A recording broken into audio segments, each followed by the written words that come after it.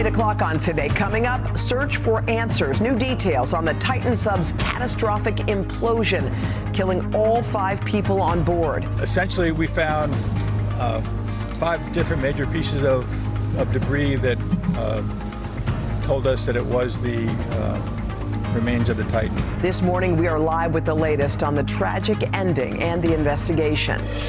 Then, waiting game, a look at how the U.S. figure skating team still has not received its medals more than a year after winning silver in Beijing. These athletes sacrifice so much of their lives for this one moment, and watching these athletes not get that moment is upsetting. Straight ahead, 3 of the athletes are here live to talk about the next steps. And Kim Possible, Grammy-winning and groundbreaking pop star Kim Petras is taking over our plaza this morning, performing some brand new hits from her album Feed the Beast. So get ready to party. Today, Friday, June 23rd, 2023. Kicking off Pride Weekend in New York City with Kim Petras. Here for our 10th anniversary, celebrating Colleen's birthday. Kim Petras. Traveling from Mexico City, Philadelphia, and Burlington, Connecticut. Today, it's our first Kim concert. Ready for Kim Petras! And we're back at 8:10 with a Today exclusive. U.S. figure skaters earned the silver medal in the team competition back in 2022 at the Beijing Olympics. So more than a year later, those athletes are still waiting to receive their medal while the Russian doping scandal remains under investigation. We're going to speak with 3 members of the U.S. Team in just a moment, but first, their story. Second place to the United States of America. It's been more than 500 days since the U.S. won silver in team figure skating at the Beijing Olympics, the U.S.'s best finish ever in the event. How is this sinking in that this actually happened and you were a part of it? It's amazing. It's so surreal. But in a shocking twist, the final medal ceremony was postponed after it was revealed that star Russian figure skater Kamila Valieva tested positive for a performance-enhancing drug 2 months before the Games. Valieva, who was only 15 at the time, led the Russian Olympic Committee to win gold in the team competition. Due to the investigation, the IOC eventually canceled the event's medal ceremony in Beijing, a first in Olympic history and a crushing blow to the 9 members of the U.S. figure skating team.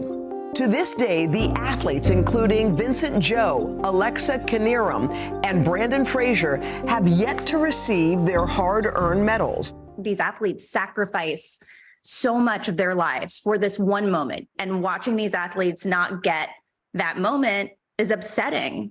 In January, a committee within the Russian anti-doping agency cleared Valieva of any wrongdoing. A month later, the World Anti-Doping Agency appealed that decision, saying in a statement that it would seek a 4-year period of ineligibility for Valieva and disqualification of all of the athlete's results since her doping test in 2021. The case now rests with the Court of Arbitration for Sport.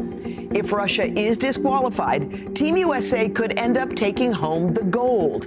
But the athletes say it's about much more than the medals. This goes beyond just Team USA. This is about integrity and clean sport as a whole.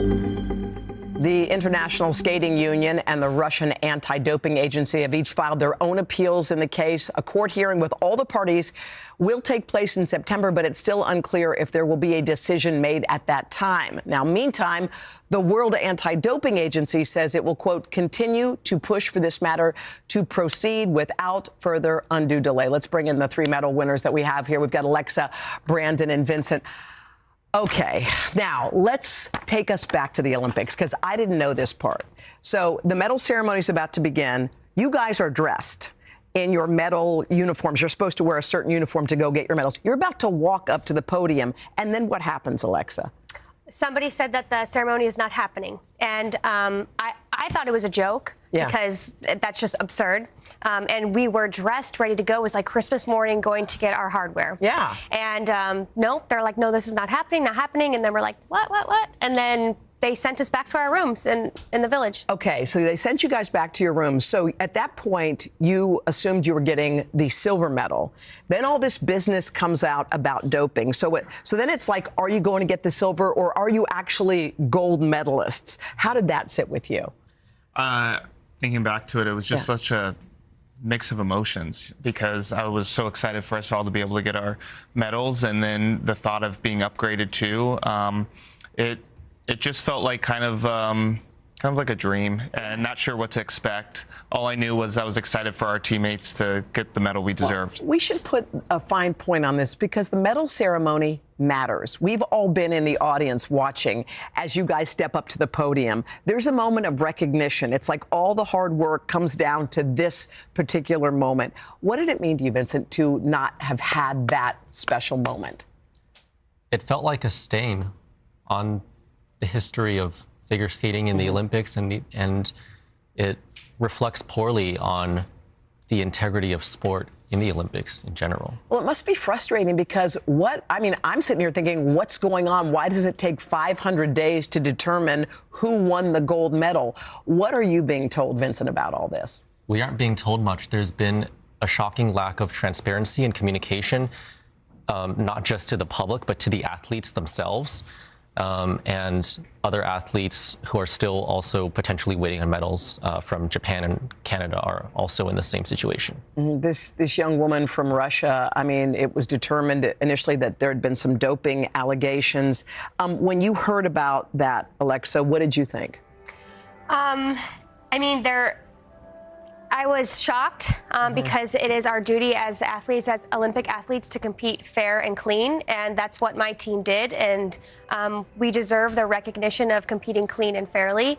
So it's just disappointing that we worked our whole lives for that one moment, and we're being punished for doing it the right way. Yeah, I think it's sort of weird that we're saying now, even when they meet to decide what to do, we still may not have a final resolution. So it still seems murky, doesn't it? Yeah, absolutely. It still stings a lot to know that, like, we deserved our moment on the podium, and we all worked so hard to put out the great performances we all did in Beijing, and we are still left with an empty medal box. Yeah, and I want to point out, you guys, it's not like you guys are complaining about this. In fact, when you sat down, you said, look, there are a lot of bigger things going on in the world, except for when we did or did not get our medal. However, this determines if all of your hard work was worth a silver or a gold medal. So here we sit today. You've retired from the Olympics. So I'm just curious, what are you guys doing with your lives? What are you doing, Alexa?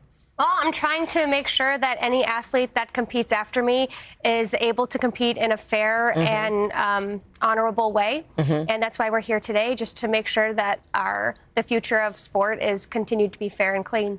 Well, you guys, as you know, are medalists in our eyes, and we know you've already got the silver, and there's a good chance that you might actually be gold medalists. What will it mean to you? I know you won't have the ceremony, but what would it mean to you if, in fact, you do receive your medal when that happens? To be able to call ourselves Olympic champions is something I never thought I would be able to do or earn, and the thought of it is amazing, but I just know we all will feel incredible once we get the medals. Do you think it'll still feel okay to you, Vincent, even if it just comes to you, I guess, in the mail? I don't know how they would do it. I'm not sure what it would amount to, but would it still feel okay? I think that winning a gold medal would be an incredible outcome for all of us, but I want to focus my effort on making sure this doesn't happen again in the future. As Alexa mentioned just now, we want to make sure this doesn't have to be something that future generations of fair and clean athletes have to worry about. Okay, how about if we make a deal? When you get your medal, since you didn't get your ceremony, how about if we do a ceremony here? Would you love that on the plaza? Yes. And by the way, you get millions of people watching. You may actually be even more than you would have been. People will be awake. You're right. All right, so it's a promise. We'll shake on that. We will see you with your medals. As soon as you get them, we'll be out on the plaza, okay? Beautiful. You guys, thank you. Good luck. We're happy that you came to see us. Thank you so much.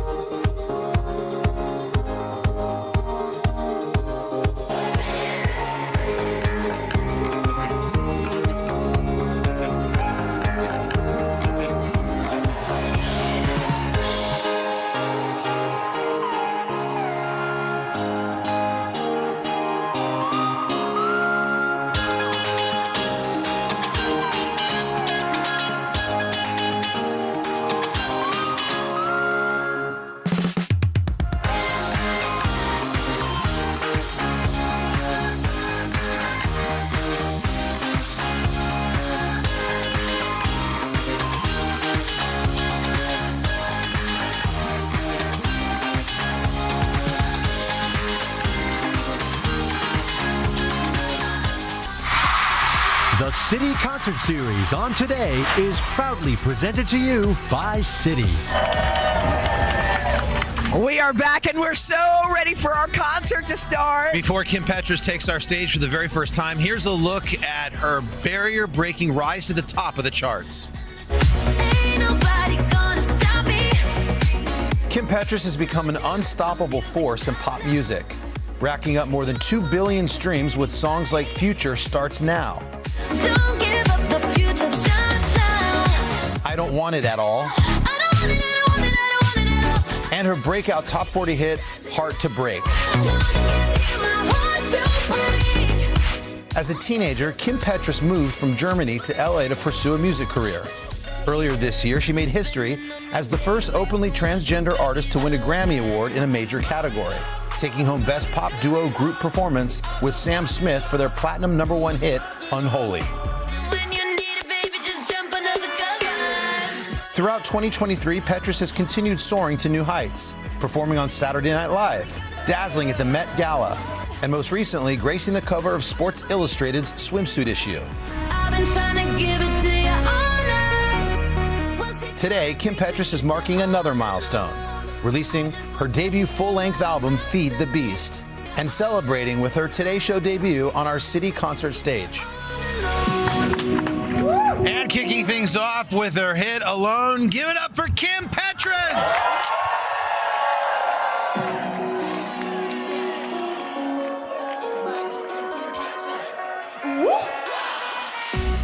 I've been trying to give it to you all night. What's it gonna take to get you all alone?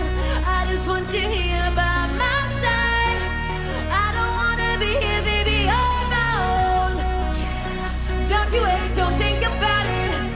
Yeah, don't you wait, just come on over now. I've been trying to give it to you all night. What's it gonna take to get you all alone? Look at me, like what you see. I've been feeling lonely, baby, you're what I need. Give me what I like, trying to up tonight. I got an appetite that only you can satisfy. I can ride it, ride it, ride it, ride it all night. Watch me ride it, ride it, ride it, ride it all night. Wanna feel the rush, wanna feel your touch. Don't talk it out unless you're gonna back it up. If you want me, let me know. Tell me now, don't hesitate. You got one chance, baby, don't let the moment slip away. No, I've been trying to give it to you all night. What's it gonna take to get you all alone? I just want you here by my side. I don't wanna be here, baby, you're my own. Don't you wait, don't think about it. Don't you wait, just come on over now. I've been trying to give it to you all night. What's it gonna take to get you? Give me that, Nikki, ready, yes, we rap. We throw jabs, they get dragged. We be like gag, color Kim Petty. When I ride it, I ride it steady. Brand new range, I just painted it Betty. I send trends from Queens to Beijing. I'm not the one that do the imitating. Pop, pop, pass, cause you know it blazing. When I put it on him, he said it's amazing. All this cake, keep doing a tasting. Ice and shots, get ready, they be sting. It's Barbie and it's Kim Petras. Main character syndrome, they extras. Yeah. We ain't answering questions. I'm gonna push finish. Come on. If you want me, let me know. Tell me now, don't hesitate. You got one chance, baby, don't let the moment slip away. No, I've been trying to give it to you all night. What's it gonna take to get you all alone? I just want you here by my side. I don't wanna be here, baby, you're my own. Don't you wait, don't think about it. Yeah, don't you wait, just come on over now. Hold on night. What's it gonna take to get you all alone?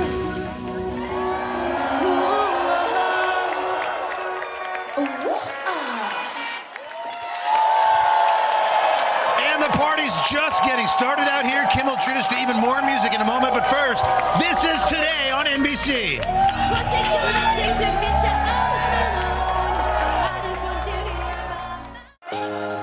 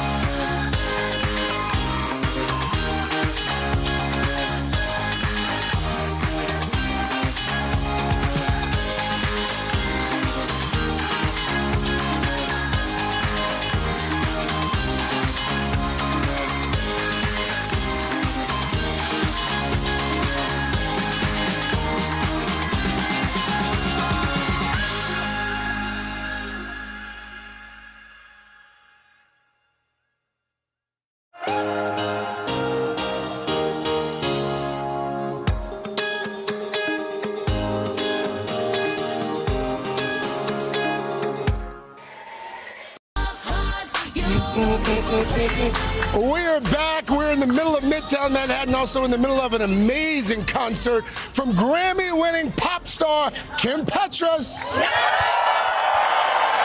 And before our next song, we thought it'd be fun to catch up with Kim. So, Kim, you're having a year, man. You got your Grammy, your debut album. You're going on tour. I feel like all the stars are aligning. What does this moment feel like for you? Amazing. I mean, especially being here with all of my fans feels absolutely incredible on release day.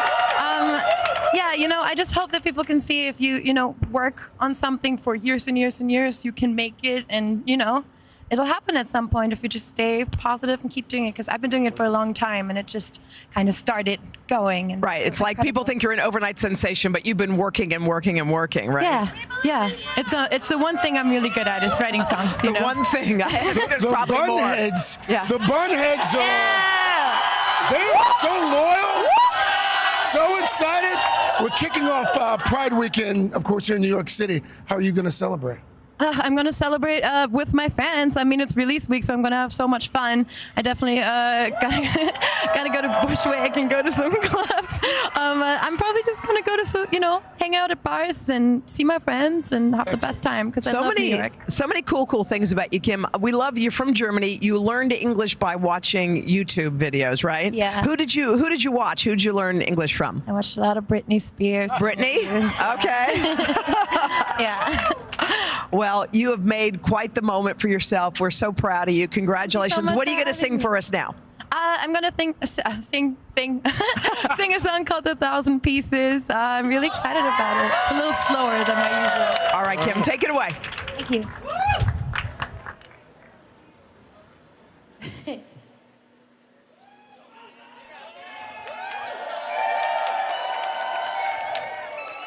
Everything can break in two, but a heart can break into 1,000 pieces.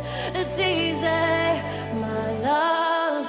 Careful what you touch, because everything can break in two, but a heart can break into 1,000 pieces. It's easy, my love. Careful what you touch, because everything I wanted, it was in your eyes, shining into mine. I couldn't see the signs, beating with your heart while you were breaking mine. We used to be kissing, but now I scream at night. Try to put back the pieces, just barely alive. Oh God, on me, I gotta leave you for 1,000 reasons. Everything can break in two, but a heart can break into 1,000 pieces. It's easy, my love. Careful what you touch, because everything can break in two, but a heart can break into 1,000 pieces. It's easy, my love. Careful what you touch, because looking back, you won't find what you're looking for. You can knock on my door, but I don't live there anymore. You can save your tears, but when it rains, it pours. Yeah. I used to be on your side, but now you've been kicking and screaming to change my mind. Oh God, on me, I gotta leave you for 1,000 reasons. Yeah. In 1,000 pieces, it's easy, my love. Careful what you touch, because everything can break in two, but a heart can break into 1,000 pieces. It's easy, my love. Careful what you touch, because Kim Petras. All right, when we come back, the fan favorite that launched her onto the pop music charts. But first, this is Today on NBC.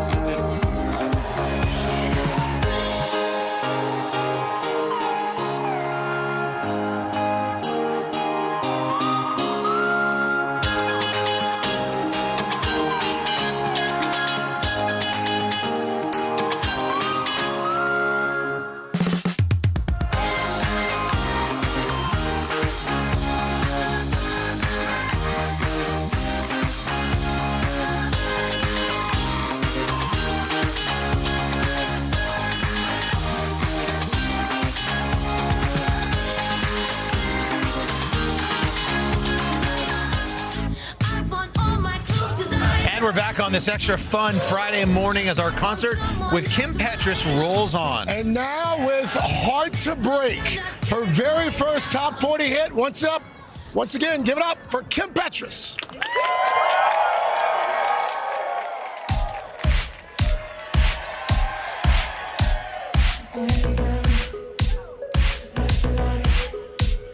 Give you my heart to break. Angel eyes, tell me lies.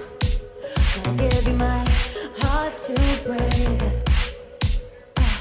One look at you, I'm powerless. I feel my body saying yes. Where's my self-control?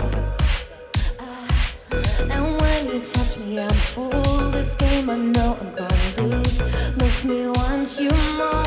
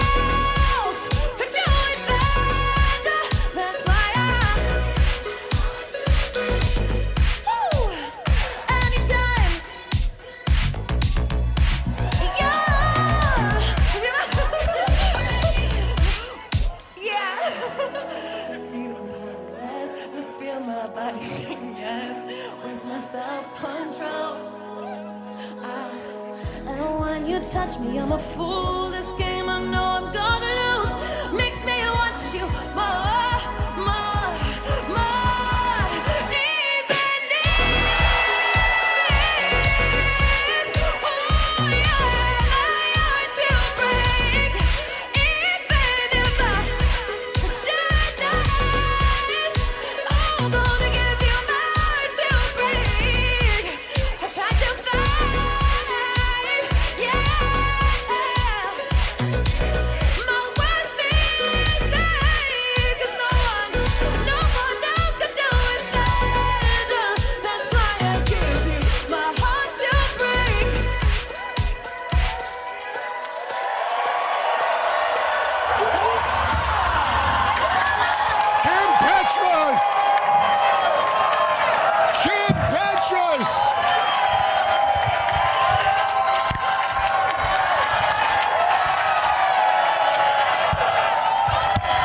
Give it up for the dancers as well. Wow. Man. Kim. It's a lot of energy for 8:30. Hey, Kim, that concert was epic. That was epic. What's that thing you do with your friends when you go, dude? I go, whoop, and I go, whoop, and they go, whoop, whoop, whoop. Okay, I got it. Thank you for amazing. Thank you for an awesome morning. We had a blast with you. Amazing. Tour starts in September. Album dropped today. Yes. Congratulations.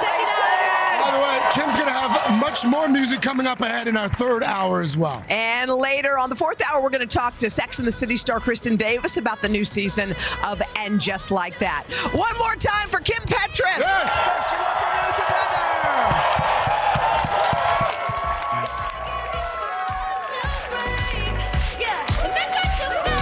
And the decisions.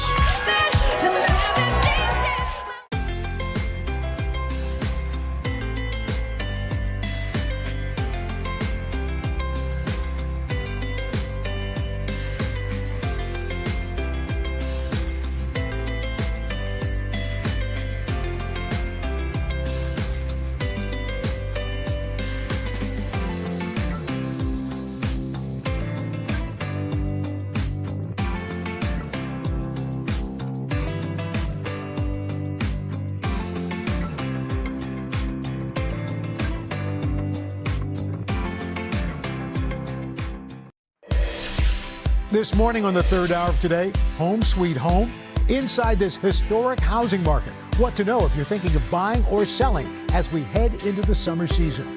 And oh, brother, what a night at the NBA draft. The Houston Rockets select Amen Thompson. The Detroit Pistons select Asar Thompson.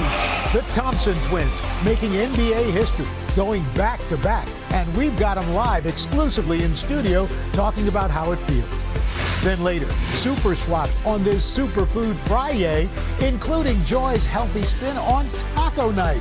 With watermelon margaritas, I'll drink to that. And it's a party on the plaza. I've been trying to give it to you all night. Grammy-winning music star Kim Petras kicking off the weekend with an epic performance. Today, Friday, June 23rd, 2023. Live from Studio 1A in Rockefeller Plaza, this is the third hour of Today. Good morning, everybody, and welcome to the third hour of Today. It is a Friday. Unlike most other Fridays, we're live on the plaza with pop sensation Kim Petras and an amazing crowd, all of her folks celebrating the drop of her brand new album. Kim, good morning. Welcome. Good morning. So your first Plaza concert, what do you think? It went great, and I'm so happy that everyone came out and got up so early. I'm so grateful for you. Truly, I can't believe it. Yeah. I mean, iconic. I always wanted to perform here. Really? Fergie did the cartwheels here. Never forget. Kim, your fans are called bunheads? Yes. Why are they called bunheads, by the way? I used to always wear a bun on one side, and that was like my beginning. And people just started calling me bunhead, and then I was like, let's call them bunheads. Yeah. It just made sense. And you guys just wanted it, so I said yes. And you came out so early, too. It's awesome. Also, your album just dropped a few hours ago. Yes. People were singing all the words already. What does that make you feel? Incredible. I mean, you guys must have been up all night listening to it, and not because of leaks at all. Tour starts in September. Yes. Oh my God, I'm so excited. What can the bunheads expect when you go out on the road? Well, it's been a while since I last toured, so I'm just gonna give you a show bigger than ever before. And so many of the new songs, I think I just got more refined and worked more on myself writing-wise, I think. And I just think it's gonna be a real show, and it's gonna just top everything I've done before. So I can't wait. Kim, I'm so excited. You stay right there. I want to go talk to one of the bunheads here, who's also having a big day. Kim's album dropped today, and sir, I understand that it's a big day for you as well. Yes, it's my birthday today. Birthday! I turned 27 today, so I'm very excited to celebrate with Kim and with everyone else. I've been looking forward to this, and I'm ready to have a good time. What's your name? My name is Eddie. Eddie, where are you from? Born and raised in Brooklyn. Now I'm between Brooklyn and Jersey. All right. Is there a birthday gift request? Honestly, anything Kim sings will make me happy. Well, how about one better? How about a hug from Kim Petras? I would love that. How about a birthday hug? I would love that, yes. Kim, can Eddie get a birthday hug? Of course. Eddie, this is Kim Petras. Happy birthday! Thank you so much. Oh, God, I love you, Kim. Happy birthday, Eddie. Have the best birthday. Thanks to you, I will. Thank you for being here. All right, we are having lots of fun here. Eddie's going to continue his birthday celebration, but there is another party that's taking place across the pond. The Royal Ascot horse races are this weekend. Dylan Dreyer and that beautiful fascinator made their way to London, trading in his khakis for something a bit more formal. NBC News national political correspondent Steve Kornacki is there as well. Dylan, Steve, good morning. Has it started? It just started, Craig. They are on time here in London, and we do have the royal procession underway right now. And take a look at this, the king and queen in that carriage there. You know, every year was always the question, what color is the queen going to wear? Well, Queen Camilla has been wearing white so far this year, since Tuesday, Wednesday, Thursday. Now it's the 4th day of the Royal Ascot here, and they are really just about to roll behind us here. I mean, we could wave, and the king and queen, God Save the King, is just starting right now. So in the first carriage, we have the king and queen looking absolutely stunning. In the carriage behind them, we have Prince William, Princess Kate, Princess Beatrice and her husband too. Princess Kate wearing a beautiful red dress and a red fascinator. It's really just incredible to see that they are just an arm's reach away from where we're standing right now. And this is how race day gets kicked off every single year. And in the 4th carriage, we have Dame Judi Dench and her partner in the 4th carriage too. So it really is so special to see the royals up close and personal. And Steve, I know this might not be your classic attire, but you're still rocking the khaki. I got to say, they found a way to work it in. But yeah, that's one thing for folks back home to think about. You think of a track in the United States, and you got your shorts on, maybe a tank top and a cooler. This is standard here at Royal Ascot. In fact, in order to get into certain enclosures here at Royal Ascot, even the crew has to dress up here. We've got Milo, Diane, we have Ian, or we have Mark and Ian. They also have to dress up in tops and tails. I mean, it's really a dress code that you certainly don't see in the United States. But I think this is becoming a bigger deal in the United States. You know, there's a lot more American horses in the race this year, right? It's really interesting. I mean, this is the signature event of British racing. The royalty is all here. In 2009, an American trainer sent horses here for the first time, and he won twice. And it's been slowly building since. And just the other day, a different trainer, his name is George Weaver, sent a horse out in the Queen Mary Stakes, prestigious race, Crimson Advocate, the name of that horse, and the American horse in a massive field of more than 20 horses won. Wow. It was an unbelievable victory. That trainer, George Weaver, his wife is his assistant.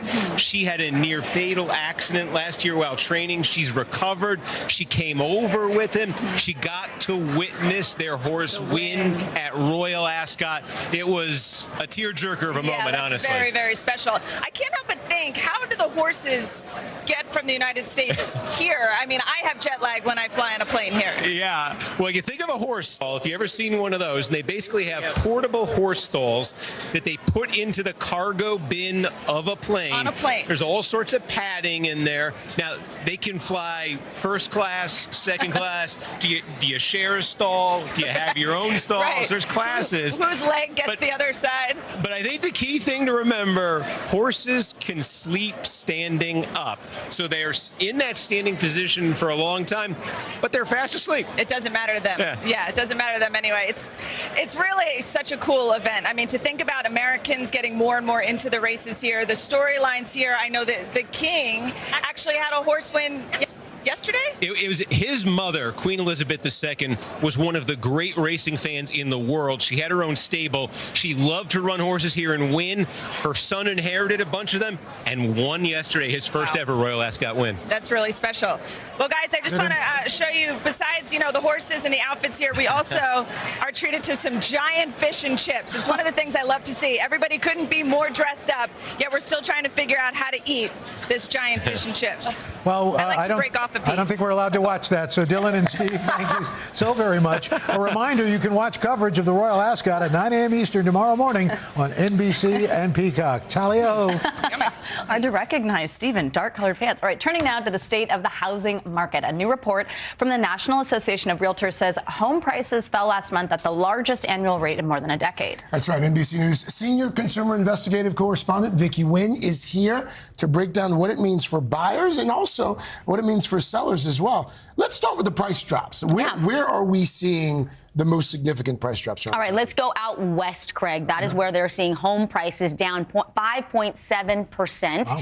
And the south, it's down 2.7%. But here in the Northeast, we're actually seeing Home prices on the rise, 2.5%, and the Midwest, 1.1%. But the median price for a home right now is $396,000 here in the United States. That's down 3.1%, and overall home sales are down more than 20%. So it is good news in a way for buyers who have been so shell-shocked by the mortgage rates. Well, speaking of mortgage rates, which affects how much you can buy and for your home, what are consumers looking at now as they're going out shopping? So, Al, the good news here is Federal Reserve Chair Jerome Powell said, look, I'm going to slow the rate at which we hike the interest rate. We're going to keep hiking for the rest of the year, but we're going to slow the pace. And Realtor.com says that means mortgage rates will fall as well later this year. So if you've been in the market, it's a good time to watch, get your financing ready, and be prepared to pounce. So if you are trying to buy, should you wait for that drop, or is now the time? So, Savannah, we talked to two realtors, Ethan Shin and Sophie Schneeberger, and they both say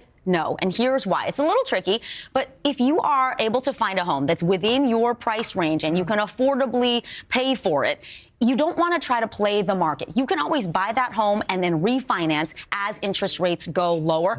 Make sure that you're going to be in that home 5 to 10 years. It only makes sense because the closing costs, all the upfront costs, you don't want to be flipping and turning it over, make this your home. But they say timing the market is very difficult. And by the time that you wait for mortgage rates to go down, well, home prices could rise. Sure. Or that home could leave the market. Exactly. Rates still around 6%? Yes, roughly? they still are 6.5 right now. If you are looking to sell your home, some tips for sellers if they're trying to move that house. Well, the good news here is it takes about a month to sell your home. Wow. Depending on where you live, it could go a lot faster. It could take a little bit longer. But the key here to every realtor I've ever spoken with, you have to stage it. It doesn't mean you have to hire a professional service and spend thousands of dollars. You do need to declutter, take down those personal photos, paint the walls a neutral color, and do your homework. Make sure when you put that home on the market, it's not wildly overpriced. And don't compare yourself to what was happening last year in the market because the mortgage rates were wildly different. That certainly changes the way buyers behave. All right. Vicky Wynn, have a great weekend. Thank you. When we come back, not one but two of the NBA's newest, biggest stars live in studio. The Thompson twins are here to tell us about their historic night and if they got any sleep, perhaps. Third hour of today, right back after this.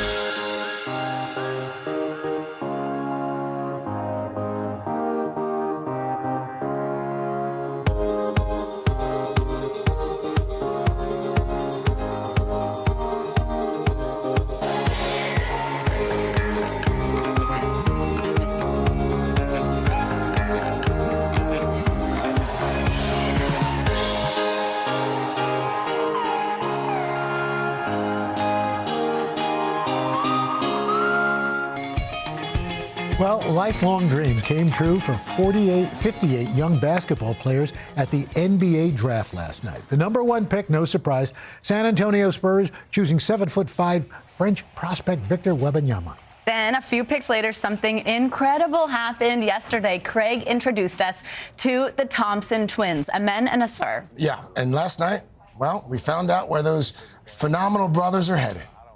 With the fourth pick in the 2023 NBA Draft, the Houston Rockets select Amen Thompson from Oakland, California, and overtime elite. With the fifth pick in the 2023 NBA Draft, the Detroit Pistons select Asar Thompson from Oakland, California, and overtime elite. And what a thrill. We have two of the biggest stars of the night, Amen and Asar Thompson, here live with us exclusively. Gentlemen, congratulations. Welcome. Congratulations. I mean, I think everyone knew you were going to go in the top 10. I don't know if people knew you were going to go 4 and 5. That's a big deal. How did it feel last night to hear those names called? It felt amazing. You know, it felt like a dream come true to hear my name called. And then to hear his, like, 5 minutes later? Yeah. I wasn't even out the place yet, so. Asar, how about you?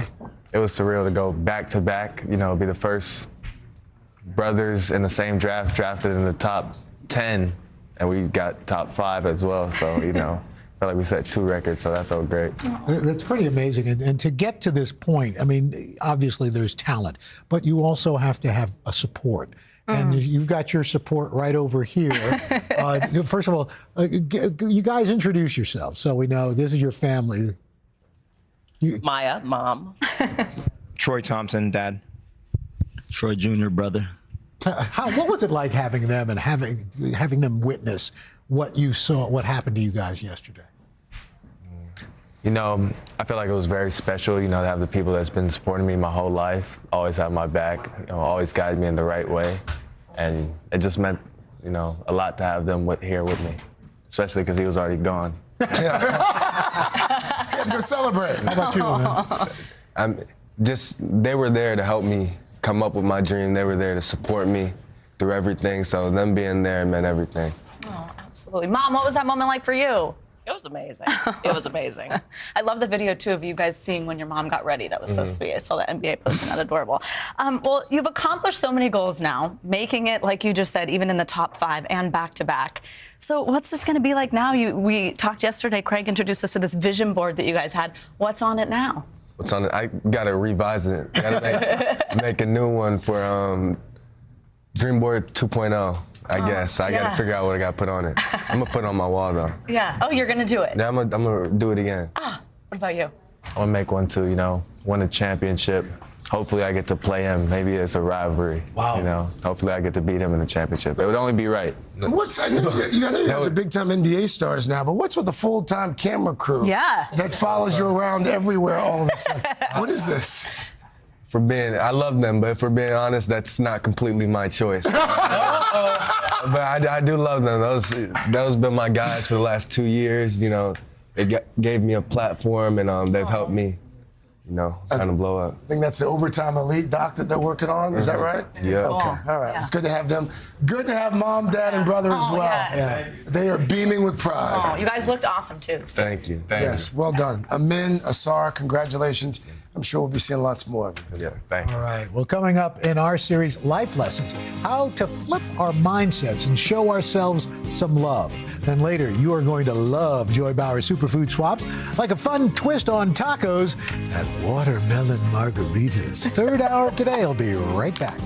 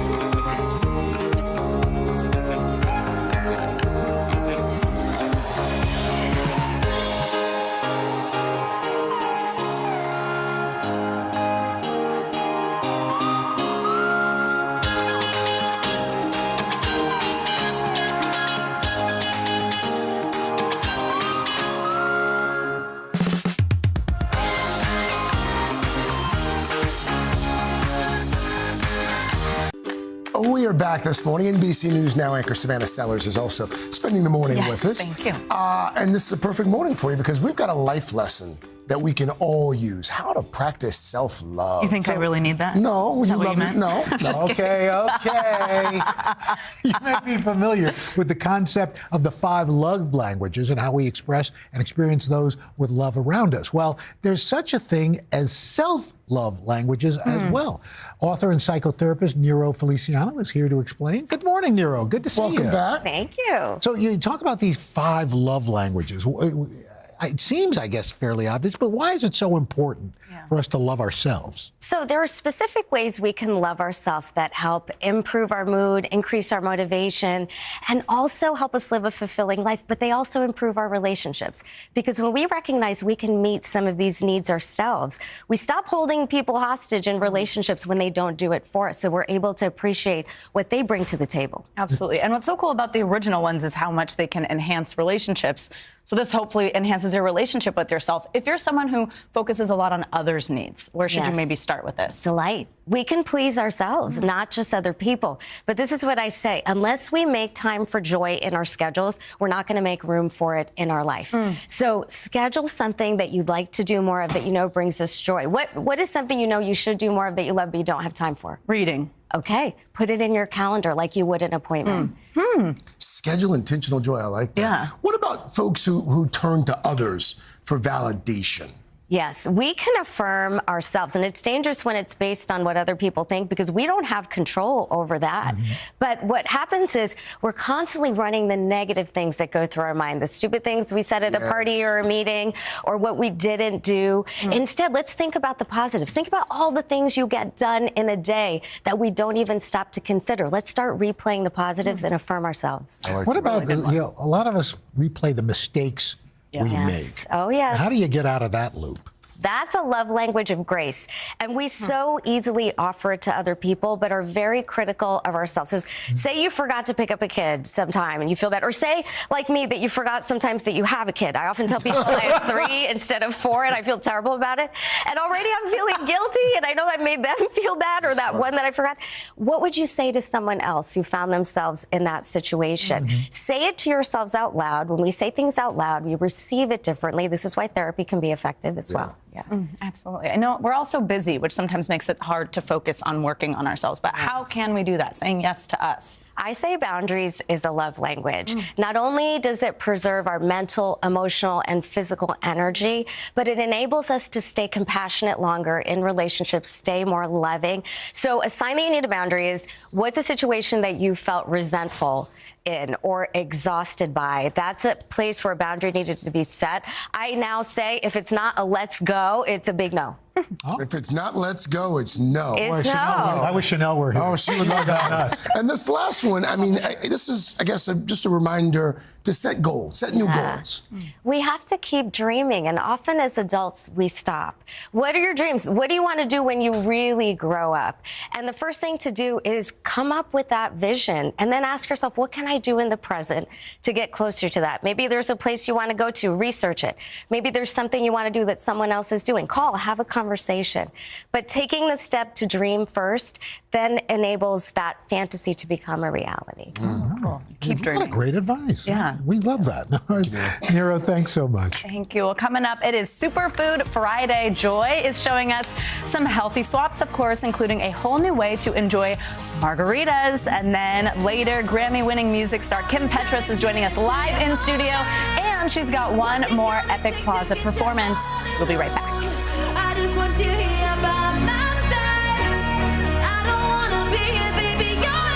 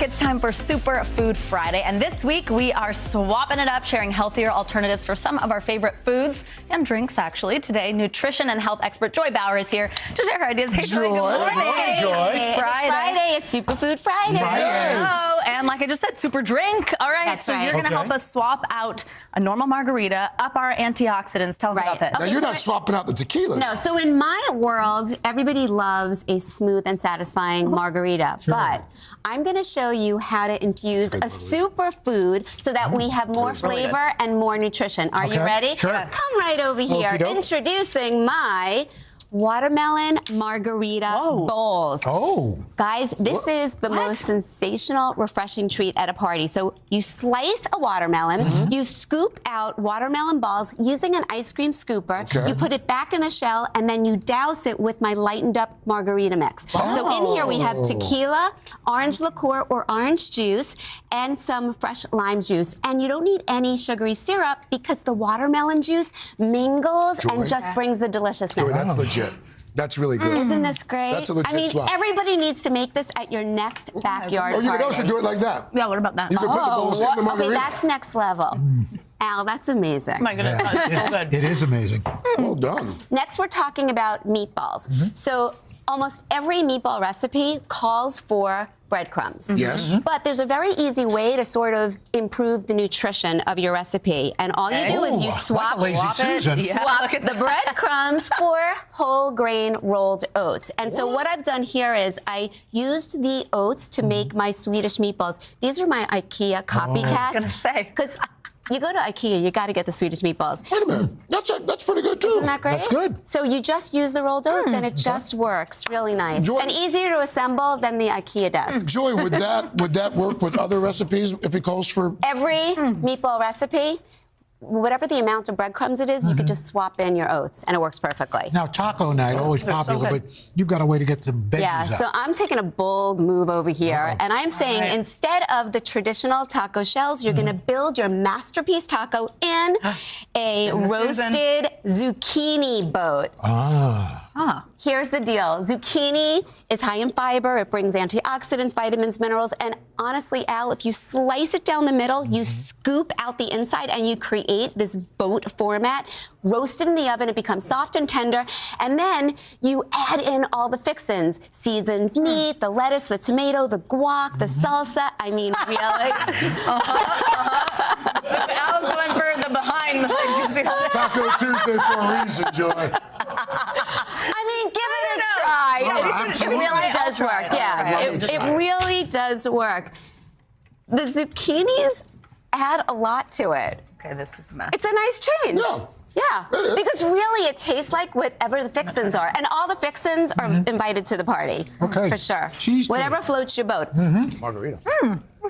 When you crave, isn't that good? Savannah likes it.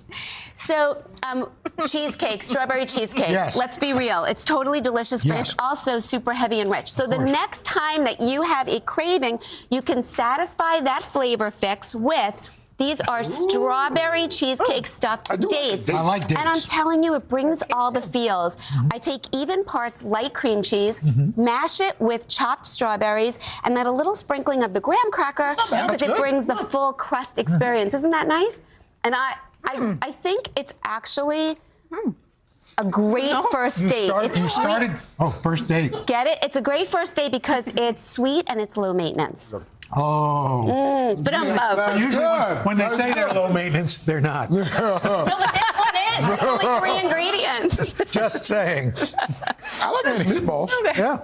Well, you started and finished strong, Joy. I love it. All That was right. great. I liked it all. It was all good. Same with the watermelon. Joy, thank you. Always great to see you. Happy Friday. For these recipes, That you can rolled head to oats thing. today.com/food, of course. That's a great idea, by the way. Thank you. Yeah. Up next, international music star, Grammy winner, Kim Petras, live in studio.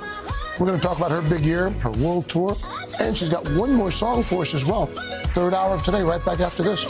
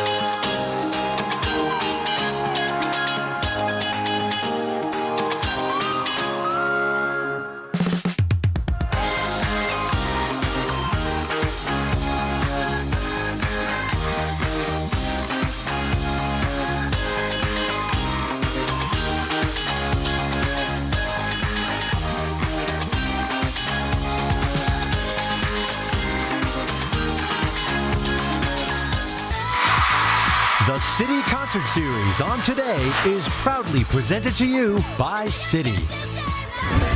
And this morning, it's also presented to you by Tequila. Woo! Brought some margaritas in for Kim Petras.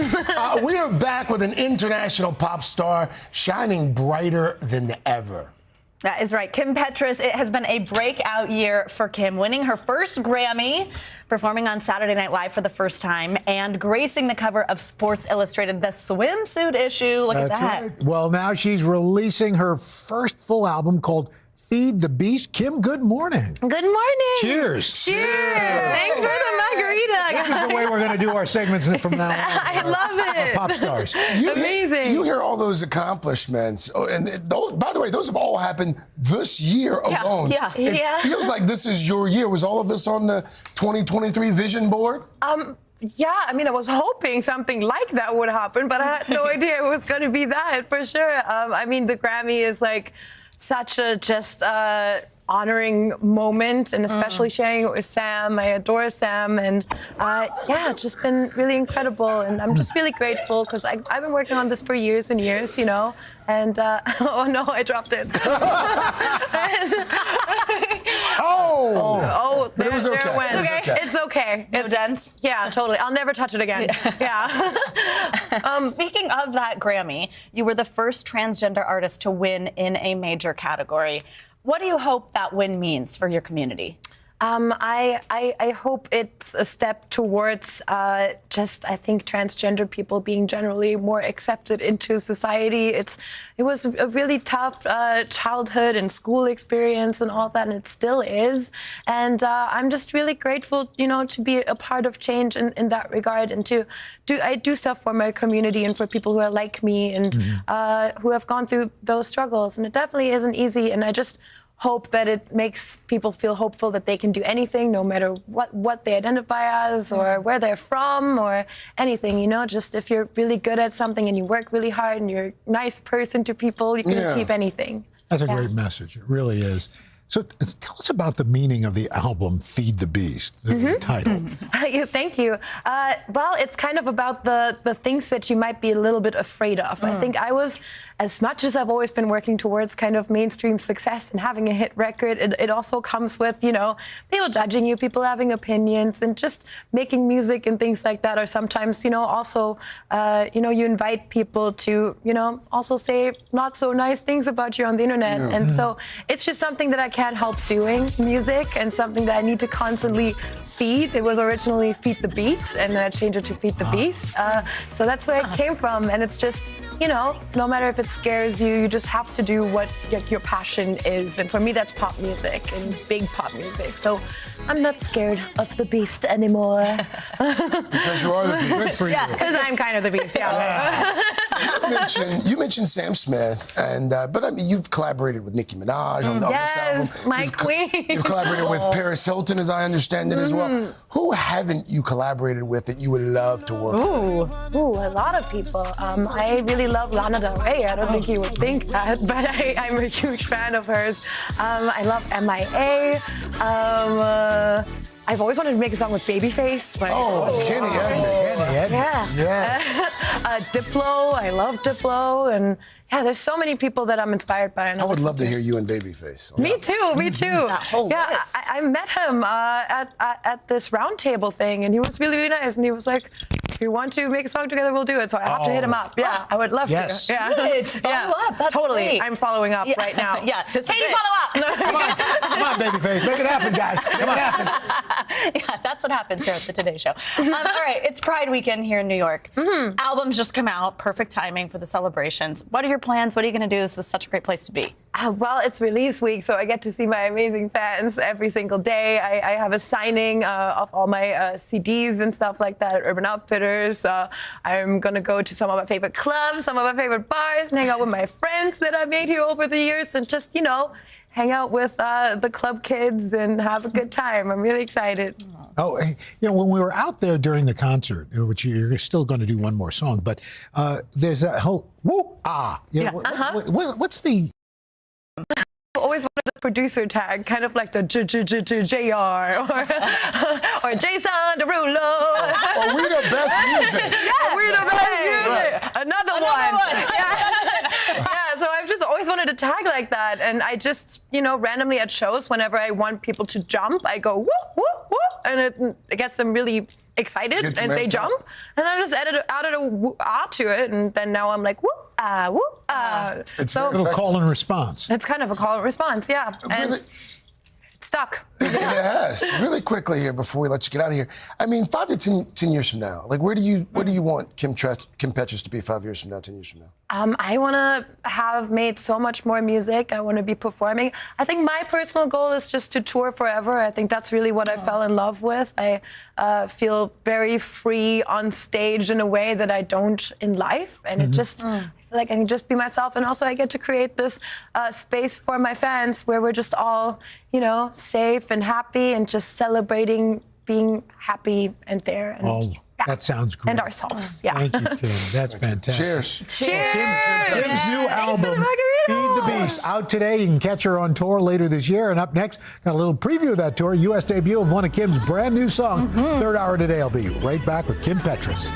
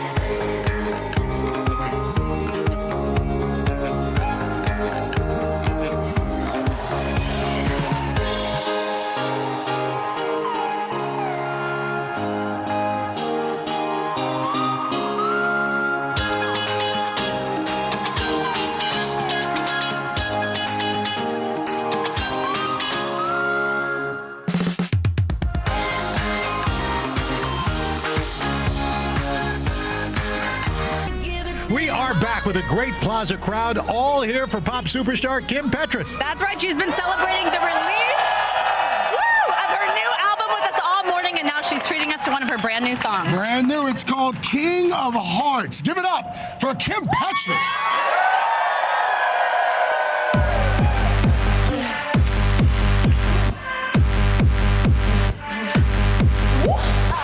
I met you one night on the corner of a bad decision. When my eyes locked with yours, it felt just like a fast collision. You roll your money up and you call that your true religion. Baby, I believed, thought that was only me. You know the walls they talk, but I just didn't wanna listen. You got your girls lined up like you go in a blind audition. I was dumb enough to let go of my intuition. I was on my knees, thought that was only me. You're gonna get what you deserve. Don't wanna hear another word.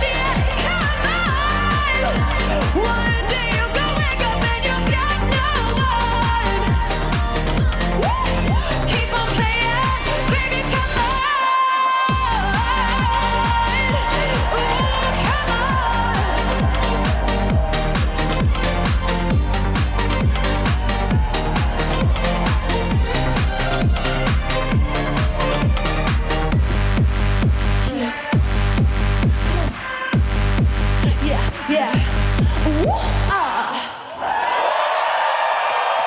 King of Hearts, Kim Petras. Thank you. Third hour of today, right back after this.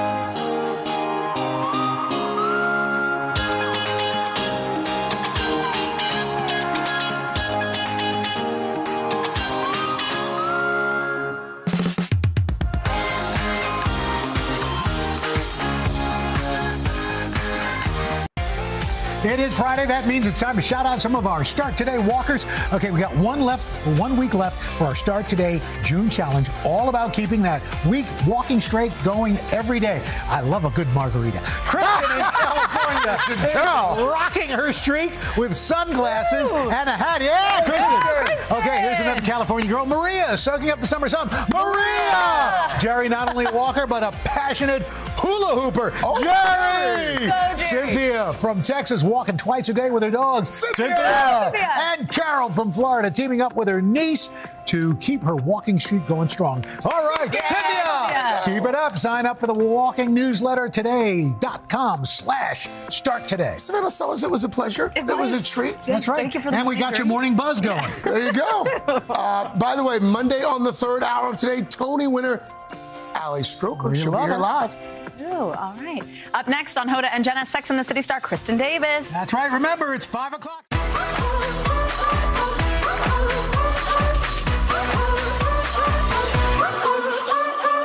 I woke up smiling on my face. No care, no trouble in my way. The sun is shining where I go. That's how I know. Yeah, that's how I know. Today's gonna be great, gonna be great, gonna be a good day. Today's gonna be great, gonna be a good day. Hi, everybody. Good morning. Welcome to Today. Every day, We are adding to the star power in our studio. the biggest names, only on Today. See, we're coming in this early, right? Everybody, it's today. Like I won the lottery. How do you feel at this age, this stage? Liberated. We're just getting started, folks. Ain't no stop with us now.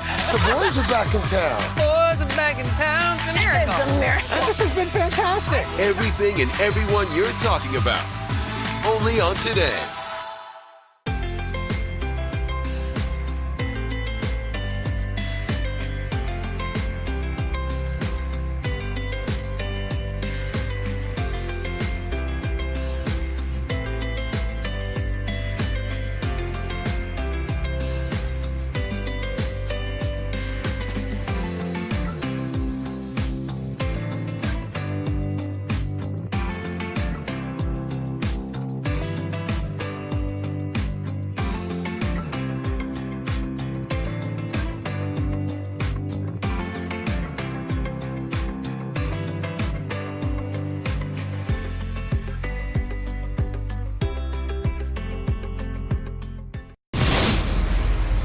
Today, one of Sex and the City's original Fab Four, Kristin Davis, is here.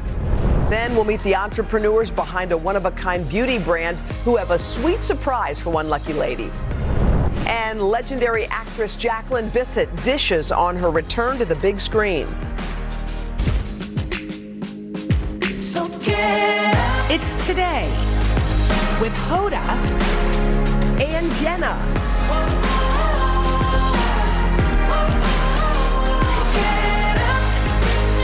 It all starts right now. Hey, everybody, it's Friday, June the 23rd. Oh, my gosh, y'all, we've made it. The weekend is Summer's here. It's the first weekend officially of Isn't summer. that crazy when you think about it's the end of June, but it's feeling good. Oh, it feels Spending good. a lot of Slow a lot of time with kids. Slow it down. Slow it down. Yeah, we have been spending a lot of time with our children. And it led me, I saw this meme on Instagram that said, nobody can gaslight like your children. Now, just for people who are still confused about what gaslighting is. It was our favorite word. Gaslighting is when you say, the sky looks so beautiful and blue, and your friend says, it's not blue. It's green. You go, no, it's blue. No, it isn't. And they keep going and going and going, and then you start to think, maybe it's green? Yeah. They start to make you think you're cuckoo. Change you. They try, and they keep going, and they act like it's, well, it's sort of like when you get in an argument with someone. Well, you started it. It's like, no, you brought it up. No, I didn't. And then you're like, did I? Well, it's the did I? That's when you know you're being gaslit. Well, most people that gaslight, I think most of the time we talk about it in relationships, right? With a partner, Right. If you're dating somebody and they're like, no, but we've realized in our life, the people that gaslight us the most are our children. They do. They are master manipulators. Okay, give me an example. Okay, I'll explain just recently. And I love Hal very much. But the other day, he looked at me in the eyes. I said, Hal, I'm making quesadillas. Yummy, Mom. I love a quesadilla. I love a quesadilla. Love. I make the quesadilla just the way he likes it. Give it. I don't want a quesadilla. He had just looked at me 30 seconds before in my eyes and said, I'd love a quesadilla. I make it 3 minutes later. Ew, yucky. And you're like, you just said yes. I said, Hal, you're gaslighting me. You did not say I said, you are gaslighting me, and you have just told me you wanted a quesadilla. 3 minutes later, you claimed you told me you didn't. Stop gaslighting me and eat that quesadilla. By the way, why do they do that? They're like, we're ready to go outside. I go, we're not going outside. You said we could. I go, no, I didn't. Yes, you did. No, I know. And then you know how you're like, you pause for a second? Was I tired? Did I? You said when I said, can we one time go out? You said yes. I go, you start to question your sanity. One time. Then I'm like, replaying the scene. Because when there's a lot going on, you're cooking, this one's over here, the thing, this, that, and someone says something, you go, you said yes. And I'm like, no, I didn't. I did not. And then you're arguing with a 4-year-old. No, I know. You should never, ever negotiate. By the way, you feel crazy. But here's the other thing. Have they ever said this to you? Because this will make you feel probably better about your parenting skills. I will say, for example, Poppy said, you promised we could watch a movie. You promised. And I said, no, Puppy, I didn't promise. You're a liar. Oh, you're a liar. You break promises. Oh, why are you lying to me? And then I'm like, wait, I never said we could watch a movie. It's 8:30. I have to go to bed in 30 minutes. You should have already been asleep. See, look at your desperation. I get it. See, when we get like that, they get like that. But I do think they've never called you a liar? Yes, they have. Okay. Just getting on the same page. They call it lyster. You're a lyster. Ooh. I know, which is that kind of worse. But here's the thing about disappointing our children. When you say, we're going to go to whatever, and then you can't or don't, for whatever reason. Yeah. The park is closed. Yeah, it rains. It's a Sunday. You can't go. Instead of, because people are like, if you say you're going to do something, you always have to do it for your children. No. Here's what I think. Life is full of life lessons. One of them is, sometimes you think you're going to the zoo and you're not, okay? It's a teachable moment. Yeah. Sometimes I say, I'm going to come home and fly a kite with you, but I get stuck at work. Yeah.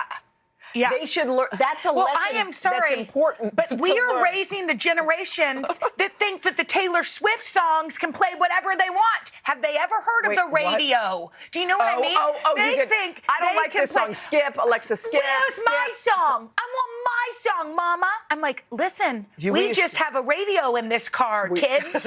I think that there should be more disappointing. Okay, let's just to prepare for life, because life is not a road where every single thing happens just as you expect it. Sometimes the default is no. Like when I was looking for jobs and kept getting rejected, I assumed everyone just kept getting rejected. Yeah. I didn't think to myself, why am I getting rejected for job number 1, number 2, number 3, all the way up through 27?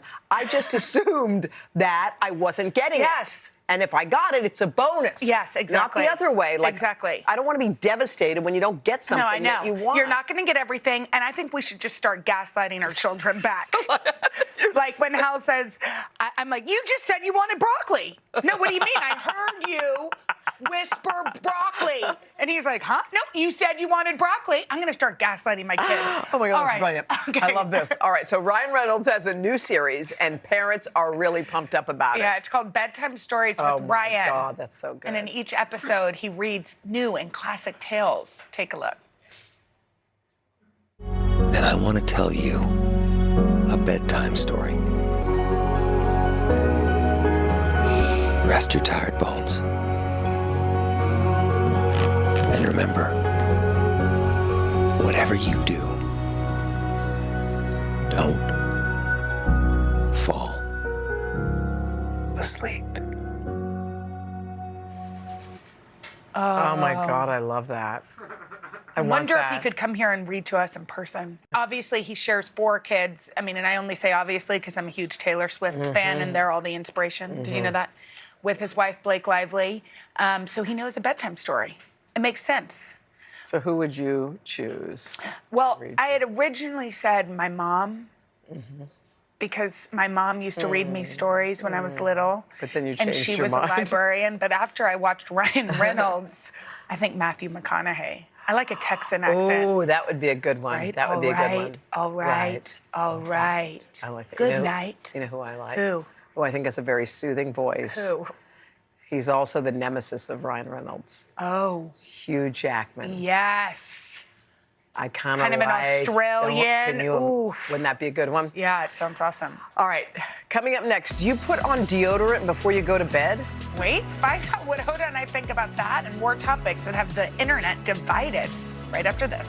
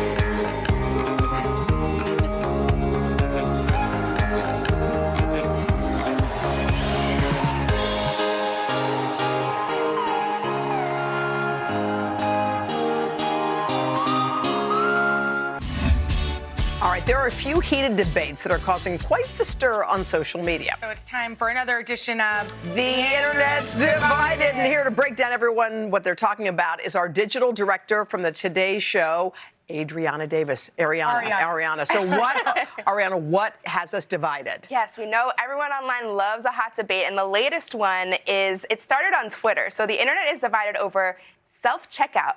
A viral tweet basically asked the very simple question, do you prefer self-checkout or going to the cashier when you're grocery shopping? Now, there was a lot of conversation around this, and people were pretty split. One user commented and said, unless there's like self-produce involved, I'm always doing self-checkout, while someone else was like, I feel like I'm working if I use self-checkout, so I would rather go to the cashier. I'm curious, what do you guys do? I actually like self-checkout. I like it. Unless, if there's no line, I'll go right to the cashier because I like a little interaction. Me too.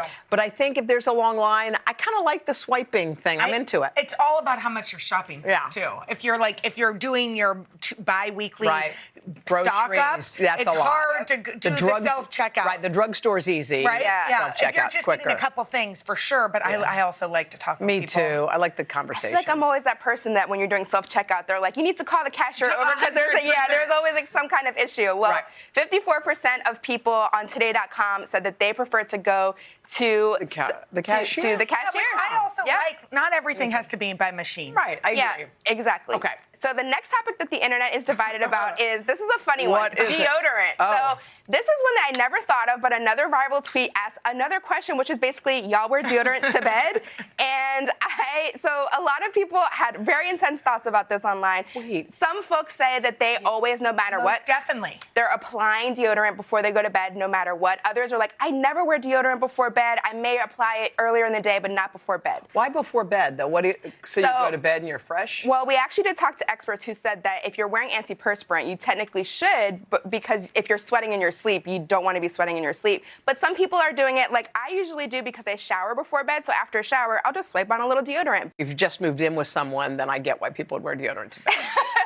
I don't think I would do it in real life. I mean, No, I but would. maybe I shower. I'd spray a little perfume. Maybe a little perfume, but no deodorant. Yeah, I don't know that I do deodorant before bed. 61% of people are not wearing Yes. deodorant to bed. Yes. So I'm in the minority here. I feel like you guys are maybe in the majority, but I like to be fresh when I sleep. Yeah, I don't blame you. All right. And then the final topic that's dividing the internet, this is an oldie but a goodie, the right way to fold your towels. No, I'm not good at this. So a TikTok user named Shane Fleming recently posted on TikTok, and he is like, him and his wife always argue about this topic. What's the best way? It's either you fold it in half, you do the tri-fold, so you're folding it over twice, or you're rolling your towel.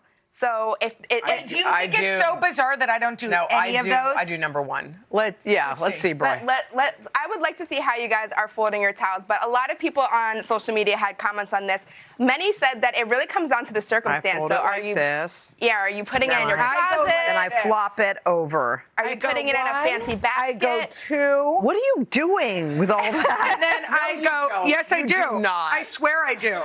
And this is how you hang then- it over. No, not to hang- No, I know. This is how I do it, y'all. Wait, so Wow, that's how a it's. whole other category, I feel like. I don't even know if that was one of the options. No, this I'm is sorry not- it's a bad fold, but this is how I do it. I'm a one, definitely. I'm not. Hoda's Which a one am I? You're I'm a a two. nine. You're a two. You're You're a a two. four. Yeah, I think you're a two. The internet is in Jenna's camp, I think, the number two, which is basically that tri-fold. So People instead like of, that. I think people I did a like tri-fold. Tri-fold Yeah. is the neatest looking, I think. One is definitely sloppy, but that's how I do it. It's just easier. It's faster. It's faster. It's just about the way we learned. Exactly. That was what a lot of people said, how their parents taught them. So if you want to get in on these viral debates, you can go to today.com/poll. Thank you, Ariana. Thank you. Coming up, and just like that, star Kristin Davis dishes on season 2. Coming up next.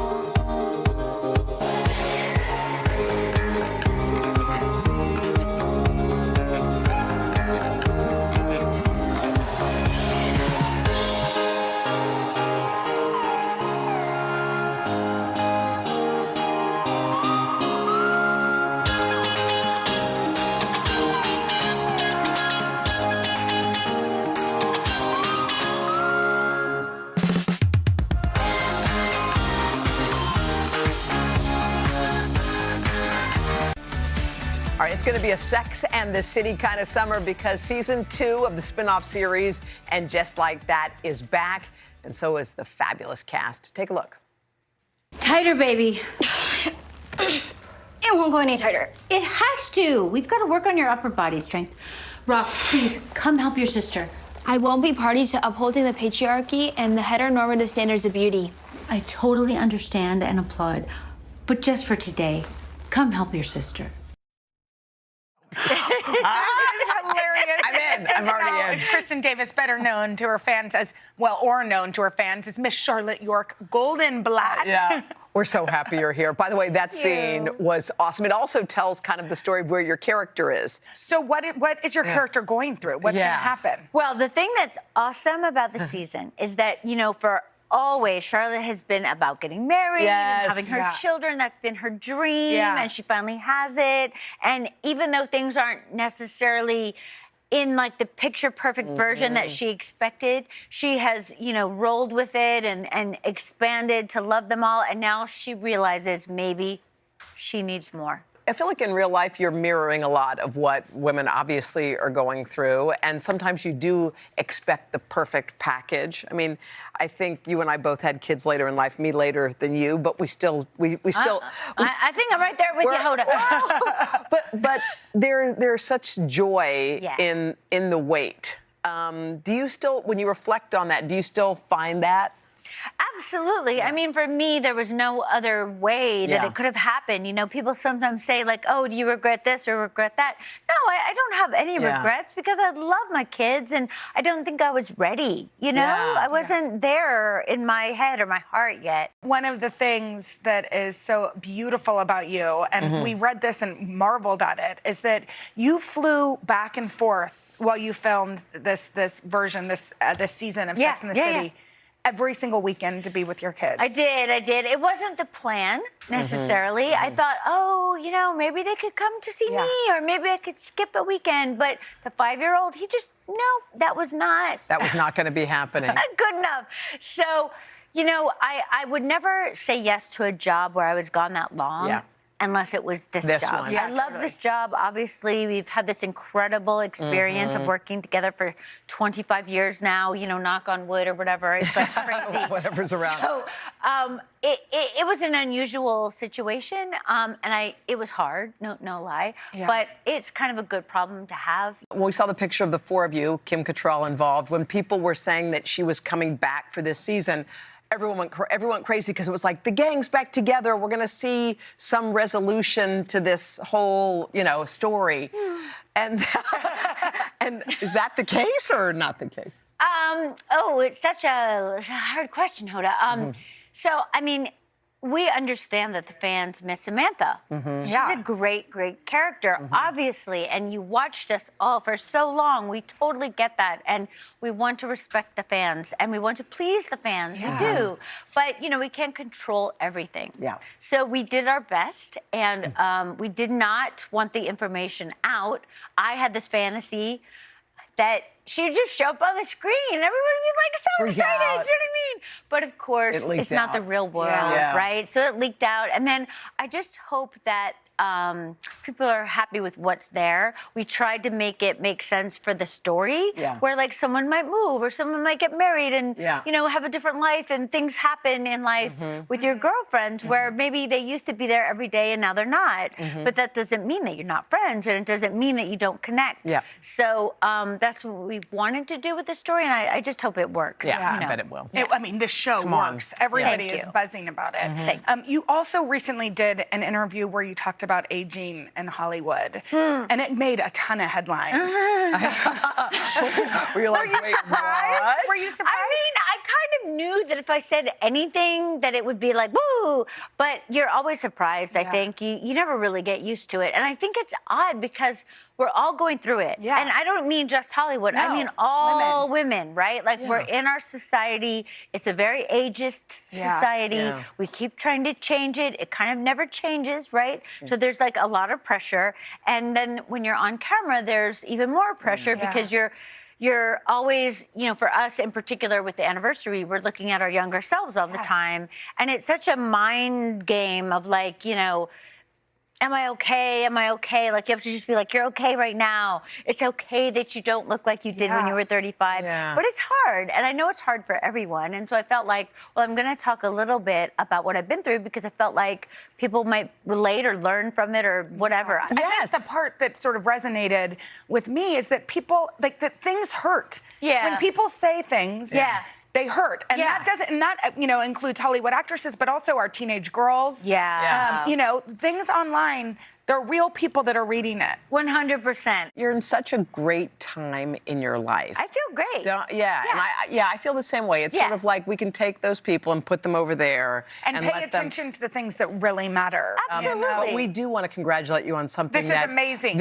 First of all, we knew how much you love elephants. You always have. But you're receiving, look at these pictures here. my The babies. Perfect World Award. That's in Sweden this fall. And they're recognizing you for the incredible work that you do with elephants and conservation. It's exciting. It's so exciting, partly because it's so hard to keep the spotlight on the work being done for the conservation of the world, really, and of elephants as a species who might have been extinct had we not all realized that elephant ivory was being poached again. And I was so incredibly shocked that elephants were still being poached and that, you know, the wild lands for elephants, lions, all of the wild animals that we love and love to see, you know, in movies or in, you know, National Geographic, whatever, were in danger. You can tell when you're in love. You can tell when you're in love with something. Passionate. You know it. Your work matters, Kristin, and we adore you. Thank you so much for coming. I adore you We guys. cannot wait for season 2 of And Just Like That. It is. You don't even need to wait.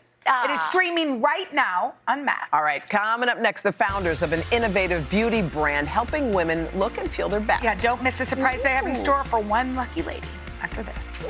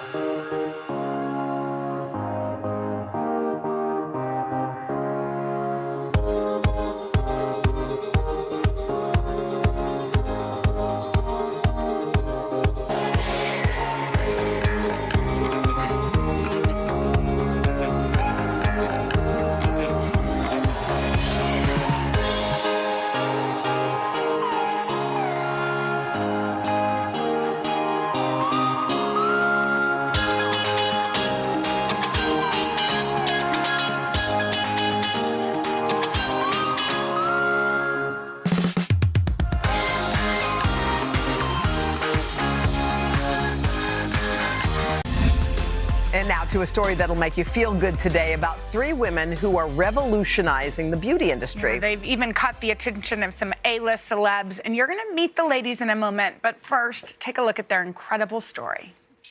The journey for me started when I was 10 years old. Me and my sister, we are immigrants from Nigeria. When we first got to the United States, we started getting bullied for the texture of our hair. For Isoken Igbenadian, it was the beginning of a complicated relationship with her hair. I remember the day I'd gone into class. I was sitting in the front row, and then the girl next to me started pulling on my hair and saying, "Why does your hair look like that? It's so weird." And so that day, I ran to my mom. I asked her to chemically straighten my hair. I wanted to really look like all the girls in my class, and she starts putting it in my hair. And so I start to feel like the burning sensation, but I'm thinking, oh, it's okay. This is the process to get the straight look that I really want to look like.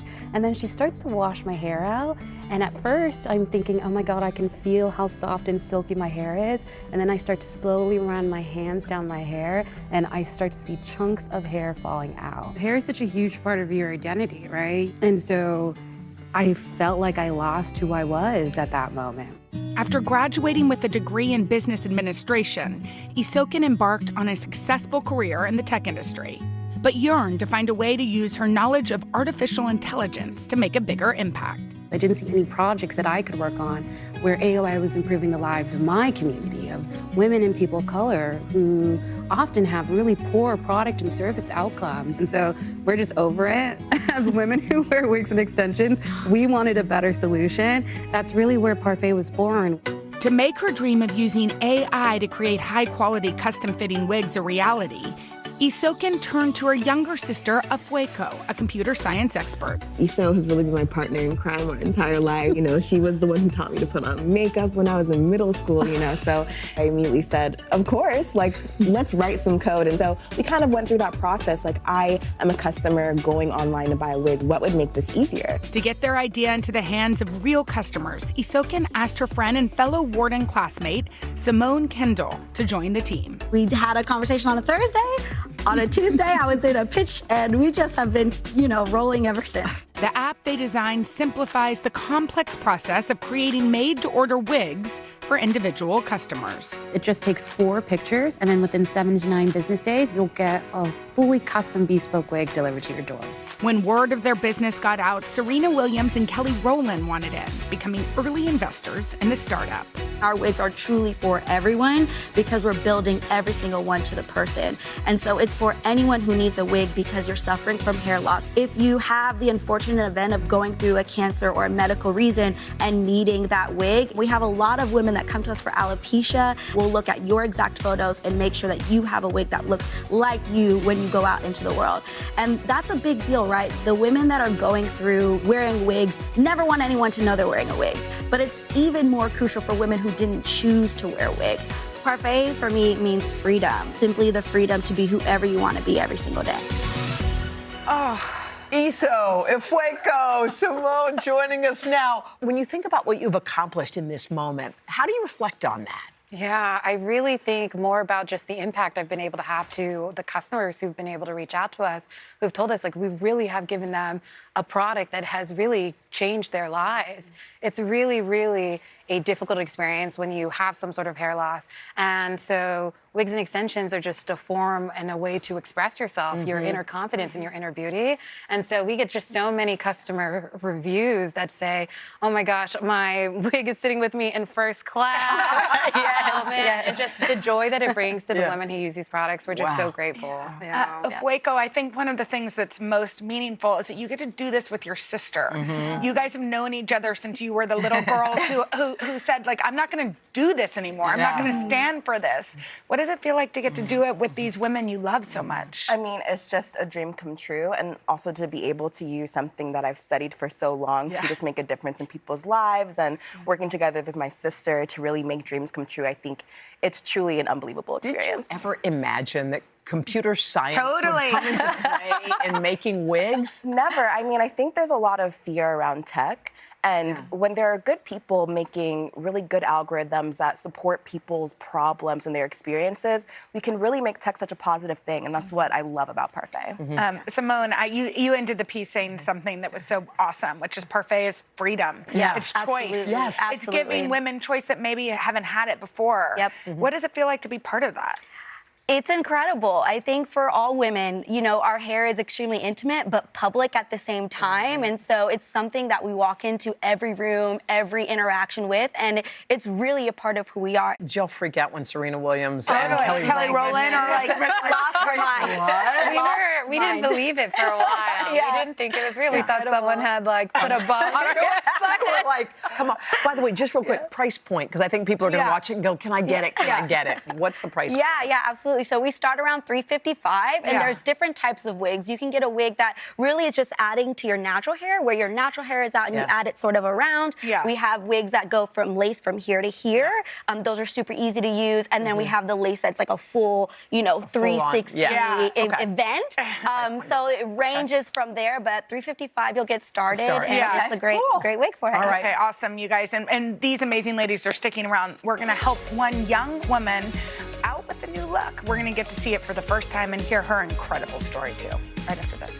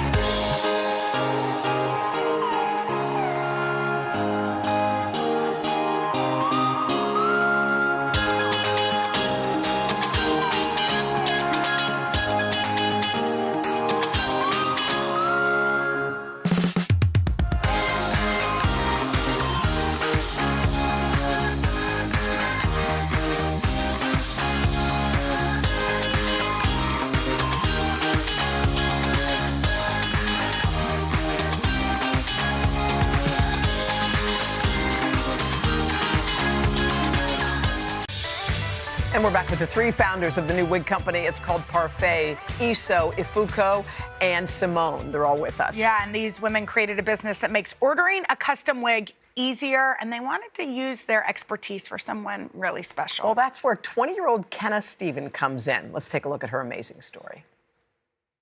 I was diagnosed with alopecia when I was 2 years old, but then miraculously, before kindergarten, my hair did grow back, and that was kind of the first time I ever really did develop a relationship with my hair or realize that there was something missing in the first place. By the 7th grade, Kenna Stephen had started to lose her hair again. My hair started falling out pretty quickly, which was super, super stressful for me. I feel like that was probably the worst time of my life. Middle schoolers are not the nicest people in the world. And so I would get comments about like, why doesn't your hair grow? I was just so scared all the time that people would see my patches and they would know that my hair was falling out. So that summer, the day before camp, Kenna decided to shave her head. I wanted to go swimming, I wanted to go parasailing, I wanted to do all these fun things that all the other kids were doing. But I just think I reached a sort of breaking point where I knew I didn't want to keep living like I had something to hide. My dad was the one who shaved my head, and I think we were all crying. The next morning, Kenna's parents dropped her off for camp. I just took a deep breath and I got on the bus, and I really feel like I was so scared to be surrounded, in this den of middle schoolers, but it ended up being amazing. Everybody was so supportive. From that point on, Kenna embraced her natural look and the possibilities it created. I really grew to love it, and it became something I realized I could have a lot of fun with. And I started wearing wigs, and I wore my bandanas, and I would draw on my head, and I realized I could really use it as like a tool of self-expression. Growing up, Kenna was part of a program called Hair Club for Kids that provided free real hair wigs. It's super awesome. Wigs are so expensive, so to get them for free, I mean, we never could have afforded to do that if it wasn't for the program. I could say, okay, this month I wanted to be like a redhead. This month I want to be a brunette. And so I loved that in high school, but unfortunately you do age out once you're 18. The now 20-year-old is heading into her junior year of college, comfortable in her own skin. Alopecia has made me more confident. I would tell young Kenna, you're not beautiful in spite of alopecia. You're beautiful with it, and our differences make us more beautiful. We agreed, so we had a little something special in store for Kenna. Hi, Kenna. Okay, we heard all about you. We are so inspired by your confidence and by your resilience. Okay, wait, hold out. Don't you think we should meet her? Yes! Okay, we got an idea. How about this? Why don't you come to New York? Why don't you join us? Why don't you bring your mom, Heather, too? Yeah, bring your mom. Okay, but that's not all. We heard you have your first internship starting soon, and you're interested in completing your look with a new wig. So get this. The folks at Parfait heard your story, and they're going to create a custom wig just for you. How cool is that? So are we actually going to go to New York? You're kidding me. What? Did you know about this? I did. Oh my gosh. I'm so grateful. And we are so grateful because we are joined by Kenna's mom, Heather, and her dad. We invited you too, Eddie, and they haven't seen Kenna's new look yet, but you guys raised a remarkable, beautiful daughter. I mean, you did everything right. How incredible. What do you think it is about her that gives her that kind of awesome confidence? Kenna's always been herself, so she's comfortable with who she is, and I think when you know who you are, like she said in the video, with or without hair, totally, she's the same person. So she gets to be who she is, regardless of what that looks like. Mm-hmm. Yeah, and I think, what we love about her, and this is what you all helped, is she can be anyway and knows that her hair doesn't define her. Right. But still, the fact that wigs are so expensive and these lovely women have come up with a solution. And you guys haven't seen her yet with her. We haven't. Shall we? Okay. Let's. I think we shall. All right. Okay. Come on out, Kenna.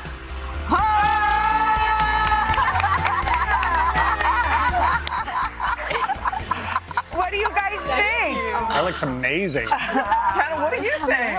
Oh my gosh, I love it. I feel like a different person. I feel so glam. This is crazy. Oh my God. So tell us a little bit about what you did. Yeah, so our AI captures the key measurements to make the perfect wig. So the circumference of your head, color palettes of your skin tone. So and so beautiful. we gave her an opportunity to choose the wig of her dreams. She decided she really wanted to have like a blonde balayage look. And Yeah, so love it. after capturing her measurements, we custom created her wig, and it took us 15 minutes to put on in style for her. That was it? That's it. Yeah, girl. By the way, we think you're remarkable. We're happy that you have the most beautiful wig in the world, but you're a remarkable human being. Wow. We're just so with in or awe. without the with or without the wig, you're a true beauty. Wow. Wow. We want to say thank you for coming to see us. Are you enjoying New York, by the way? Oh my goodness. Yes, Are you? this Have is you my done first anything? Time. Oh, cool. Yeah. We'll have to go do a little sightseeing after Yes, this. you but have it's so We hope you enjoy it. You guys raised an awesome daughter. You sure did. And your parents raised awesome daughters, Yes. too. You guys are amazing. Thank you guys all Thank so you. much. We really appreciate it. All right, coming up next, legendary actress Jacqueline Bisset on her latest performance getting rave reviews. She'll join us coming up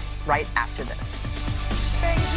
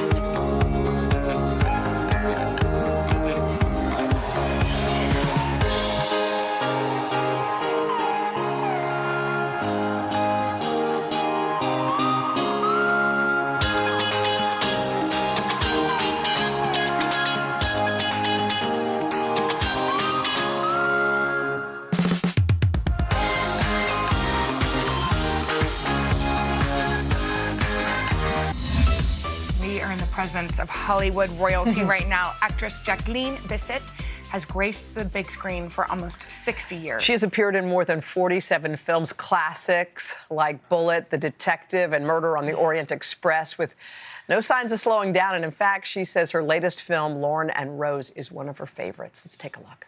You know, the actress Jean Moreau said, for some people,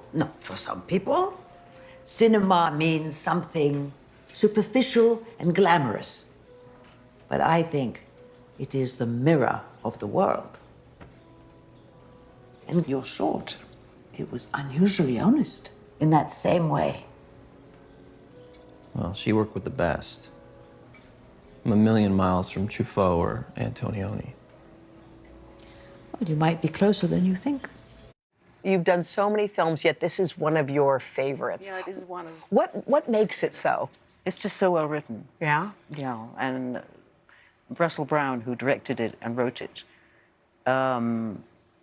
just has an inquisitive mind and a literate mind, and he's just super intelligent and feeling, and he gave me all kinds of turns and twiddles and forwards and backwards and round corners, and the script went. So I had a lot of possibilities to have emotions, different emotions, and some things I'd never had before, you know. It's really a treat to do. Like that feels like sort of the secret is to keep not reinventing yourself, but making sure that roles feel fresh and new. Well, I think if you choose carefully, you know, there's so much stuff that is really not what I want to do, and I just have been holding out to try and find a few films that I really want to be proud of. And I suppose it's something to do with one's legacy on some level. You kind of want people to remember the good stuff. I've really been in lots of really quite good films, and I haven't done a lot of rubbish, very little rubbish. No, I've really been a bit picky, but here I feel it. Do you think about legacy? That's an interesting term. Do you think about that sometimes? Well, it's just recent. Somebody mentioned it, and I hadn't thought of it. No, but I thought about it. Well, maybe I do want. I want my family to be proud of me, and I want, you know, and I remember how when I saw films that really touched me, it affected my life enormously. And the lady who I just mentioned, Jeanne Moreau, was one of my favorite actresses. And she was a very famous French actress, and she did extraordinary work, and she didn't play classic characters. She played all kinds of slightly subversive things, like she played a gambler and a pyromaniac and a lover and just many things that most women were not doing, and she did it in depth. And I just thought, oh, what is this? This is so exciting, so interesting, and to learn about women. And I, obviously, in Rose, there's a lot in it I know about the industry, but I haven't had her life at all, and I haven't got her reputation, which is a good thing, as far as I know. And part of the fun of it was to have had a bad reputation in my career, and to be living it with good words. Oh my gosh, it's such a thrill when you get good lines. You talked a little bit about women in Hollywood. I mean, we mentioned that you've been acting for quite some time. Do you feel like that women have earned more respect? Do you feel like there's been a shift since you've been? I don't know. I don't know enough women to know that earn more respect. I think women have always been owed respect and earned more. Earned. Yeah. Well, they earn, no question that they earn respect. Yeah. I don't know about people in Hollywood. I think women in general work incredibly hard. They're very giving, loving part of the community. I mean, women are essential to. I don't know what we'd be without women. What the world would be. Nothing. And nothing. Very little. Nothing. That's true too. No, but no. And I think. And the more questions you ask women, the more you find out, and I think they're fascinating. We're happy you're here. We're happy you're sharing this movie with everybody. It's beautiful. Please catch Lauren and Rose. It is in select theaters today. Thank you so much. Thank you so much. And we'll be back right after this.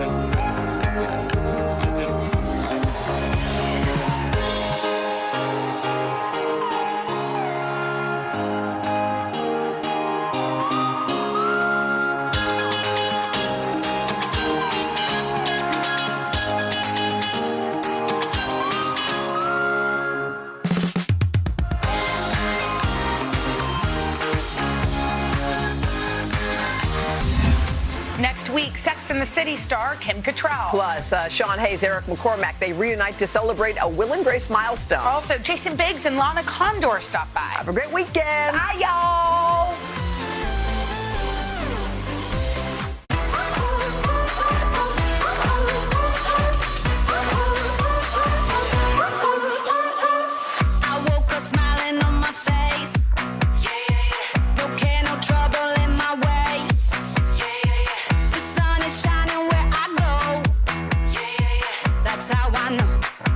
That's how I know.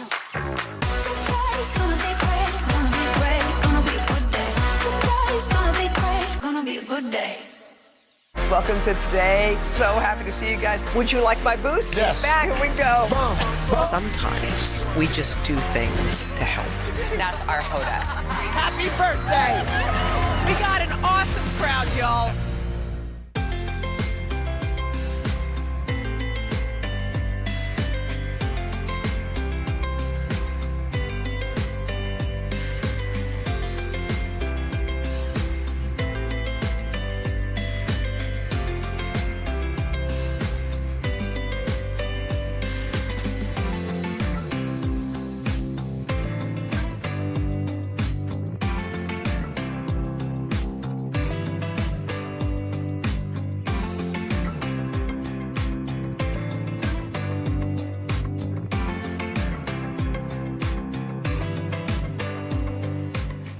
Over the years, I've been lucky enough to step into the Today Show kitchen and watch the best chefs from around the world teach us some incredible recipes. And then we had made that pesto, which was, oh, Exactly. darn. I almost got out of this one clean.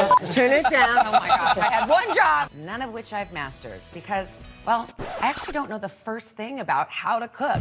But I'm putting those days behind me for good. Today, Executive Chef Ayesha Nurjaya is here to help me test my culinary prowess and step it up a notch. We're going to make a Mediterranean-inspired mezzi feast, including my favorite chicken shawarma with a tangy white sauce and homemade hummus, plus a few special favorites from her show-stopping restaurants, Shuka and Shuket. I'm a little nervous, a little intimidated, but mostly just so excited to try. So let's get started.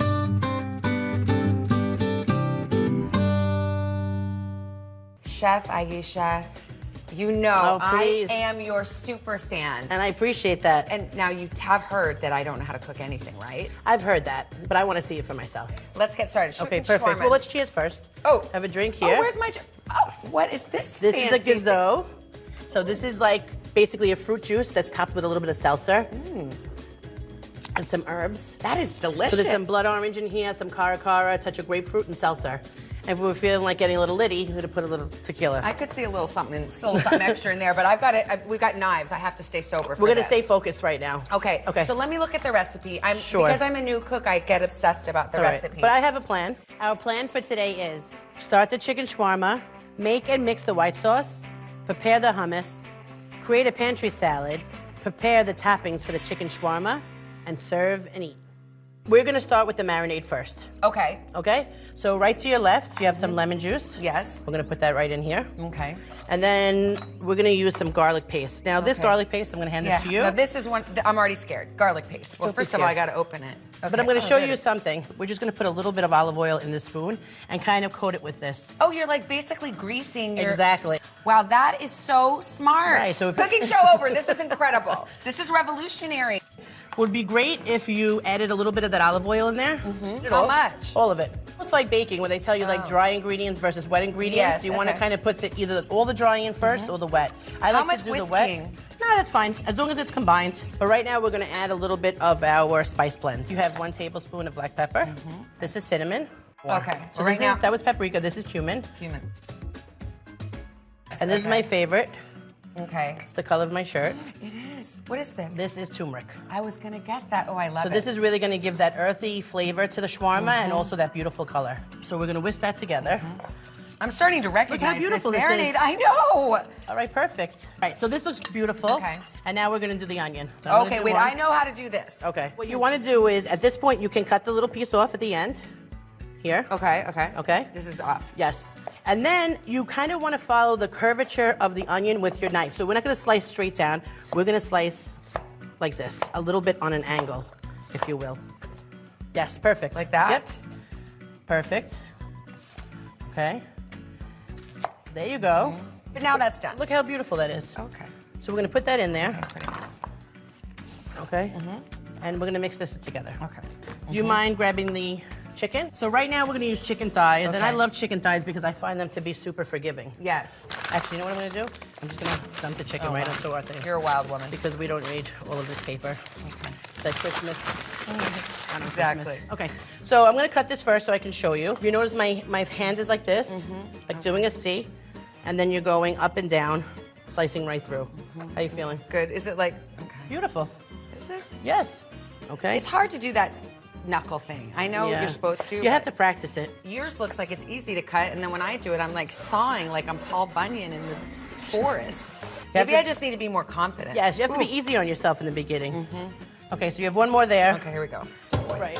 Okay. Now, your best, we have beautiful kitchen tools here, but your best kitchen tool are going to be your hands. So you're going to get right in there. Ooh, and I like it with the gloves, because then You're I gonna just don't massage feel all it. gross. Right. Hello. So you want to make sure that each crevice of those chicken thighs, remember the parts that we saw that were open, like where the bone was? Yes. That all that marinade gets in there. Okay, so I really want to get in there. Exactly. Okay. These thighs have the life. You're a full kidding. massage here. Look at this. They're living The their best spa life. treatment. It Yeah. looks beautiful. So we're gonna have you put that in the refrigerator. Okay, I'm gonna cover it and I put it in. Yes, and I have one in there if you don't mind grabbing it that Oh, has yeah. been marinated already. Okay. I'll make some room for you. Perfect. 48 hours later, 48 through the hours magic later. of television. Da-da-da-da, da-da-da-da. So let's uncover this. So this is made. Now, what if you really didn't have 48 hours or you're a bad planner? I mean, what's you the could bare minimum? You could do it for 4 hours. You could. Really? But I can't guarantee you that really deep flavor. Got it. That's the only thing. Fair enough. So if you smell this, you can smell all that hard work that you did with the garlic. Delish, And yes. I'm gonna hand you this sheet tray. So the key here is what we wanna do is make sure that we put this on the sheet tray, but we give it enough space that the heat is hitting it, so we're not overcrowding it. Okay. Why don't I just help you out by kind of like doing a little bit of the dump method Oh, here. is that all right? Yep. Oh, and then okay. you are gonna use And your then I'm tongs spread it. to Okay, spread them out, yeah, right? But like, does each guy have to live in his own little world? No, they just have to have a little space around them. Good? Yeah, I think Perfect. so. So we'll walk this over to the oven. Now, does the rack position matter in this? As long as it's in the, as long as they're not on the same shelf, you'll be okay. Okay. So I'll go here. Okay. So we're gonna put that in there. Chicken shawarma is in the oven, but it's not a good shawarma unless you have this beautiful white sauce. You have to have the white sauce. So what is it? So have you ever eaten like out of a cart, a halal cart? Yeah. And you get like chicken over rice, and the guy says white sauce, hot sauce, and you like double white sauce? Yes. This is really where this recipe was born. Okay. It is now like the ranch of the kitchen. They put it on shawarma, family meal. I've seen it go on pasta. I mean, they take it to a French place. fries? I mean, that's the best. Yes. That's the best application if you ask me. Okay. So we're gonna take some of the technique that we learned in the first about the wet and the dry. Yes. And we're gonna start this. So stealing to your your whisk. left, Okay. you have some creme fraiche. This is mayo. I recognize that. Okay, we have anywhere. mayo. A couple mayonnaise. And then in your next container, we're gonna have the yogurt. I like to use Greek yogurt because I like the thickness of it, and it gives the sauce like a nice body. Okay. So you have lemon juice there. Yeah. To your lemon left. juice, few lemon Okay. juice. Okay. And then the next thing you're gonna do is gonna grate that garlic clove on the microplane. Oh, now this is Have you done that scary. before? I haven't. I have to say these things are scary. The reason why you feel comfortable is probably because you don't want to nick your finger. Because I have nicked my finger. So what you would do is put on a glove. Okay, So I'm you gonna, put the that whole thing. 3/4 of it. It's an extra large clove I chose just so that you wouldn't feel. See, we're yeah, it's so getting too close. scary. Like, am I doing like this? You are. back Can I and just show you forth? something though? Yeah. You have to be in a place where you feel comfortable. So this I don't feel rested on comfortable. here. Yeah. This Oh. at a point, and then if you do this, Oh, you have a that's lot of better. space between you and the edge. So you could kind of. Oh, that's a better Just way do to that do it. 3 or Yeah. 4 times. I gotta tell you, this gives me a little anxiety. So tap it 3 or 4 times. Oh. And let's turn it around. Should be all good. And that is perfect. 1 teaspoon sherry vinegar. Okay. Now, if you don't have sherry vinegar, red wine vinegar will do. One time when I was in high school, my mother said to me, Savannah, did you and your girlfriends drink my sherry wine, cooking wine? And I was like, no. But then I thought to myself, would that work? Perfect. Okay. And we're gonna add the dry spices now. Oh, there they are. Okay, see, I missed it. I'd have been like, and we're done. White sauce over. Almost, No, almost. okay. So we have black pepper, half a teaspoon. Okay. And next is our garlic powder. And here we have onion powder. 1 teaspoon onion powder. Onion powder and garlic powder are those 2 spices in your pantry that will always get you out of trouble. Okay. If you ever need like a quick marinade and you don't know, onion powder, garlic powder, salt, and olive Okay. oil do the trick. Like they cover all the sins, huh? All the sins. Okay, there we go. That's Okay. Okay, good. Okay, and Did then I we have get our it all? salt. No salt. How much salt? One- half teaspoon salt. Okay. How would you tell if this is good or not? I learned something. And what was You it? must taste it. And here, I present you with your magic tasting spoon box. I just love this. May I? Yes, ma'am. Okay. And I'm going Let's to taste it taste it. too. And what we're tasting for is that all of these key players are in harmony together. I mean, sprinkle my ashes with this. It You is did a great so job. good. Do you think Now it's you good? can- it's delicious. I think it's perfect. And now you can understand why my kitchen uses it on everything. I wouldn't change one thing. So let's put this in the bowl that we're going to serve it in because Oh, it's one okay. less step that we have to do later. Oh, smart, okay. Maybe I'll get you another spoon. Or you got it? No, I'll do it like this. Okay. And the key when you do it like this is just keep pouring it right in the middle. Oh, okay. It'll make a little beautiful mound. Is that good? Yes, it's perfect. It looks delicious. I get obsessive about Clean Plate Club here. Okay. Okay. So we're going to put this in the refrigerator. Has anyone ever licked the bowl? Absolutely. I mean, this is also good with crudité. Oh. So if I was cooking, Yes. I would leave this dirty bowl right here. Yeah. It's not chicken. We're okay. Yes. We'll have a little snack. So let's get this in the We refrigerator. gotta cover and refrigerate. Perfect. Aisha, ask and you As, shall receive. as promised, we have a little bit of celery sticks Okay, here. let's just try and it this, out. We're just gonna have a little snack. I mean, we deserve it after all this Oh cooking. my gosh, we do. Can I double dip on my side? Yeah, of course. I mean, it's so good. Have I mentioned how good it is?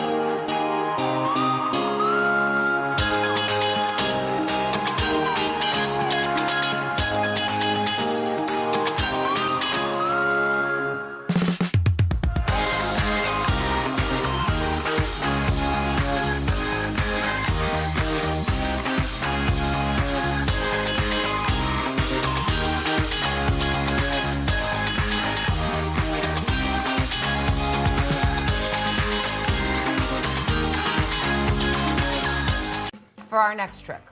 Homemade hummus. 2 words I never thought I'd utter. Why should I make it when I can go to the store? You could always customize it to how you want it. If you love garlic, if you like smoked paprika, if you want to keep it super plain. So we're gonna show you a plain hummus. Okay. And then we're gonna doctor it up as you like. I heard through the grapevine that the machine we're gonna use is something that you're not a big fan of. Don't say the food processor. I'm gonna have to. It's like you're a Home Alone moment with the big furnace in the basement. I have food processor Okay. fear. We're gonna show you exactly It's the thing. how unintimidating it is. Okay. So let's grab the food processor. First of all, it weighs 600 pounds. It does. First of all, this machine is built for safety. So we're gonna open the blades here, and then we have all of these accoutrements, if you will. Now, see, So I'm always this thinking I'm is- gonna get cut. right. You always wanna kind of assertively take it out and hold it by its edges, because this is very, very sharp. Yeah. This is the grater. This is what you would want to do if you were trying to make coleslaw. And this is the blade. So this slices things in discs. Okay. So if you had zucchini, cabbage would be good in here What about too. potatoes? I hate slicing Potatoes would be perfect. Okay. Okay, so that's this. And then it comes with this nice microphone. So you can sing karaoke while you're making it. But that's really for the attachments, and we're not going to use that right now. Okay? And this is the blade. How do we choose this one? Because this is the one that's going to puree. Oh. So here we have All right, chickpeas. yes. So we're going to throw them in here. Stuff them in. 1, 2. Okay. 4 cups cooked chicken, 1/2 cup tahini paste. So you're gonna take Oh, it's that, not that your pasty. with your small little spatula, because you want to get every Oh, I single see. little Maybe morsel it of that out. Maybe it is a little pasty. It could work with this. It's viscous. Yeah. Okay. That's Okay, so that. your tahini is in, and then we have our lemon juice. 1/4 cup lemon juice. Right. Okay, Pro tip. olive oil. 1/2 cup olive oil. Okay, you can put that in there. Perfect. And then you have salt. Kosher salt. Now, this is one of those. How much? You guys, you chefs, you never want to say. Well, this is a good technique for you to learn. So that's nice, but this is what you really are gonna look for. You want to But make how it do I rain. know that- Because listen, you're gonna have to learn how to cook by taste and touch. Okay. So I know that when I grab that, that's 28 grams. Okay. Because I've been cooking for a long time. Wow. So if a recipe calls for 1 tablespoon of salt, Yes. Can you open your hand? So you know That's what a lot. right, but you know what that feels like. Yeah. So half of that is what you would have used in that recipe, but I already put it in for you. Okay. Just So this kidding. way you know. This way you know what it feels like. Okay. All right. So put that on your board. Put it on my board. It's okay. And then we got to do a little bit over the left shoulder because we can't Oh, have anything. is that happen like to a us good luck thing? when we walk out of here today. Okay. Okay. Perfect. So we're gonna put the lid on. Okay. You ready? Yeah. Let me just. Oh boy. Oh boy. Stand clear. So what I'm Do gonna I need do? to cover this? Is it No, gonna come no, just exploding wait. out? Hit this button. It's a That pulse. says off. Ah. Okay. Good. Do it again. Where should I put this? Yeah. Put your hand up there. Keep going. How come I don't just on it? So you can on it, but what I like to do is kind of pulse it so that it gets all the ingredients together. So Oh. now you can put the on button. Okay. And just let it rip for a little while. All right. Like have a sip of your gazoz. This is fun. Sure beats chopping all this stuff. Absolutely. Okay.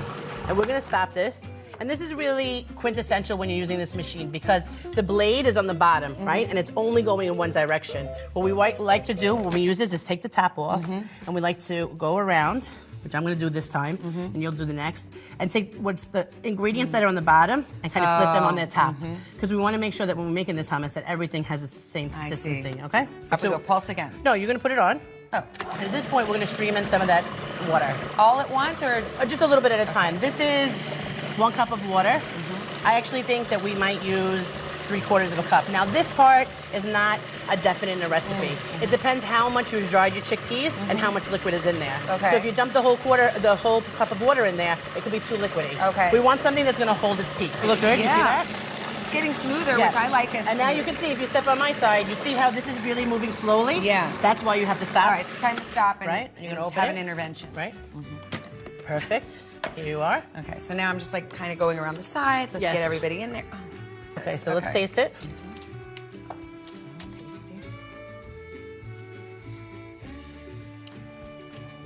That's on point. Honey, that is delicious Okay, hummus. perfect. So we're gonna unclick it, lift that up.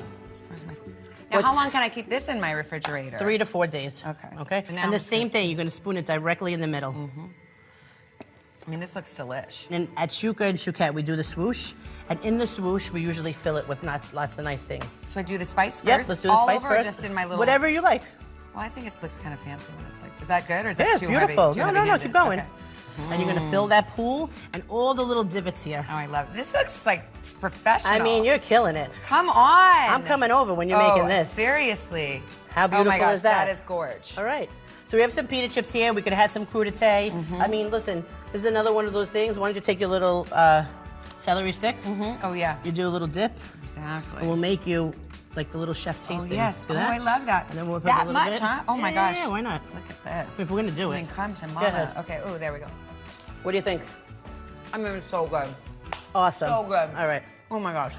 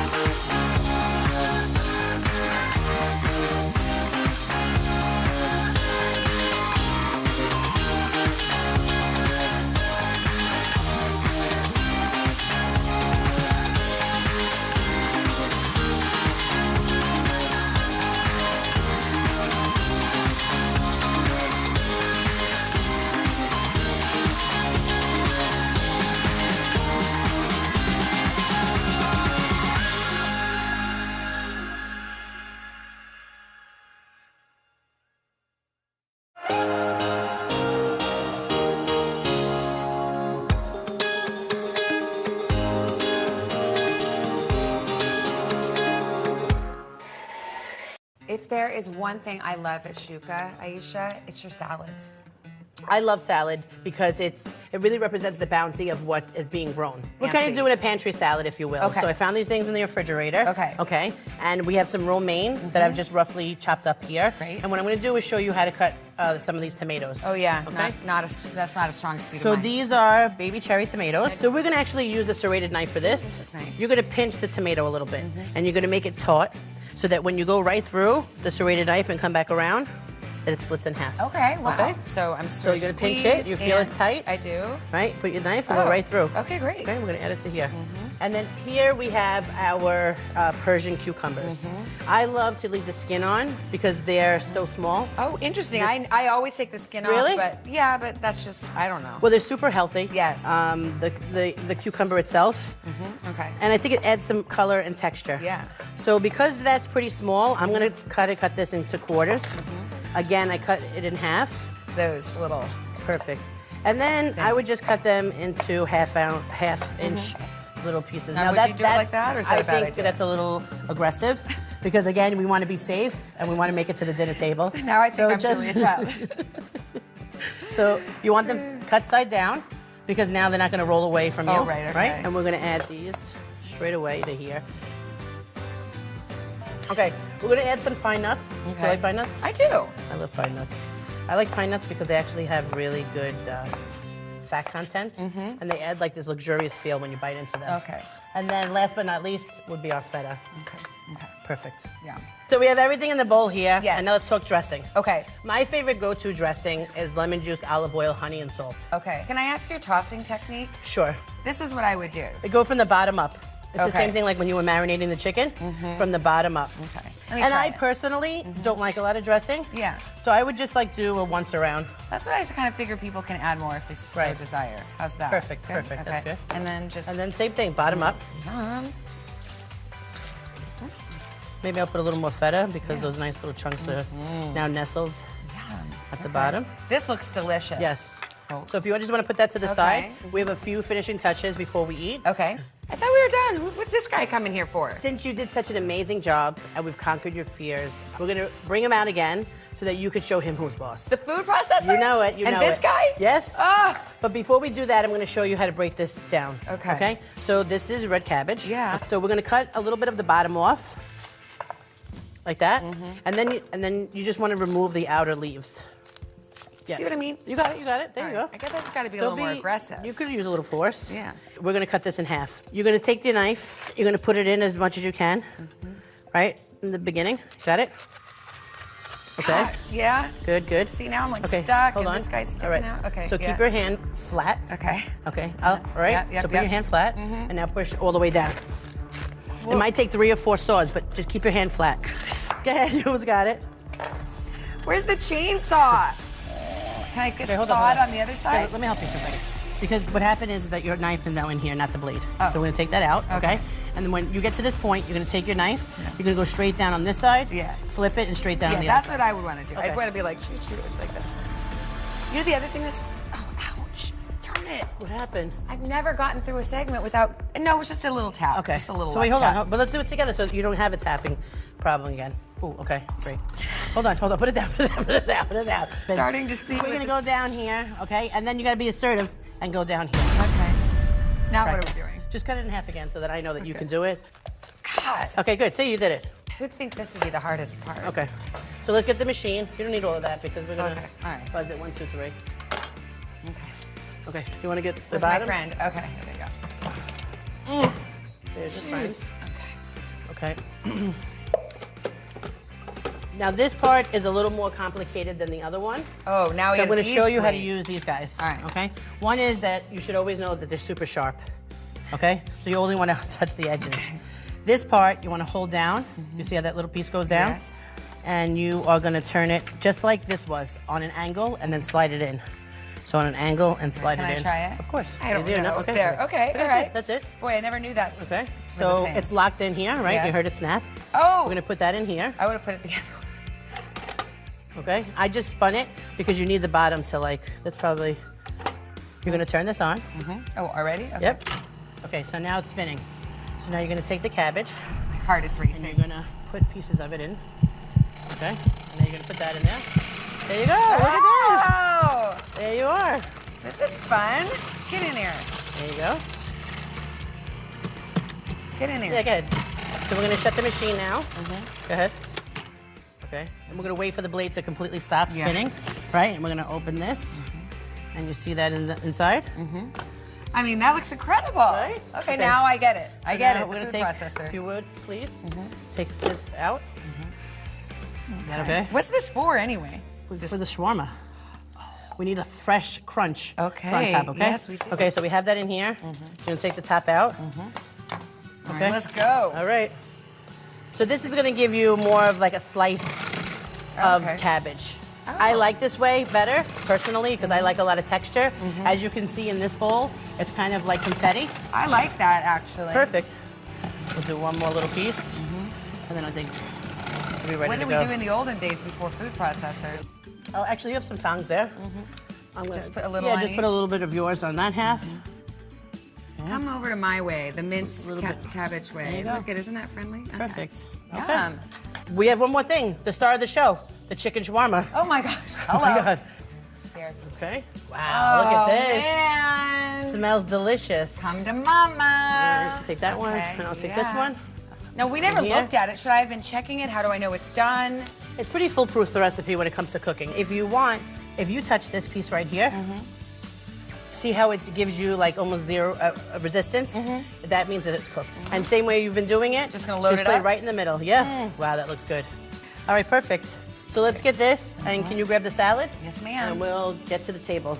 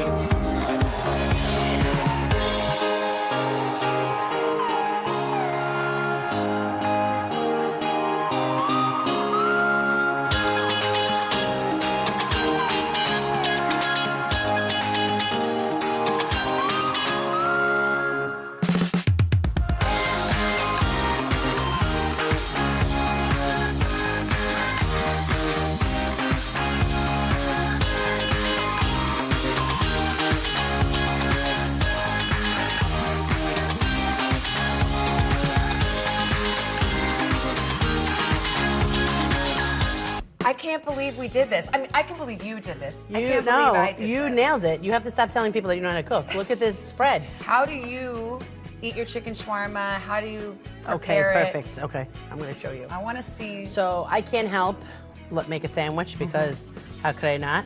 So I'm gonna give you my Okay, half, yes. okay? And then what I like to do is kind of mix some of these condiments. So here we have harissa and zug, and here's the white sauce we made. So of course we have to put some white sauce on here. Come to me for those of white sauce. Okay, I'm just gonna spread it out. What's there. zug? I didn't know what that is. That is, here you go.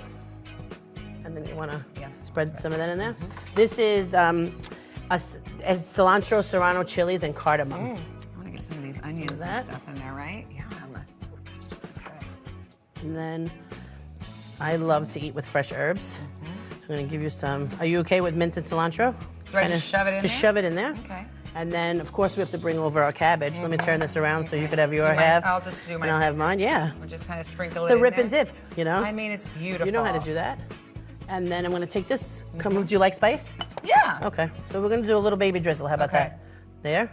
Yum. And then we'll have to do just a little on I your was first gonna bite. ask, You know what I so mean? thank you. Yes, I want a little more. Okay, perfect. Okay. Should we cheers? Cheers. Thank you To an so amazing much. job. Thank yes, you. I love it. All right, Let's let's go. see. It's so good. It's so good. So good.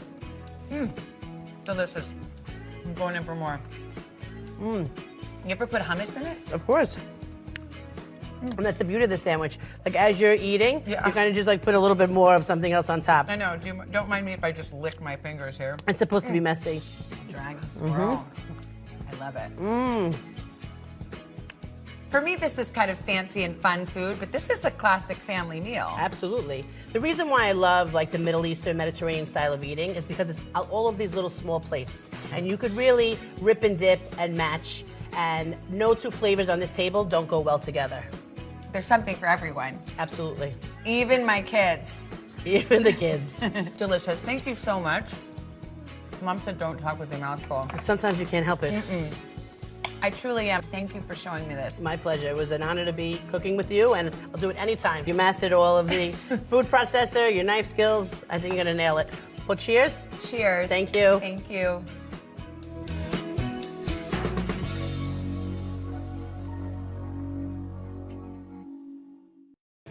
Over the years, I've been lucky enough to step into the Today Show kitchen and watch the best chefs from around the world teach us some incredible recipes. We had made that pesto, which was, Exactly. darn. I almost got out of this one clean. Turn it down. Oh my gosh, I had one job. None of which I've mastered because, well, I actually don't know the first thing about how to cook. But I'm hoping to put that all behind me. Today, cookbook author and Southern comfort food extraordinaire, hostess with the mostest, Elizabeth High School, is here to teach me the basics of how to cook. She's gonna be my guide as I attempt to make steak two ways. First, marinated skirt steak with roasted pepper and onions, and then a steakhouse-style filet mignon with roasted Brussels sprouts. I've been waiting a long time to use that cast iron pan. Frankly, I've been avoiding it, but no more. So let's get started.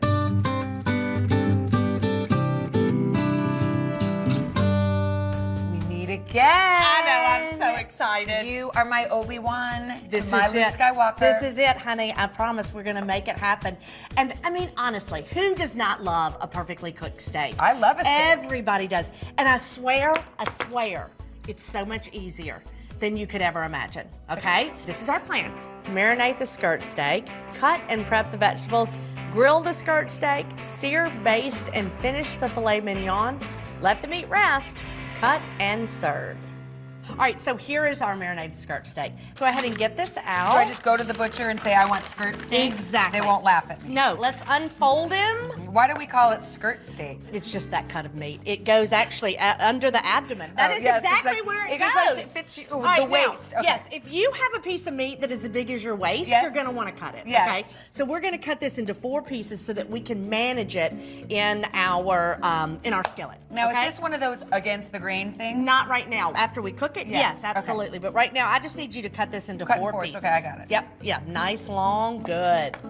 Look at you. Oh, look, we get some skills. We're just gonna measure out all of our ingredients for our marinade and put them right in the bag. Cheers. I mean, seriously, it's Wednesday. Only on days that end with Y. Those are the only days I drink. Okay, let's go. 1/4 cup packed light brown sugar. This I know how to do because of baking. Now, and remember this, yes, open this up. This is kind of interesting. So we put a little piece of bread in here. Why? Well, because it's gonna keep the brown sugar from getting hard. This is very soft brown I'm sugar. telling you, that's because of the bread. Roll it in there. Let's do our soy. 2 tablespoons soy sauce. 1 tablespoon. 1 tablespoon of vinegar. balsamic. Very good. 1 can chipotle in adobo Well, sauce. first, it's tomatoes, onion, garlic is making the sauce. It's earthy, it's smoky, and it's gonna add another depth of flavor to this marinade. So let's chop this up. Okay. We wanna chop Are we gonna chop up all the No, that would set us all on fire. And so we want it to be, you're good. Okay. Yep, And then, once you kind of get through, It's real then you juicy. can always go back over it. Yeah, like I would just, my instinct would be to kind of like do this thing. Very nice. Yes, look, see, did you just see that? Instinct. Instinct. You're getting it, you're getting it. So because it's a little bit of a tougher piece of meat, that's why we're gonna marinate this. Now listen, you can do this for 8 hours. We would love 24 hours. You mean marinating? Exactly. So, I mean, if you ran home and, even if you only had an hour, that's gonna be good. First, Something we is wanna better pull all of this air out of this. I'm sorry. That's one of my favorite parts. I don't know You why do, I love doing that. I love you. Skirt steak, I love you. And so then what we'll do is massage it. Do you feel like this is I do. fully I think coated? you've done an absolutely And I put it in the beautiful fridge. job with that. And then, yes, that is going to go into the fridge to marinate. And so we'll just put it back here. All right. So now we finished our marinade and we're going to start our roasted vegetables. Okay. And I have got something that is going to change your life when it comes to this. Tell me. So it has all the vegetables that you might want to roast and then the different times. And you don't have to have a recipe. This is going to be so freeing for you, honestly. So we're going to start with our Brussels sprouts. I'm going to show you and then you're going to finish. So we're going to cut the end off of it and then we're going to cut it in half and it's going to go into our bowl. Okay? What about frozen? Brussels sprouts? Yeah. Well, what happens That's how we did it in the 70s in my mom's well, kitchen. and that is why we didn't like them. Oh, I hated them. They were disgusting. When I was a little kid, to put 1 bite of a Brussels sprout in my mouth was God, it was hell close on to earth. torture as you could Hell on imagine. earth. If you roast them though, it's a whole new world. And then here we are again. You got those done. Those All are right, beautiful. set 'em over here. And that's what we're gonna pair with that filet mignon. And now we're gonna move on to our peppers. And so what I like to do is cut it in half. Go ahead and cut it straight Just in like half. Being very careful to see where you're beautiful. And then I just pull this right out. And then we're gonna make nice long slices. You want to keep it even. That's one of the main secrets about roasting vegetables is that they all need to cook and get finished at the same time. What about these white bits? Like So I used to cut those out And sometimes. you can. I want to show you something. So if you will hold your knife here, it's going to give you a lot more security, and I think you're going to be more comfortable with it. I like your grip. The grip is better. It's so much better because you have more control. And when you have more control of your knife, you're more comfortable. All right, so now we're going to get to our onions. Oh, onions. How are we doing it though? Dice? We're going to do just like a rainbow, so just a half moon. So we're going to cut it in half. Okay. Both ends off, and then keep going. So what we're gonna do, we're gonna roast all of our vegetables on separate pans because again, Well, that sounds like they're a pain. Well, it is, but it's really gonna make that much of a difference. When you're only using a few ingredients and salt and pepper, the technique is so important in making this successful. Okay. I would have just thrown them all in the same pan, I know you would 'cause who have, cares? and some of them would have burned, and some of them would have been raw, and then you would have been frustrated and said, I don't know how to roast vegetables. Yeah. Okay, so it's technique. Yeah. You're getting very good with your knife, and I'm proud of you. Well, thank you. I'm working on it, but I do have to be reminded about where to hold it, to grip it. It's like a bat when you choke up on the bat. Or your tennis racket. You know Yeah, this. I do. If you held your tennis racket with your finger hanging out like that, you wouldn't be worth a damn. Okay. I'm still not worth a damn. Just FYI, but point taken. Point taken. So now I want you to generously olive oil these. There we go. Okay. Beautifully coated. Good. And that's going to help to ensure that this is going to caramelize. We want it to get that beautiful brown color. Now I can't stop. See, I know, it's kind of fun, Yeah. isn't it? Now we're going to salt it generously. We're going to pepper it generously. Now, do I need to like sprinkle, then toss, or just Sprinkle. throw it all in there? Sprinkle. Too much? That's a it. lot. That's going to be done. Okay, that's all you need, and then we'll toss it. It kind of helps if you want to go ahead and go in the circle so you're not just dumping it in the middle. okay. That will kind of help it just a little bit. I would say less pepper than salt, no? 'Cause And it's that's the pepper great kind of news. It's yours. Okay. So do whatever you want. This recipe is not the boss of you. Yeah. You are the boss of it, stuff. okay? Right, take that recipe. I'm not going to take it anymore from you. Now, and also at home, listen, if you don't want to pull out 3 different sheet pans. I don't own 3 different sheet Well, pans. that's the deal. Okay, I get that. You can always separate it. Okay. So you could do Brussels sprouts here, onions here. So let's Okay. throw the onions on one. Okay. Uh-huh. Okay, does not just share. Okay. It says don't crowd the pan. Correct. We do not want to These crowd Brussels it. want to keep their social distance. Let's flip these little guys over because the more surface area that's on the bottom of this pan, the more beautiful they're going to be. All right, and now we have one more. Spread that And why are we out. doing 3 pans again? Because they're all going to cook at different times. Oh, okay. Okay, and if we otherwise, the Brussels sprouts are going to be raw, these are going to be overdone, and the onions are going to be burnt, and we cannot have that. No. And so now we'll go in the oven with these. Why don't we put peppers and onions on top, and then we will do our sprouts on the bottom. Okay. Well, that was easy enough. There we go. Ooh, Now, so what we'll do is we're going to let that cook for a little bit, and then what we want to do is we'll want to rotate the pan. Like just move them around. Exactly. But do I have to flip them? I could get obsessed about flipping each onion. You over. could, but you don't need to. Okay. Okay, very nice. That's good. Okay, all right.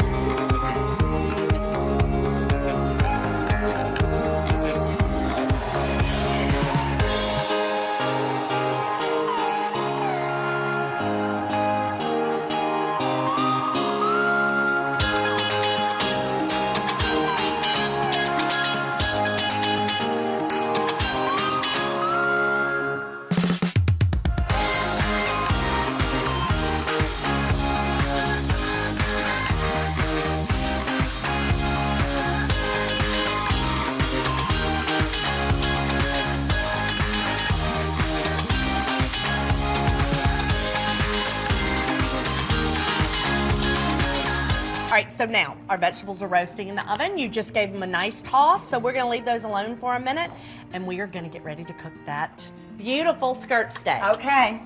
All right, so we'll go ahead and grab that. It's 24 hours it's been marinating. Now, what we're gonna do is pull it out. We're gonna put it on this paper towel. What will happen when we get ready to cook this? Smells our amazing. pan is going to be as hot as the hinges of hell. Do you understand me?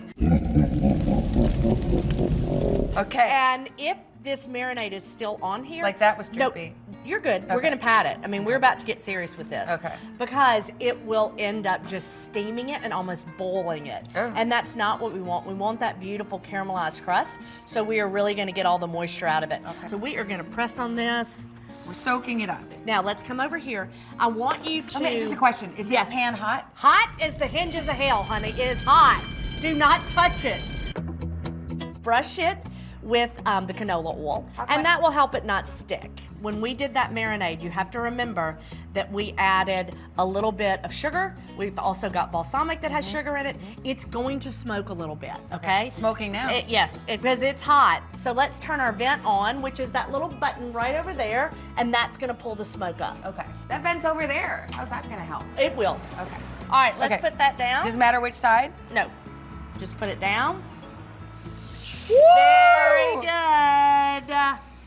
So, but this little bit of smoke, it's gonna be so worth it, I promise. Let me get the grandma timer, grandma alert. And so literally it's just gonna take 3 minutes on both sides. Why do we use a cast iron pan? Why couldn't I just use a skillet? Oh, honey, because cast iron holds the heat. It cooks so evenly. It really is just the absolute best way when you're getting ready to cook a steak. Now, is it hot? It's hot as the hinges of hell. Just kidding. Oh my gosh, it's You're sticky. okay. It's broken. No, I it's burned not. it. No, the reason that it's sticky is we had a little bit of sugar in the marinade. But look at that. It's beautiful. Okay, I gotta tell you, I would have said that's burnt. No, it's caramelized. That is absolutely gorgeous. Oh my God, I need the jaws of life Calm to down, get this thing deep up. breath, deep breath. You're good. There you are. Oh boy. Oh Look boy. at those beautiful marks. I You're mean, it killing looks pretty. It smells good, but see, this is where I would have felt like I did it wrong. Absolutely not. That's what you want. That's that wonderful, crisp, caramelized. Oh, let's get on it. That's the heaven. I mean, come on. You got it. You got it. There you go. The stubborn one. Okay, 3 minutes, said Grandma. Beautiful. 3 minutes on the other beautiful, side? Beautiful, beautiful. Yes. I think we're right there. We're about there. Just pull it up. Good. Look at Excellent, that. excellent, It doesn't matter what side. Look at how beautiful that is. I must say it is. Let's put it over there and let it rest. Okay. Rest for 10 minutes. Be careful, that pan's hot. I know. The pan is hot. Wait, I'm sorry. Is the pan hot? Let me turn this off. Now it's not hot.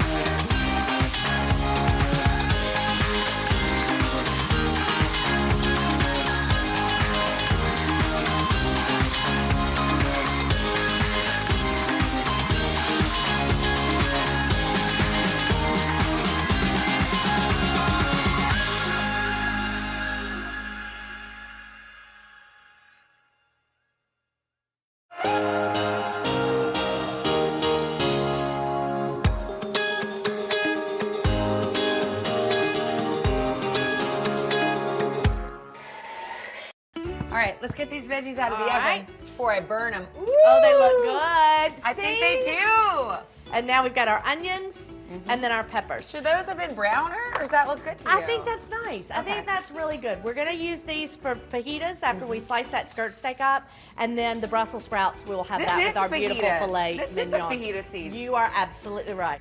All right, so now we have our vegetables out, and we're ready to go with the filet mignon. Oh, We have two beautiful fillets. They're so cute. Aren't they lovely? There's two beautiful. One for me, you, one for you. One for me, exactly. So salt and pepper generously. If you don't season it well now, you literally have missed the boat.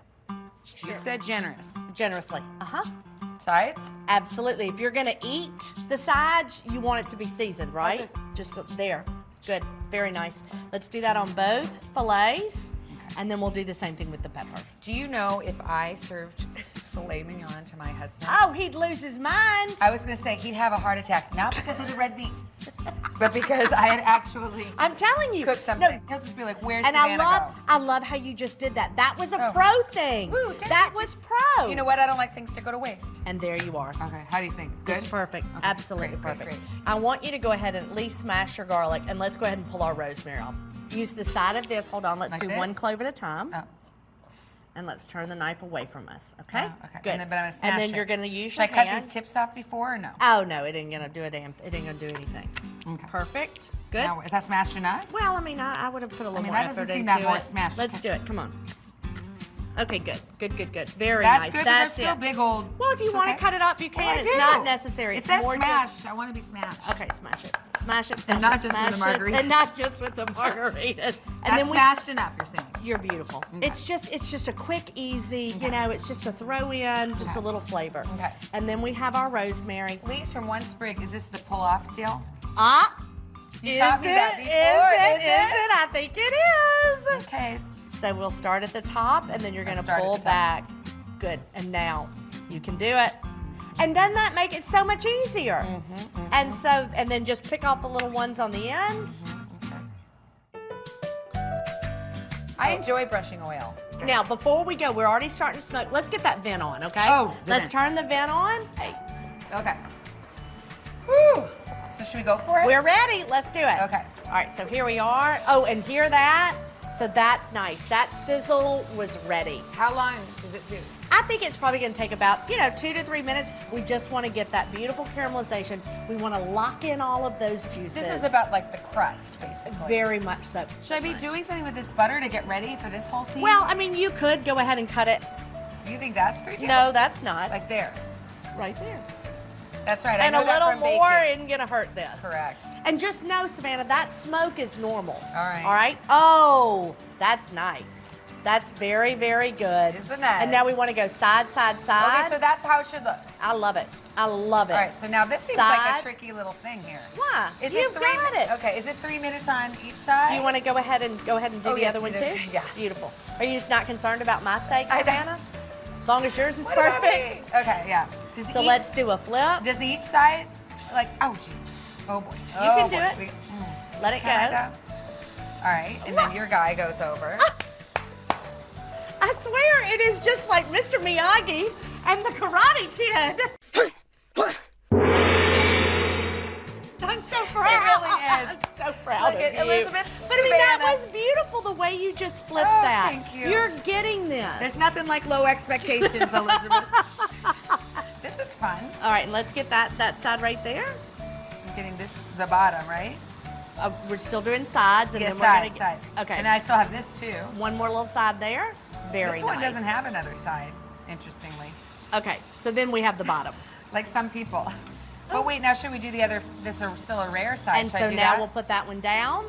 Get And it on while down. that one's working, then we're gonna do our little pan sauce. Okay. So we'll add our butter. And I'm just throwing it in there. Yeah, throw that in. Fun. And then you can kind of hold the pan with the towel, okay? Be very careful. And now let's add our garlic and our Now rosemary. look how it looks like it's burning. I'm It's sorry. not. It's just, Okay. it's not. Just It's throw good. this all in? Throw it in. Just sprinkle it around. Very good. And then we have this spoon, and we're gonna just baste it. Be real careful of that. So what's basting? That Just pan. spooning it on? Just fill up a nice big spoon and pour it over. Oh, look at you. Off to me. Okay, that's it. Come Keep on. going. Is it already like the leaves and the bits are there? Uh-huh. Now is it Very bad that I nice. just moved it? It's perfectly fine. Okay. Look at that. I mean, that looks like, that's it. Come to mama. That is that's it. I need That's it right what now, you're just looking like for. that.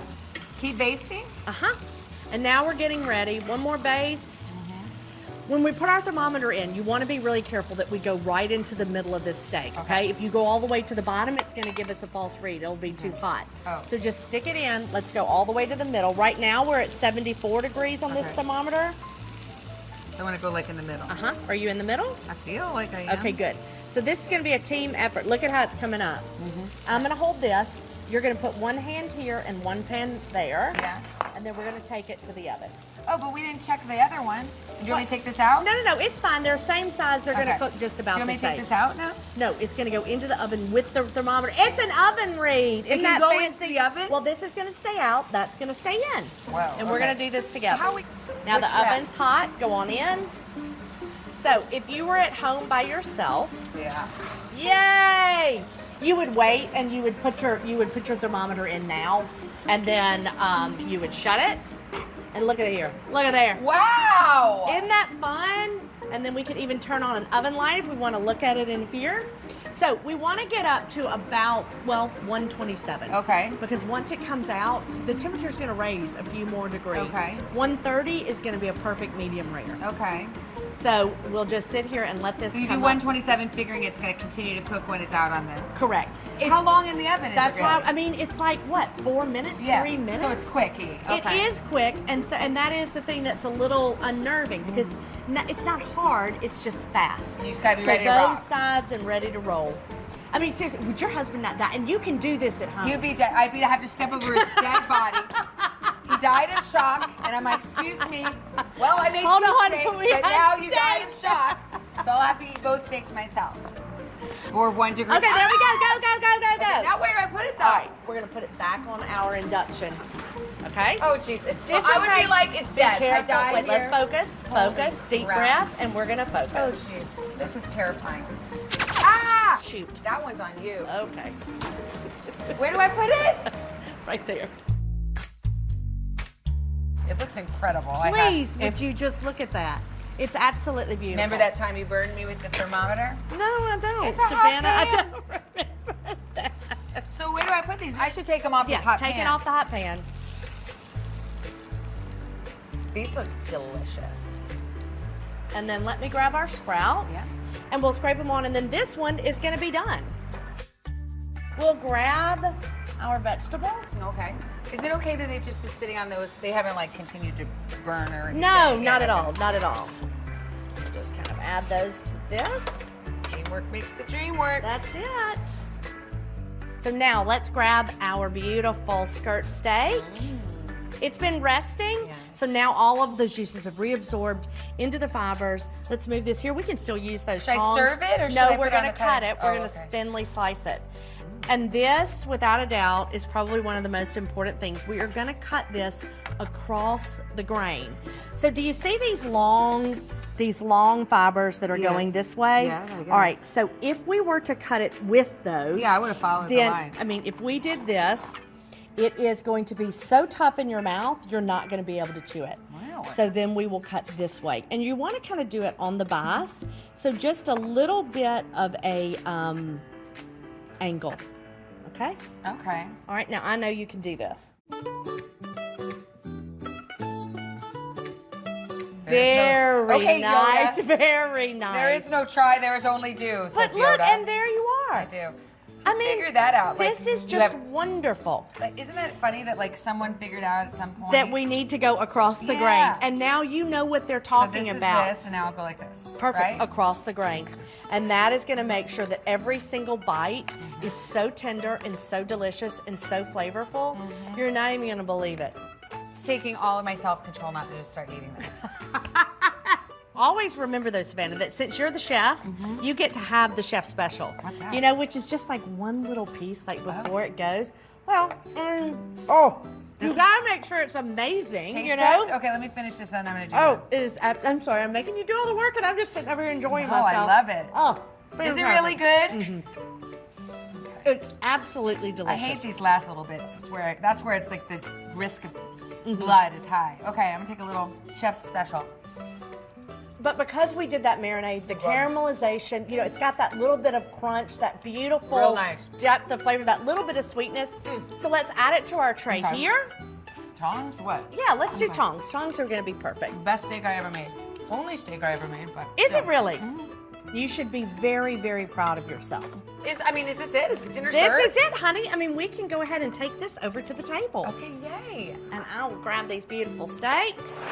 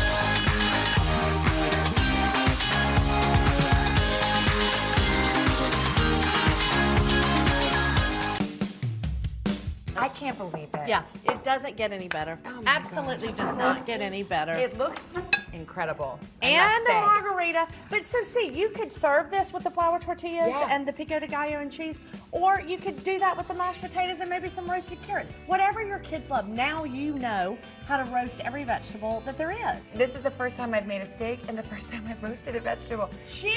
Not my first margarita. No, let's do this. We're good at this. This is so fun. Okay, so what do we do? Let's do a little bit of this. Come to mama. And then here we are with those beautiful roasted vegetables that you love did. it. You know, it's that moment right before you cut into your steak that you kind of take that breath wondering, you know, was it cooked properly? Well, that's what Is it just like I like? Look, It's so tender. Oh my gosh. This is my Christmas card. That's it. That should be absolutely. I mean, this looks incredible. That doesn't get any let's better. Taste it. Delicious. I mean, gotta say. I'm sorry. You killed it. So Absolutely good. killed it. It's so tender. Let me try these Brussels. And I love not mom's frozen. The aromatic of just that little bit of garlic and rosemary that we threw in at the last minute was beautiful. It is really delicious. Okay, now I gotta try skirt steak. Tender, not chewy, because we cut it across the grain. And that's the key. I might have added a little more salt. And that's fine. Lesson learned. So now you know. We've opened up so many possibilities to you because you saw two ways to make a steak, one with a marinade, one without, and then we know exactly how to roast vegetables. So you've got everything from roasting an onion and peppers if you wanted to make fajitas, all the way to beautiful Brussels sprouts or butternut squash. I mean, it's unbelievable what you can do now. I know, it's so are you saying that like other cuts of steak I could prepare in the same way? Absolutely. So it doesn't matter whether it's a ribeye or if you are doing a filet like we did today, it's the same method. It just depends on the cut of the meat. You're either gonna marinate it and have to be very careful with the way you cook it, or you're gonna go sear it on all sides and go in the oven to finish. So you've done it. Now I can make anything. You really can. Any sort of protein and vegetable. I just have one final question. What is that? Is the pan hot? Honey, that pan is hotter than the hinges of hell. How about the streak? It's cold as ice. Cheers. Cheers. Thank you. Over the years, I have been lucky enough to step into the Today Show kitchen and watch the best chefs from around the world teach us some incredible recipes. We had made that pesto, which was, exactly. I almost got out of this one clean. Turn it down. Oh my gosh, I had one job. None of which I've mastered because, well, I actually don't know the first thing about how to cook, but I'm putting those days behind me for good. Today, Darnell's Super Chef Ferguson is gonna teach me his tricks for the most important meal of the day, breakfast. We're making an American-style omelet with all the fixings, the crispiest candied bacon, and a classic pancakes that everyone in my family will love. I'm feeling pretty confident about this one, and I love breakfast, so let's get started.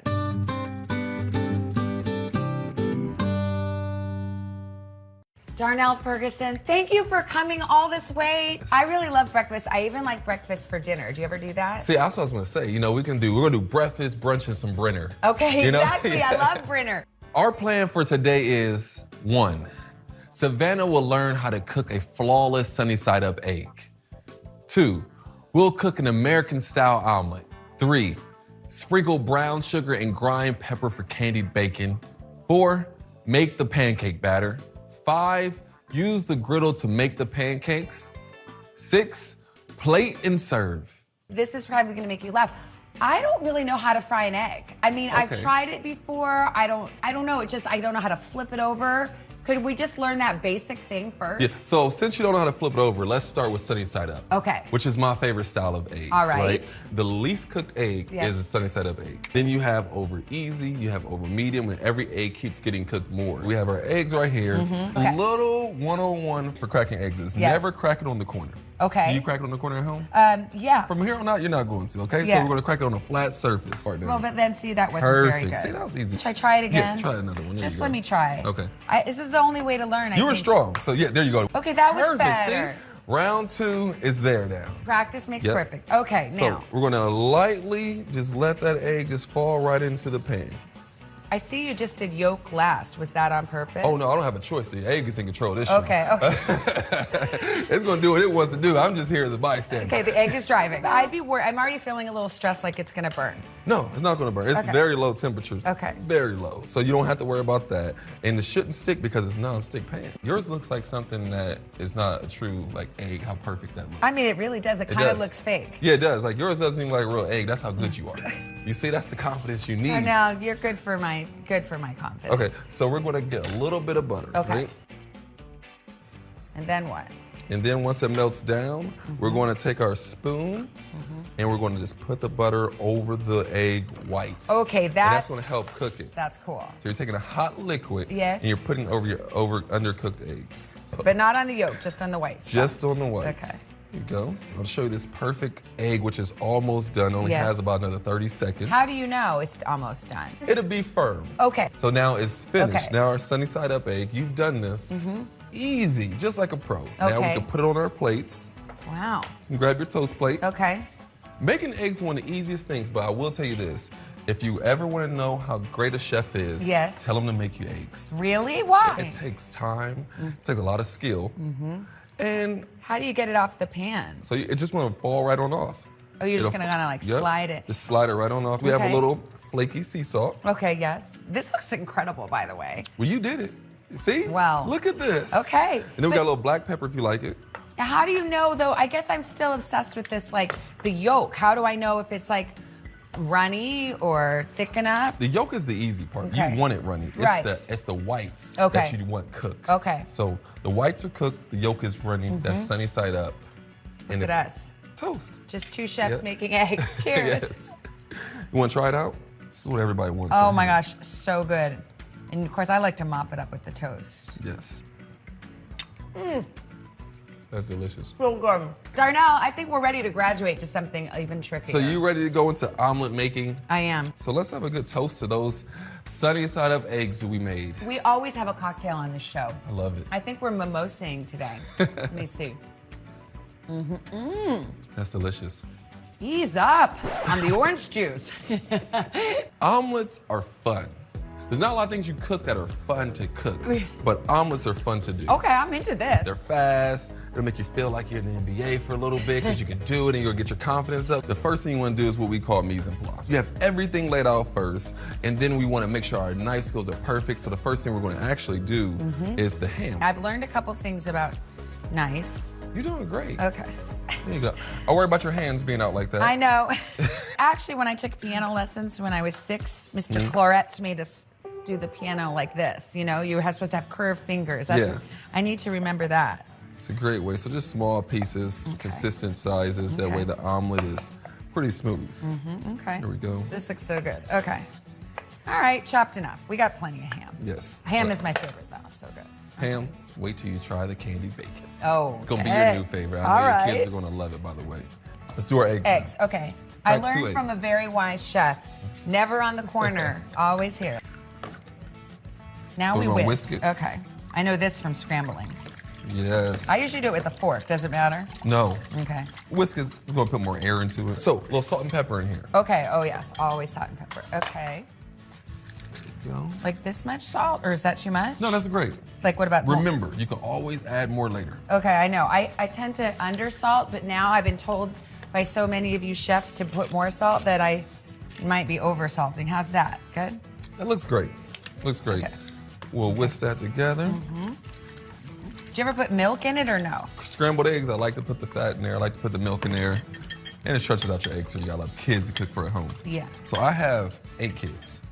6 who stay at my house full time. So Oh my gosh. that's why I call my wife my junior chef, because she's always cooking for juniors. Oh.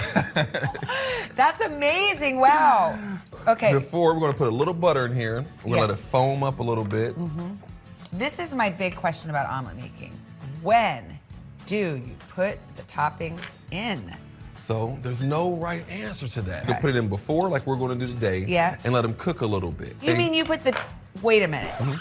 You put the vegetables in before the eggs? Yes, that is one way of doing it. Okay, wow, you're blowing my mind. Now let's go ahead and put whatever vegetables and meats you want to put inside. Okay, so here. this would be when I put the spinach in. Yes. Which I don't usually like spinach, but I want to learn, so I'm putting Help it in. soften it up a little bit. Now these are big old leaves. Should I have chopped those smaller? No, they're going to cook down. I'll put a couple peppers. So we have this going, and remember, all these meats are cured meats, so they're already cooked enough. Oh, okay. So we're not worried about cooking the meats. Got it. It's right? more like heating them up. Exactly. Okay. Let's go ahead and pour our eggs in. Okay. So this is enough. That's enough. I don't have to wait for these to be brown No. or anything? Okay. No. Okay. There you go. Pour it right in there. Okay. Ooh. Fancy. Okay. All right. So now go ahead and scramble your egg a little bit. Okay. Because we want to get everything evenly incorporated. Okay. There you go. And then now we're going to let it set. Perfect. Get over there. I want it to look like yours does then. So look, now I'm going under my egg a little bit, allowing the runniness to run off and go underneath it. Yep. So you don't have. I don't much have right any now. runniness. So you have a little bit right well, there. Right there. Should Yep. I just make a hole for it? There you go. We'll help each other out. Okay. There you go. And then Now you don't have lift. much. Okay. Oh, but I want that. Oh, I see. So like any of this little extra bits. Yep. Now it's cooking. So we'll leave it like this for 1 second. So do you feel like a spatula like this is the good implement, like the you easiest? need a rubber spatula. A rubber spatula. Yep. Okay. Would you rather just put our toppings right here and fold it over, or do you want to flip an omelet first? I think I need to learn to flip. Okay. We're going to assist the flip. It's called an Okay. assisted flip. Assisted flip. I have my spatula under a little. Yes. And I'm going to use that to help me flip my egg over. Oh, the whole thing? Oh, yeah. Oh my gosh, no way can I do this. Your no left way. hand is hard Yes, for I'm a left-handed people. Everything's hard for us. So go towards the top. Wait, what? Oh, because I was gonna flip it that way, but Oh, you don't that's think what's more comfortable. I'm not left-handed. Okay, so yeah. everything's different for people who Okay, are. yeah, Yep. we're specialists. So go lefties. under a lot, Okay, and then you I'm want under a to lot. assist Okay. it with the flip over like that. I'm scared. It's like jumping in a pool. I can't. Okay, one. You have it. I know it's gonna fail. Okay, one. I don't want to ruin it. See? No, you're but good. it didn't. Now you go back and you just get the rest over. Okay, but See? that wasn't good. That was good. Is it supposed to? No, I did it wrong. No, you're perfect. But is it? Look, it's folded now like a burrito. You're gonna fold it over again. It's okay. Okay. So now you'll just put your leave cheese it, just inside. roll with it like that. Yep. Okay. Now you'll put. I like Gruyere cheese. Okay, me too. Which So one's that? That's that one. Yes. I like that too. So put it on the furthest point of your omelet, Oh, that's interesting. Why is that? because you're gonna flip it over and you want all that heat to sit right on top of it. I'm gonna do. Which is this sausage? That is sausage. Sausage is my Yes. favorite. Ham is my favorite. I'm going for it. There you go. And all on the side too again. Yep, all on that Okay. side. You did a good job flipping. I You did. don't know. I want it, but was it supposed to be like half like this, or was it supposed to really be covering the whole This pan? is at home cooking. You know, now if you were in the restaurant and we had to see, this is what you're about to eat at home. So that is perfect for at home. But I want to get an A, Darnell. I want to be That's like. an A minus, but Okay, it's still an A. okay, You okay, know? So okay. Then I'm gonna flip my egg Okay, over we're to the flipping other again. side. Oh, like another folder, like Yep. this, like that. Yep, just fold it over. Yep. See, assisted with Darnell. Now it's getting kind of brown. Is that too brown? No, you're fine. I mean, look, this is a disaster. That is good. No, you know it isn't. And now these guys are falling out. Well, technically you're gonna eat them anyway. Okay, So you gotta keep your eyes on the prize. but I don't think they're getting too warm. There you go. Come on, Darnell. You know this is a fail. You don't have to be nice about it. Can I just creep those guys in? there? Yes. Okay. All right. And then we put it on our plates. That's it? Yeah, that's it. I wouldn't flip it again. I feel like it needs another flip. Flip yours one more time. See, there you go. Yeah, okay. I like to flip a lot. This is the saddest omelet. You know it. We all know it. Let's compare. Oh. Wonder that who bad. did what. It So- doesn't look that bad. No, it doesn't. That's what I'm saying. Like you're being hard on yourself. Okay. This is just one part of breakfast. We still have to do the candied bacon and the powerful pancakes. Oh, okay. So can you I'll go sit these get these on the table. All right.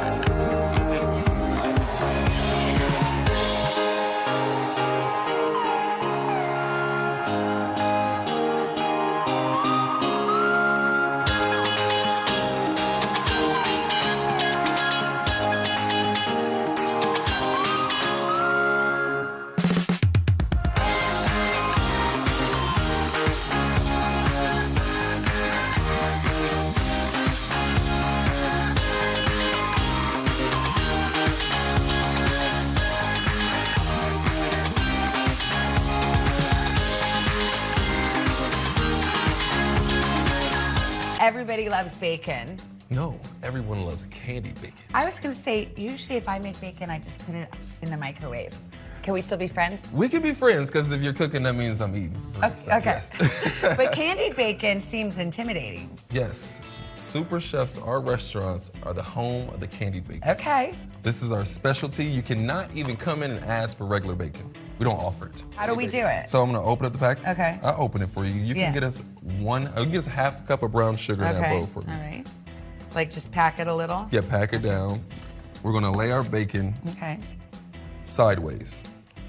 So if you're cooking bacon at home, the reason why the microwave isn't the best method is Yeah. because it shrivels down the bacon. Well, that's true. Yep. Whereas if you cook it on the sheet tray or you cook it in the oven, it keeps the bacon the same length as the bacon. Now you have this like wire rack and foil. Is that necessary? It's really necessary for candied bacon. Okay. So we have the wire rack, that way the bacon doesn't cook in its own fat. So How'd you get into cooking, Darnell? I got into cooking by watching Emeril on TV. He was my inspiration. He was very unique. And if I wasn't going to be a chef, I was going to be a Navy SEAL, so he had a really good uniform on. And I wanted to wear a uniform. So Now you have a chef's uniform. yeah, now we have chef coats, which everyone has to wear I'm gonna get you a chef coat. Oh, I don't know if I deserve it. First thing we're gonna do is we're going to freshly cracked black pepper on top of it. How much? How much pepper do you like? A little bit. I only like a little. So I don't we're have... gonna put a little bit on there. See, that's the Okay. thing about cooking. It's about the person, not the recipe. I'm gonna go right down one piece first. Oh, okay. See, you're a rebel. You just went everywhere. I like I know. It's like, well, I didn't know. Now I see I should have watched you first. Yours is more classy. But you're putting a lot on there. Well, I want to taste You like something it, besides sweet. Because black pepper also has a little heat to it. Yeah, okay. And then we're gonna sprinkle brown sugar on top of each piece. So, Be yeah. as attentive as you would like to. Okay. There we go. So if you want to grab these two and take them to the oven, I can Okay. open the door for you. Oh, we're doing oven. We're not frying. Yeah. No, always at home. Turn your oven on 400 degrees. Yes. Put your bacon on a rack and just put a timer. Oh, You don't really? have to worry about it anymore. Okay. It'll come out perfectly and it won't lose all of its size. Oh. We'll go ahead and put these in the oven on 400 for 400. 25 minutes. Okay, got it. Does it matter which rack? No, because we're gonna use both of them. Okay. Now, if we had the broiler on, then it matters which rack. But Okay. since we have it on bake, it won't matter. All right. See, you are almost there with candied bacon. That wasn't that hard. No, that was easy. Yeah.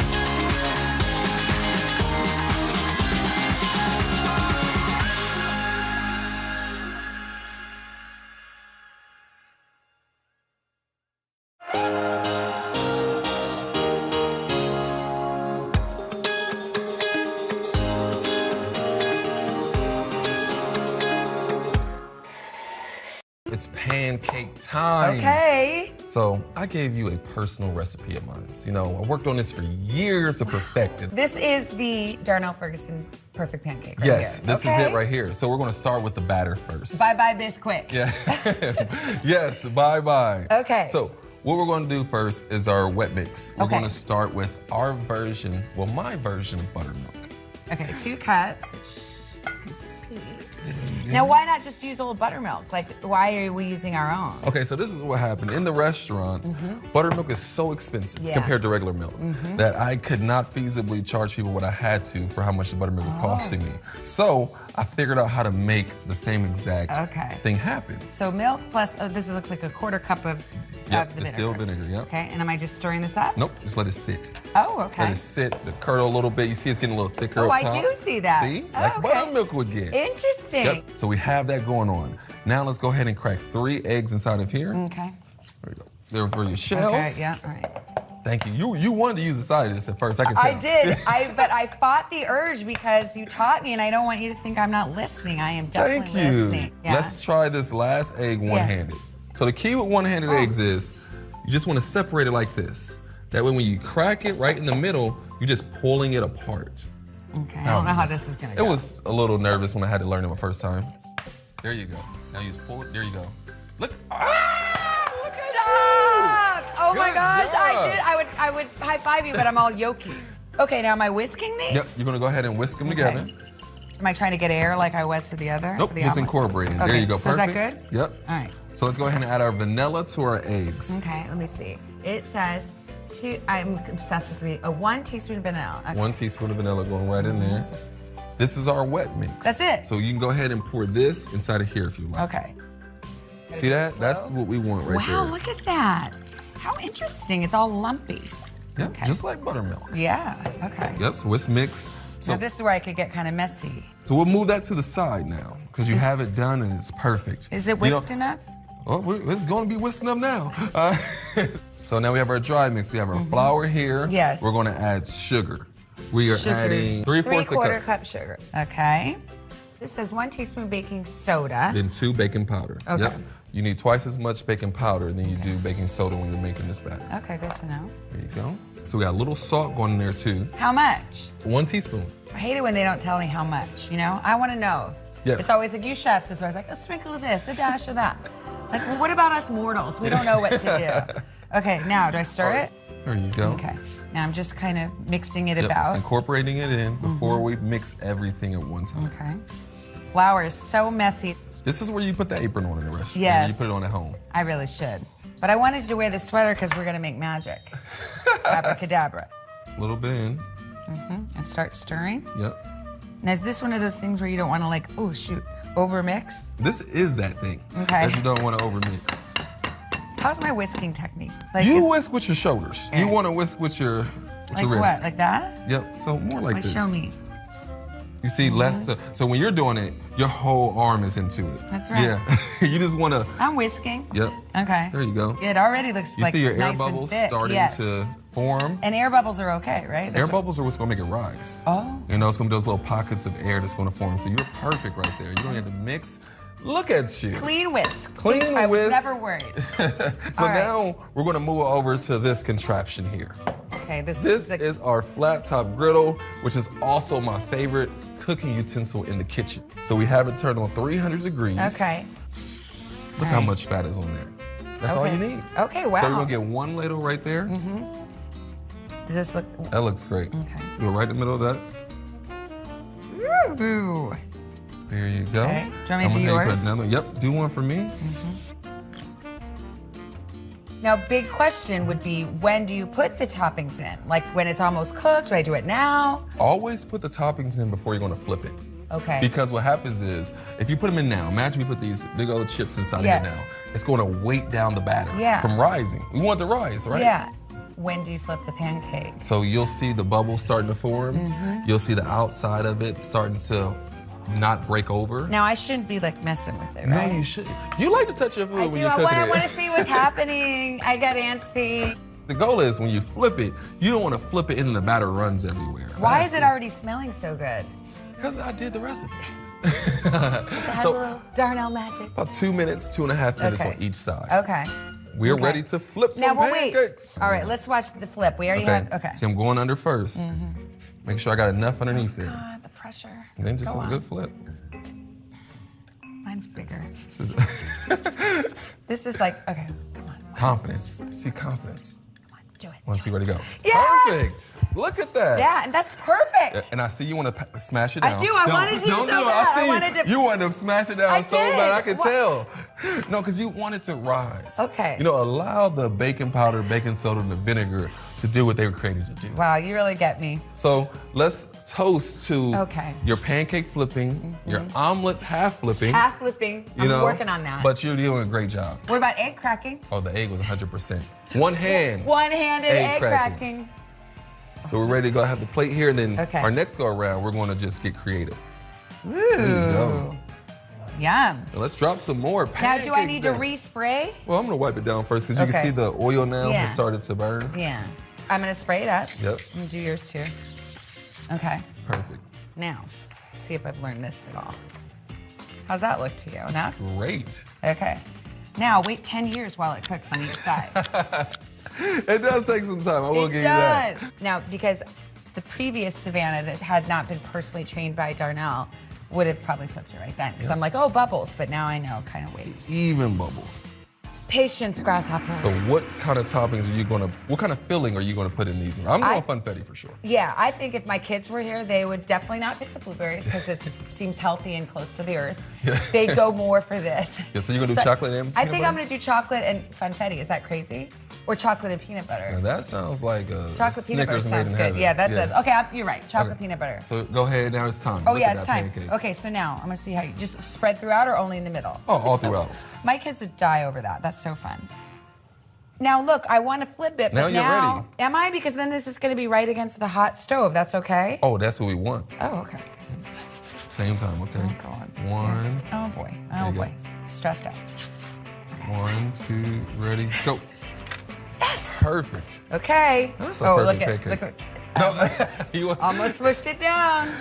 I'm never using the Yes. box batter again. Yes. That We're looks ready. done, right? Yep. Okay. So I like to put them upside down so you can actually see which pancakes are which. Yes. Look at that. Ding, ding. That looks so good. Okay.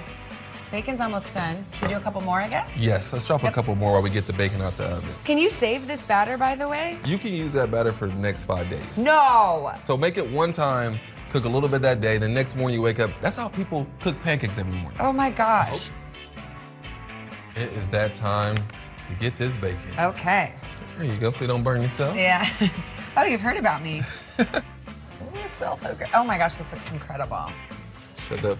Ah, graceful as always. Okay.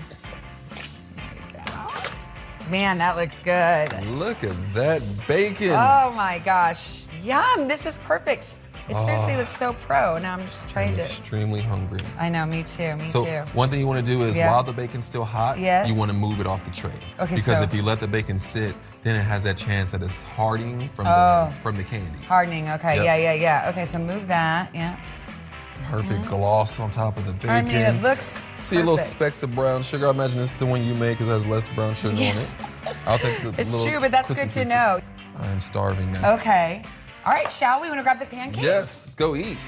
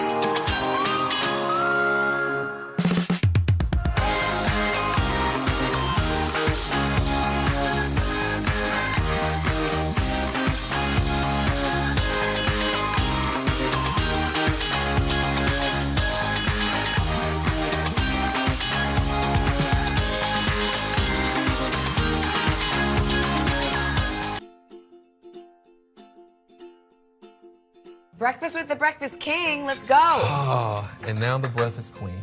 Exactly. Well, trying. Maybe princess. Princess. The breakfast apprentice. Okay. My omelet doesn't look too bad. I mean, it's a little wonky, but I'm sure it'll taste just fine.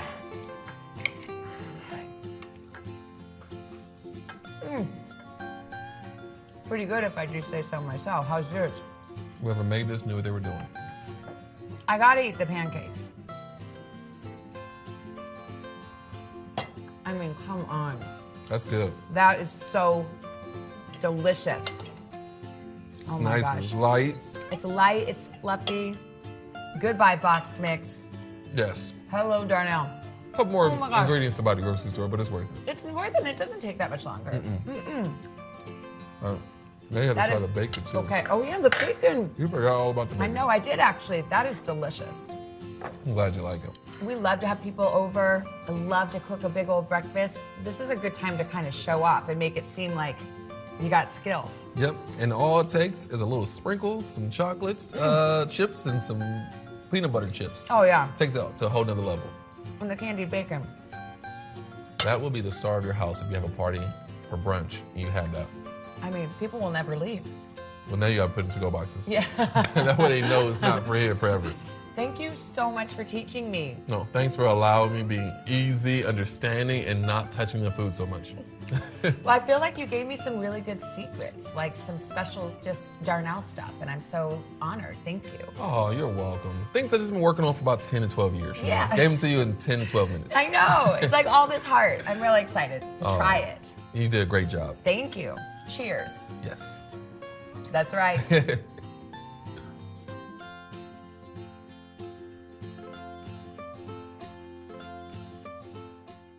Over the years, I have been lucky enough to step into the Today Show kitchen and watch the best chefs from around the world teach us some incredible recipes. We had made that pesto, which was, oh, Exactly. darn. I almost got out of this one clean. Turn it down. Oh my gosh, I had one job.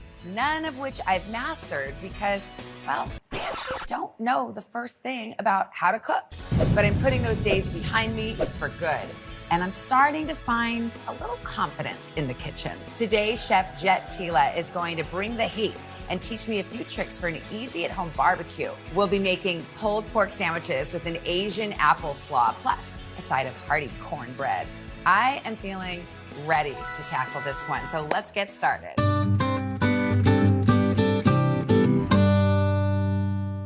I am so happy you're here. It's great to be here. I'm glad that you want to learn to teach me foundational stuff because I don't know anything. Have you heard? I don't buy that, Savannah. Oh. I've been watching you cook and you've come a long way. So what do we do? What's our All plan? right, our plan for today is season the pork, sear the meat before braising, cut the vegetables and mix the dressing for the slaw, make and bake the cornbread, shred the pork, assemble the sandwiches, plate and serve. Our barbecue brothers are gonna get mad at us Yes. for calling this barbecue. We are creating a version of barbecue in the house by braising. Barbecue technically is smoking something for a very long time until it breaks down. Okay, no smoking. Braising is, like, what does that mean, really? Very simply stated, we're gonna take a tough cut of meat and we're going to cook it slowly with a little bit of liquid so all of the toughness breaks down. We're gonna cook the crap out of We're it. gonna cook the crap out of it and Okay. make it delicious. First thing we're gonna do is we're gonna mince an onion. Ooh. Yeah, so I don't know if mince. I've minced before. Have you diced? Oh, yes. It just means smaller dice. Okay. That's all it means. This is one thing I learned. Show me. When you have a round thing, you gotta make a flat let me show you side. another way. So can you cut down, Yeah. but not all the way through? Okay, yes, Just I can. leave it connected. I gotcha, like this. Okay. You're totally killing it.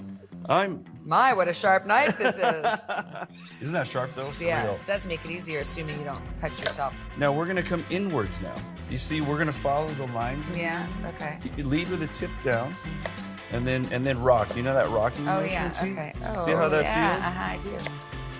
You're a great cook. It's just all about believing you're a great cook. You're killing it. You are a sweet talker. No, it's the truth. Look what you're doing. You're gonna make me cry, or maybe it's just the onion. Yeah, Okay. it's definitely the onion. Definitely Okay. the onion. Are these mincy enough? Those are beautifully mincy. And we're gonna teach you to do a dry rub. So dry rub is basically a a seasoning mix that goes on a piece of beef for barbecue. We're gonna apply it to the braise. Okay. So Brown sugar. brown sugar. How about? Oh, you're one of those put a piece of bread in your brown sugar. How much? We're gonna go 3, 2, 1. So 3 tablespoons. So Okay. salt 2.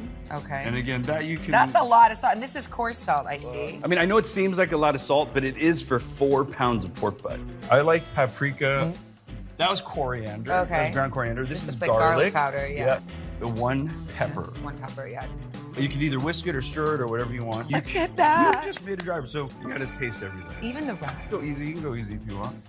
Oh, but it's delicious. What do you think? I like Isn't that it. nice? Sweet, a little bit of Tastes nice. savoriness. Then we're gonna do pork butt. I like to say pork behind.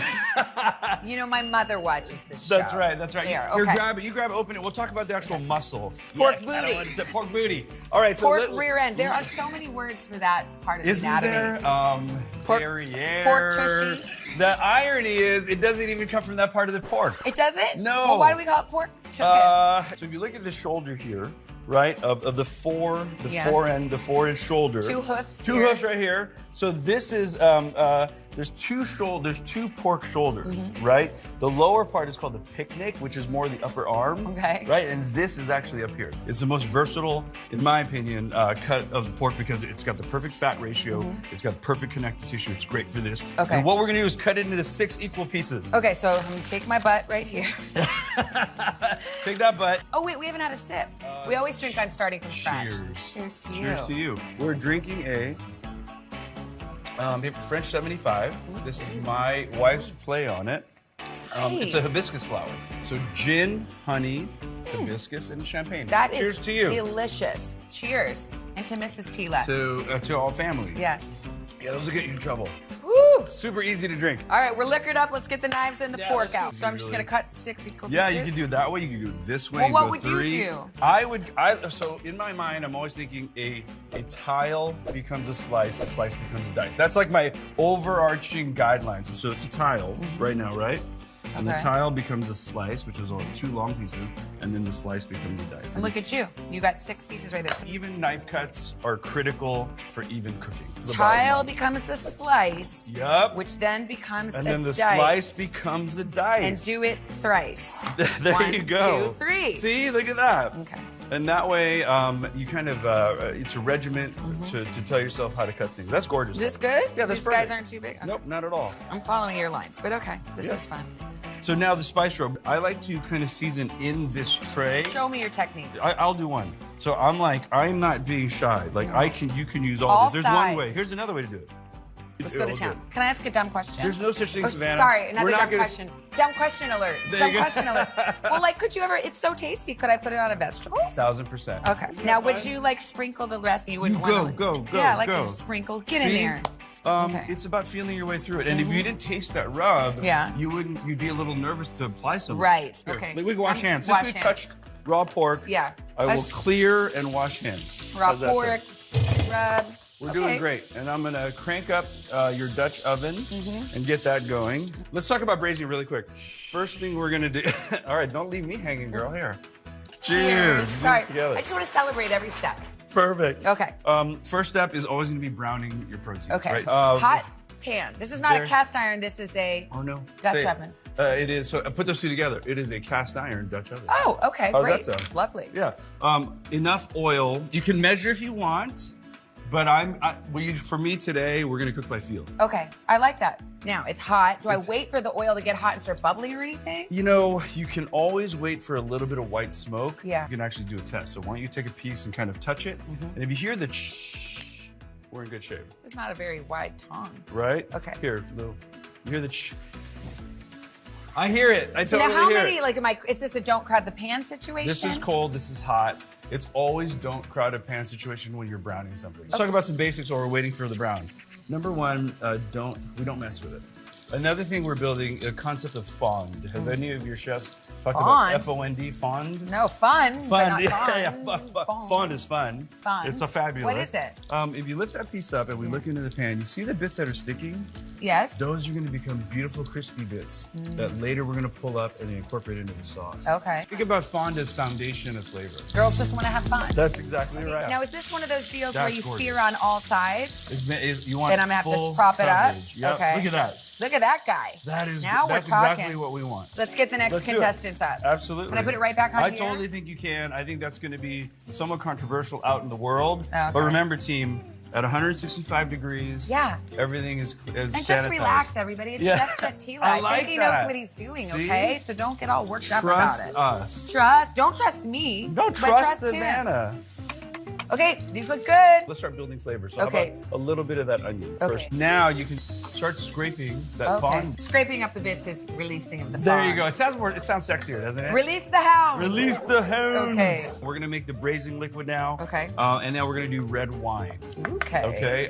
And you could be any alcohol, but Yeah. red wine is gonna go with this kind of darker, richer braise. Okay. So whenever you're Just- doing alcohol, just a really good tip, because this might be hot and it might flare. There's a small chance. So take a half step back.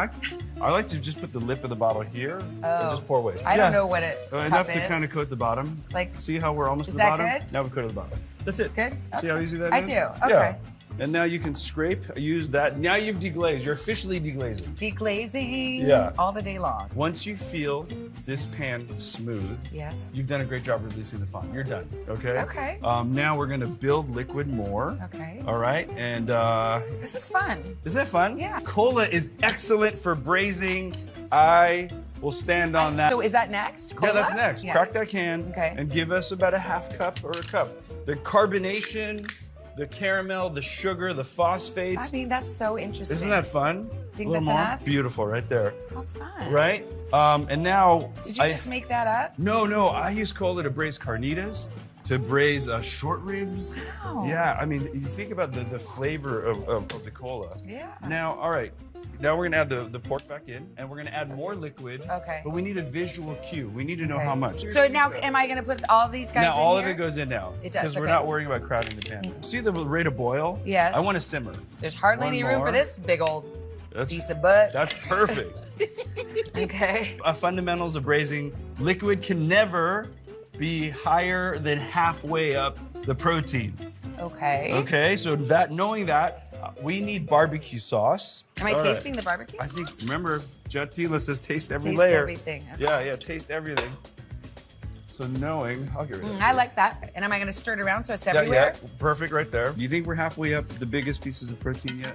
I don't know. I don't want to get the wrong answer, but I'm going to say yes. I say we're almost there. Okay. Because, now we're going to account for 3 hours of braising Okay. and some reduction. So maybe a touch of chicken stock. Okay. A touch of chicken So I don't need too much. No. The chicken stock's just sort of to get us to the level we want. That's exactly right, Tina. That's All right. exactly right. We're done. Okay, but don't I need to stir it up or Just a anything? little bit, because you know what's going to happen at 325 degrees. It's going to simmer in the pot. So it's. This gonna looks stir. amazing. I'd eat it right now. I'm To the gonna oven take it goes. 325. I want to make sure that the brazer's in the middle of the oven. So set your rack. Oh. So when it's in, it's right in the middle. Okay. And then see you later, braise. Bye.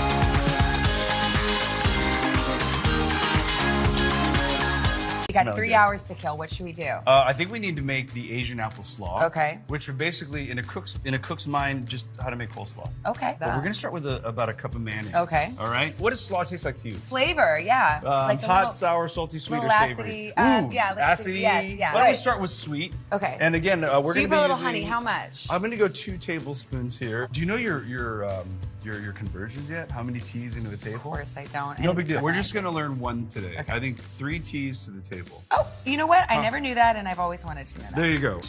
We've got soy sauce and sesame oil. Okay, that's a tablespoon? 1 each. Okay. 1 each. And I'm using soy sauce here because it creates salt, creates a little bit of umami, that savoriness. If you don't want a soy sauce, go salt. Now, sesame oil, same thing, 1 tablespoon. 1 cup of rice vinegar now. Oh, We're gonna work that in slowly. I'm gonna get the lumps out.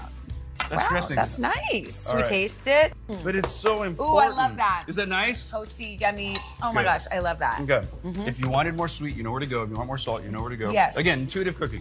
Chop time. I'm gonna start with the cabbage. Okay, this is the intimidating cabbage. We've had some issues with cabbage before. Talk to me. Ooh, okay, great. Hold on. Put it down. Put it down. Yeah, And tame then the if beast. it's tame the beast, then it rolls around on us less. Okay, woo! If I were to think about everything as tile, slice, dice, Yes. I would think this is the tile. Okay. And then what if this was the slice? Okay, I'm not sure I understand that. So but I'm okay. just saying like half the half. Okay. Okay. Great. Okay. This is the spine of the knife, Mhm. right? You're bunched up against the board. If you took a half step back, you give yourself more room to breathe. And if you made sure that spine was flat, think about perpendicular, you're always gonna have straight cuts. Oh, you're just sort of using it I'm as just a using, visual guide. That's it. It's I like a see. landmarker. Okay. Julienne apple. Julienne apple. We're looking for about that 1/8 to 1/4 of an inch pieces. Is It'll this it? change That I'm doing overnight. these round slices? Yeah, Okay. because we're gonna end up with a matchstick. Oh, So we'll okay. take that round slice, which And is then our- make little matchsticks. That's Oh, it. I see. Okay. I lay them on top of each other. The stack height is totally up to your comfort level. Okay. And then what I do is lay them up, and then same thing. We're Uh-huh. done with apple. Okay, good. And now we're gonna go to carrot. I flatten round things, boom, like that. And then I lay them on their flat side. Now that keeps us from getting cut. Okay. And a carrot's gonna give you a lot of resistance. Really Tile, great. slice, dice. Tile, slice, that dice. means first mark it out, then Yep. slice it, then chop it up a little. That's it. Okay, Because now I see what you mean. So now we can toss it, right? Yep. Exactly. Okay. Would have been good if we had a bigger bowl, though, right? So I would do just a good pinch of salt. You and mean then- salt and then turn, salt Yeah, and turn. exactly. Oh, Just a good thing of salt right now. Done. And then we'll turn. And then turn it, but that's not going to make it all too salty. Like Nope, if I do that's more? perfect right there. Yeah, because that's why we tasted the dressing first. Yes. So we know kind of how much salt we need. That looks awesome, Savannah. Okay, this really does look good. I think we can sesame now. Just like yeah, sprinkle, just sprinkle? zhuzh, and then do another toss. Okay, good? Yeah, looks Okay. beautiful. Yes. So we're gonna let it chill a little bit. Chill. Chill Yes, out. chill. See you Okay. later. Bye-bye. Bye, bro.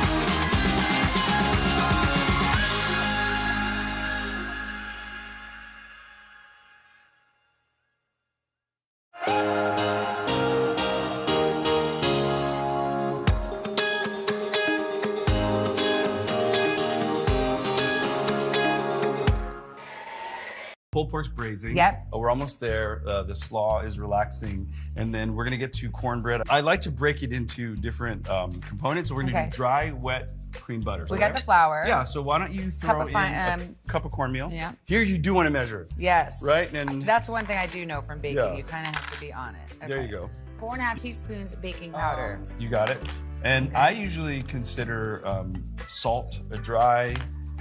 Yeah, I would. But here's a good tip. Like usually when you're creaming butter, sugar's not a dry. Like your cookie recipe. Sugar Right? goes with the liquids. There it is. Okay. 1 teaspoon kosher salt. Okay, got these it. are dry. Whisk them. Let's whisk them together. Okay. Now you're gonna do the wets now in that large measuring bowl. Okay, And so- you're gonna start with eggs. One thing I learned is you don't do it on the edge. Yes. So that was one thing. Look at you, man. You got this. Now I did Yeah. learn on one show how to do the one hand crack. Should Okay, I try it? save the last one, please, for Okay. one hand. But it's a real messy situation. There It's you not go. real. Yeah. The second hand got in there late. Okay, so work in progress. So let's whisk up those eggs Okay. until totally together, where you can't tell if it's white or if it's yolk. Lovely, lovely. And then I'm gonna fly in your milk. Okay. There it is, 1 2/3 cup. Pour it right in. Pour it right in, whisk that together. Okay. And you've basically separated your dries. You've got your wets. And I'm gonna bring in the mixer to cream butter. Have you creamed butter? I have not. Okay, this is important. This is a really good concept to Okay, learn. so is this done enough? That's Good? lovely. Okay. We'll put it to the side. Ooh, I love the mixer. Okay, creaming butter. Yes. First, do we need to get acclimated with the mixer? I actually know this mixer. Okay, good. I have this mixer. Okay. We're gonna go Using to this paddle. It says 12 tablespoons of butter. That's 1.5 sticks. Yep, so Yeah. save us half a stick for greasing the dish. Ooh, and I see this is room temp butter. Yeah, which is really important, team, that you can't cream butter that's not Okay. room temp. Then we need Now a your cup sugar. Yep, Okay. cup of sugar. So- Low first. low. What we're doing here is using the sugar, because it's coarse, to whip air into the butter. Okay. That's all we're doing. This is gonna give you a really light, fluffy cornbread. Fluffy. Okay. That's period. So now you go higher. Okay. Now, what we're looking for is color. Oh. It's a pale yellow. It's gonna start to become one fluffy, beautiful mass. And it's gonna get even more pale. Now I can get obsessive about pushing stuff down on the Which, side. Should I? Thank you for mentioning it, because it's so important. So let's turn it off every so often, scrape down. Scrape down. Okay, good. So it's good to be a freak about this? It's totally, when it comes to Okay. baking, Yeah. when it comes to cooking, absolutely. I do. All So right. now I'm going in. We're whipping and again. I'm going to go straight up to fast, right? Yep. That's it. You're doing it. You could take this time and grease our baking dish. Okay, now I'm like, maybe I should just do this. Done. What we're gonna do now is work the batter together by alternating dries and wet. Well, okay, so to do a little dry, a little wet. Yeah, maybe a third at a time. Okay, here we go. And now we're going to do this a Slow, little. nice and really slow. Yeah. Because I don't want to beat it all in my face. That would be fun though. Now add a little. Add about a third. See how it just comes together? Now stop. We'll go alternate Oh, back okay. to. Yeah, the whole little more idea dry. here is good incorporation without over mixing. Okay. Flour, when over mixed, will create gluten. Gluten will give you a very tight crumb, and we Okay. don't want a tight crumb. Never So- want a tight crumb. Boo, boo tight crumbs. Pour a little this much. Yep, and you like can go a about- little more now. Like so. that? Yep. Okay. Perfect. Should I be spatula-ing? I think this is a good time to maybe stop and give it a scrape down. Yeah, I think so. I have a scraping here. Just not as bad though because it's liquidy. You're But doing still. it. Okay. And I think we're at the point now that we're a third. You can just dump Dump it all everything in. there. Yeah, for sure. So we're at that point where the batter can handle kind of the rest of the ingredients. Okay. No problem. How do you know that? I'm looking at the mass it's become, and it's stable. That's what I'm looking for. There you go. So How'd you get into cooking anyway? my family immigrated in the 60s. We had restaurants in China. So my grandparents had restaurants, parents had restaurants. There was really nowhere else for me to go. It's in your genes. Yeah, it's called not being good at school. No. Did you grow up cooking? Yeah, so I worked in our grocery stores as a butcher, as a produce guy. Oh my gosh, that's how you know so much. I did it all. Get in there and let's get all kind of the. Just make sure I really got it mixed in Really well. kind of Like the use that flours in blade there? and almost fold. There you go. And then I'm just gonna pour it in. Do you have That's any all. pouring techniques? You know, not really. Okay. I don't. I just try to kind of cover and then tap, tap, tap. And if you're one of those people like chunky cornbread, like jalapenos Yeah. or corn, This is kind of right before we go into the pan. You can incorporate all your. Besides what would you put in? I would. Bacon? Yum. Oven-wise. Yes. 400 degrees. Okay. 20 to 30 minutes. Okay. After about 20 minutes, I would check with the little cake checker. Yeah. And we've done it. Shall I bake? Let's do it. Well, let's do it. Savannah, we've done so much. Oh my gosh. The slaw is ready to go. We got the cornbread. I think it's time to pull out like the brioche buns and start to build lunch. Okay. I'm gonna go check on the pork. Okay. I'll bring it over. And then here we go. Woo! Wow. That looks awesome. It looks incredible. Oh man. Okay. Okay, so now we're gonna shred.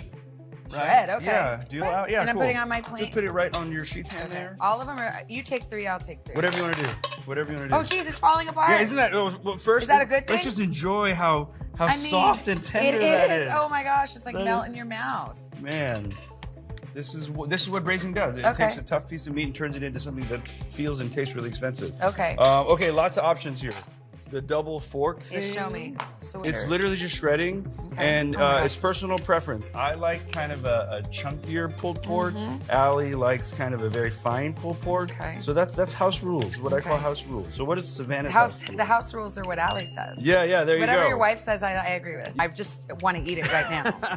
Just oh, really, put Savannah? a bib Because on. I have your box of Oh. spoons. Ah. Oh, yeah. Okay, love it. All right, Yeah. I get to taste it. Yay. We have to taste every layer because Okay. it's gonna morph a little bit. Okay. Mm, Yes. really good. All right. I like it. So once it's shredded, do you mind putting that barbecue sauce Oh, yeah. into all this delicious kind of pan sauce that This we made? whole thing? The whole thing goes Okay. in. I'm just stirring it up, right? You're stirring it up, and then we're gonna marry the pork back into the sauce, so it gets almost like another basting. I Great. can't believe I made this. What are you talking about? It looks so good. You killed. Okay. Savannah, pulled pork is ready. I'm gonna go get the Cornbread. All right, here we go. I'm gonna drink. Ooh, that looks good. Save me some. Ooh, look at that. Gorgeous. That is pretty. I'm gonna put it on your trivet. Okay. Is that okay? Yeah, of course. You can let this cool in the pan. You Yeah. can eat it warm. You can flip it out and let it cool and get crispy edges, whatever you Okay. want to do. But for today, I think we're just gonna serve it as a side. So do you want to carefully take that butter knife and then cut it into squares? Yeah, should I? Yeah. Tile slice dice. You go, girl. Yeah, and if you don't mind placing it in this Yeah. tin, and we've made honey butter. Which is basically room temperature butter. Yeah. Swirled honey in there and a little bit of flake sea salt on top. sounds It's delicious. easy to make things fancy. Should we taste? Yeah, you always get to taste every Yeah, layer. we don't need spoons for this one. No, here, I'll give you a little Thank you bite. very much. Thank There you. you go. You're so good at that. Look at that. Look at the crumb. I mean, the crumb. That's what I was going to say. Yeah, the no crust. gluten there. What? No, right. What's gluten? There's no gluten. That's delicious. Shall we build? Yes. Okay, so here is the slaw that you made. Okay. This is a brioche bun. I kind of like to do a little bit of sauce. You can go really big if you want. I'm gonna Yeah. go manageable today. Me too. Okay. We have to eat on TV, so we don't want to be like. Exactly Okay, so right. you do that. And we'll just do some slaw on top. Okay. And then do you barbecue sauce the top layer or no? Yeah, I totally would. Why not? Okay, yummy. Yummy, yummy. Making a sandwich, that is something I know Mm. how to do. All right, Savannah, look These what look we've done. good. That looks excellent. Load them up. Load them up. Thanks so much. Let's get to the table and kind of recap and eat lunch. Okay. All right, you got this. You want to let me give you this? I'll grab this. Okay. Okay.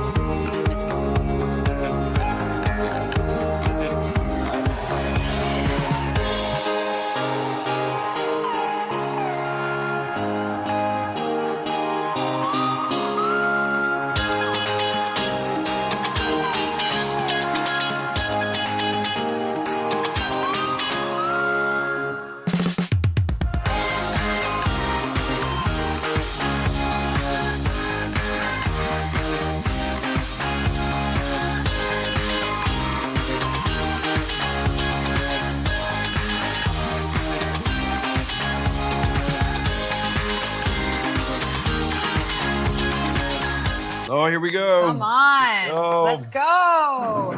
Pulled pork, slaw, cornbread. I mean, this is a perfect summer meal. It really is. Also, a lot of techniques to take with you. Yeah, for Right? sure. Braising, I mean, that was incredible. Good. Okay, but let's eat. Let's do it. Let's do it. Okay. I'm starting with liquid food. Oh, yeah, exactly. I can relate. You hit me with the piece of cornbread. I got you. Oh, I gotta try some of that butter, You too. absolutely do. This is my favorite. Really easy to kind of fancy up. So good. Mm. This cornbread melts in your mouth. Oh man, that when you cream that butter, man, it just really lightens up this whole. Tell Allie I like her cocktail, too. I will. She's invited over. This is delicious. Not good? I like these plates because they're, well, it's a messy kind of, it's like a trough. We need some of those wet towels. I'm into that. It's very barbecue inspired, right? Yeah. And these are really inexpensive. Anyone can go to a restaurant supply store, get what these are called like eighth sheet pans or quarter sheet pans. You get some fancy decoration, and it's really just tiny little moments that turn your dinner parties into something fancy. I can't believe how good that is. And you don't have to make a sandwich out of it. You could have just done some coleslaw, some chips, eat with a fork. That's the whole idea here. Is like you have a little barbecue lunch without smoking things for 12 hours. Yeah. And the pork is savory, it's sweet, it's kind of luscious. The slaw with the acid, it's really a knockout combination. It's all working. Yum. Jet, thank you. Oh, my pleasure. You are a very patient teacher. No way, I you're an appreciate it. outstanding cook. Thanks, Savannah. Cheers to us. Cheers to us.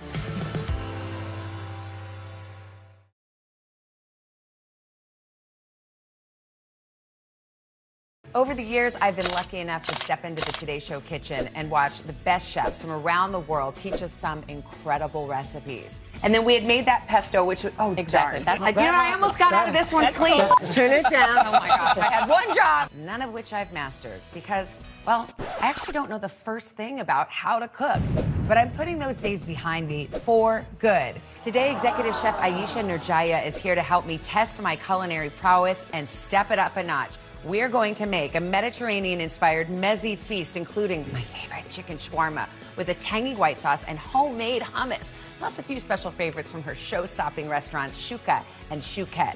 I'm a little nervous, a little intimidated, but mostly just so excited to try. So let's get started.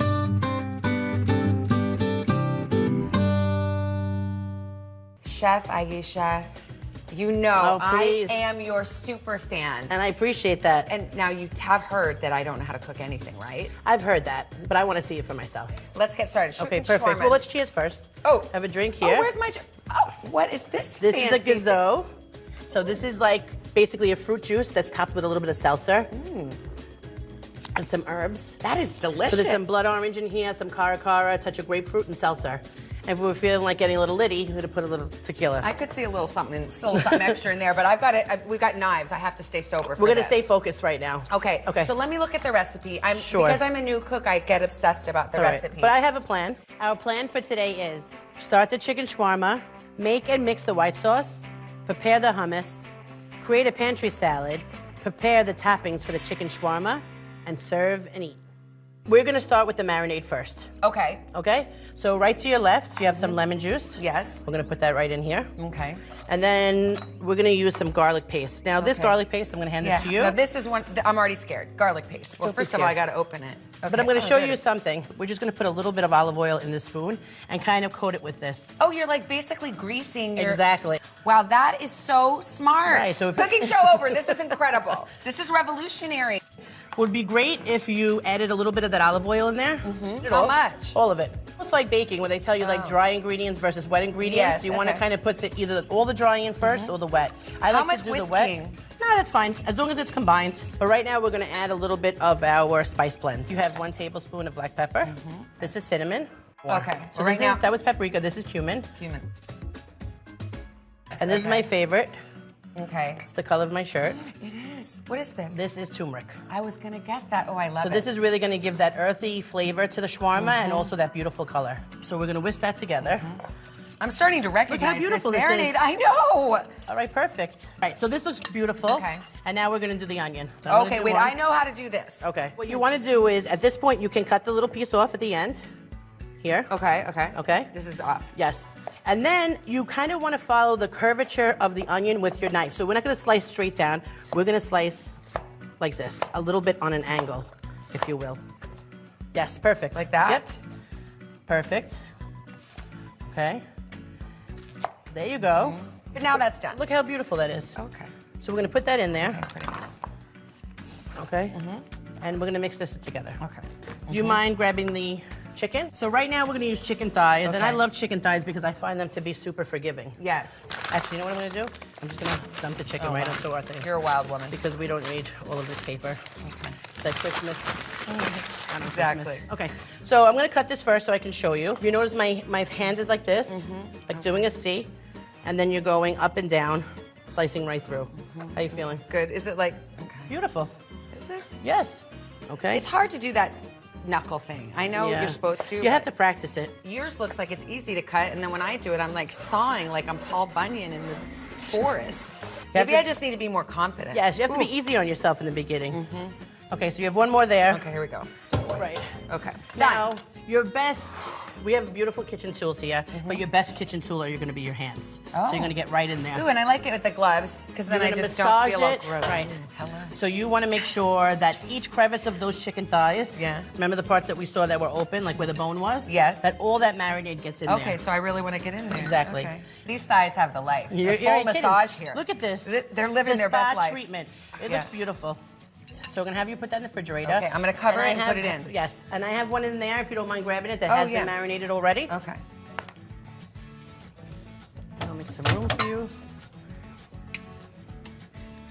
Perfect. 48 hours later, 48 through the hours magic later. of television. Da-da-da-da, da-da-da-da. So let's uncover this. So this is made. Now, what if you really didn't have 48 hours or you're a bad planner? I mean, what's you the could bare do, minimum? You could do it for 4 hours. You could. Really? But I can't guarantee you that really deep flavor. Got it. That's the only thing. Fair enough. So if you smell this, you can smell all that hard work that you did with the garlic. Delish, And yes. I'm gonna hand you this sheet tray. So the key here is what we wanna do is make sure that we put this on the sheet tray, but we give it enough space that the heat is hitting it, so we're not overcrowding it. Okay. Why don't I just help you out by kind of like doing a little bit of the dump method Oh, here. is that all right? Yep. Oh, And then okay. you are gonna use And your then I'm tongs spread it. to Okay, spread them yeah, out, right? But like, does each feel guy like- have to live in his own little world? Nah, they just have to have a little space around them. Good? Yeah, I think Perfect. so. So we'll walk this over to the oven. Now, does the rack position matter in this? As long as it's in the, as long as they're not on the same shelf, you'll be okay. Okay. So I'll go here. Okay. Okay, so we're gonna put that in there. Chicken shawarma is in the oven, but it's not a good shawarma unless you have this beautiful white sauce. You have to have the white sauce. So what is it? So have you ever eaten like out of a cart, a halal cart? Yeah. And you get like chicken over rice, and the guy says white sauce, hot sauce, and you like double white sauce? Yes. This is really where this recipe was born. Okay. It is now like the ranch of the kitchen. They put it on shawarma, family meal. I've seen it go on pasta. I mean, they take it to a French place. fries? I mean, that's the best. Yes. That's the best application if you ask me.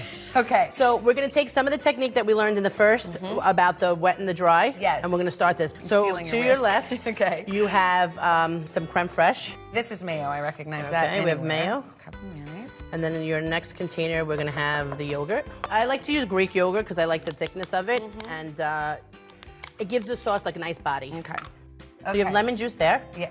To your lemon left. juice, few lemon Okay. juice. Cool. Okay. And then the next thing you're gonna do is gonna grate that garlic clove on the microplane. Ooh, now this is Have you done that scary. before? I haven't. I have to say these things are scary. The reason why you feel comfortable is probably because you don't want to nick your finger. Because I have nicked my finger. So what you would do is put on a glove.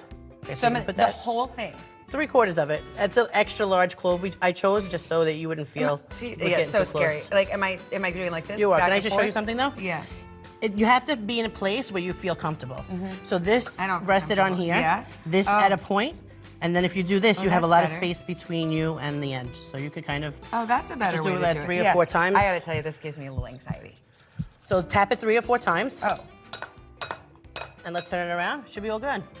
And that is perfect. 1 teaspoon sherry vinegar. Okay. Now, if you don't have sherry vinegar, red wine vinegar will do. One time when I was in high school, my mother said to me, Savannah, did you and your girlfriends drink my sherry wine, cooking wine? And I was like, no. But then I thought to myself, would that work? Perfect. Okay. And we're gonna add the dry spices now. Oh, there they are. Okay, see, I missed it. I'd have been like, and we're done. White sauce over. Almost, No, almost. okay. So we have black pepper, half a teaspoon. Okay. And next is our garlic powder. And here we have onion powder. 1 teaspoon onion powder. Onion powder and garlic powder are those two spices in your pantry that will always get you out of trouble. Okay. If you ever need like a quick marinade and you don't know, onion powder, garlic powder, salt, and olive oil do the trick. Like they cover all the sins, huh? All the sins. Okay, there we go. That's Okay. Okay, good. Okay, and Did now I we have get our it all? salt. No salt. How much salt? One half teaspoon salt. Okay. How would you tell if this is good or not? I learned something. And what was You it? must taste it. And here, I present you with your magic tasting spoon box. I just love this. May I? Yes, ma'am. Okay. And I'm going Let's to taste it taste it. too. And what we're tasting for is that all of these key players are in harmony together. I mean, sprinkle my ashes with this. It You is did a great so job. good. Do you think Now it's you good? can- it's delicious. I think it's perfect. And now you can understand why my kitchen uses it on everything. I wouldn't change one thing. So let's put this in the bowl that we're going to serve it in, because Oh, it's one okay. less step that we have to do later. Oh, smart, Maybe okay. I'll get you another spoon, or you got it? No, I'll do it like this. Okay. And the key when you do it like this is just keep pouring it right in the middle. Oh, okay. It'll make a little beautiful mound. Is that good? Yes, it's perfect. It looks delicious. I get obsessive about Clean Plate Club here. Okay. Okay. So we're going to put this in the refrigerator. Has anyone ever licked the bowl? Absolutely. I mean, this is also good with crudité. Oh. So if I was cooking, Yes. I would leave this dirty bowl right here. Yeah. It's not chicken. We're okay. Yes. We'll have a little snack. So let's get this in the We refrigerator. gotta cover and refrigerate. Perfect. Aisha, ask and you As, shall receive. as promised, we have a little bit of celery sticks Okay, here. let's just try and it this, out. we're just gonna have a little snack. I mean, we deserve it after all this Oh cooking. my gosh, we do. Can I double dip on my side? Yeah, of course. I mean, it's so good. Have I mentioned how good it is?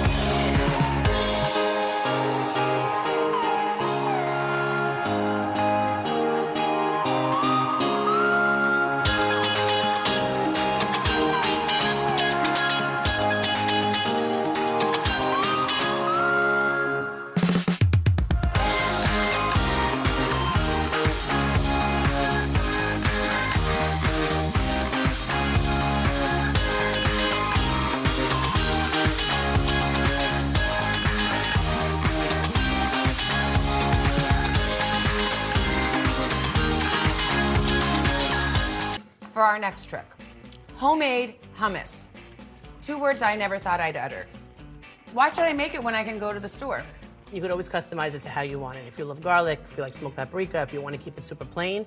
So we're gonna show you a plain hummus. Okay. And then we're gonna doctor it up as you like. I heard through the grapevine that the machine we're gonna use is something that you're not a big fan of. Don't say the food processor. I'm gonna have to. It's like you're a Home Alone moment with the big furnace in the basement. I have food processor Okay. fear. We're gonna show you exactly It's the thing. how unintimidating it is. Okay. So let's grab the food processor. First of all, it weighs 600 pounds. It does. First of all, this machine is built for safety. So we're gonna open the blades here, and then we have all of these accoutrements, if you will. Now, see, So I'm always this thinking I'm is- gonna get cut. right. You always wanna kind of assertively take it out and hold it by its edges, because this is very, very sharp. Yeah. This is the grater. This is what you would want to do if you were trying to make coleslaw. And this is the blade. So this slices things in discs. Okay. So if you had zucchini, cabbage would be good in here What about too. potatoes? I hate slicing potatoes. Potatoes would be perfect. Okay. Okay, so that's this. And then it comes with this nice microphone. So you can sing karaoke while you're making it. But that's really for the attachments, and we're not going to use that right now. Okay? And this is the blade. How do we choose this one? Because this is the one that's going to puree. Oh. So here we have All right, chickpeas. here's- yes. So we're going to throw them in here. Stuff 'em in. 1, 2. Okay. 4 cups cooked chicken, 1/2 cup tahini paste. So you're gonna take Oh, it's not that your pasty.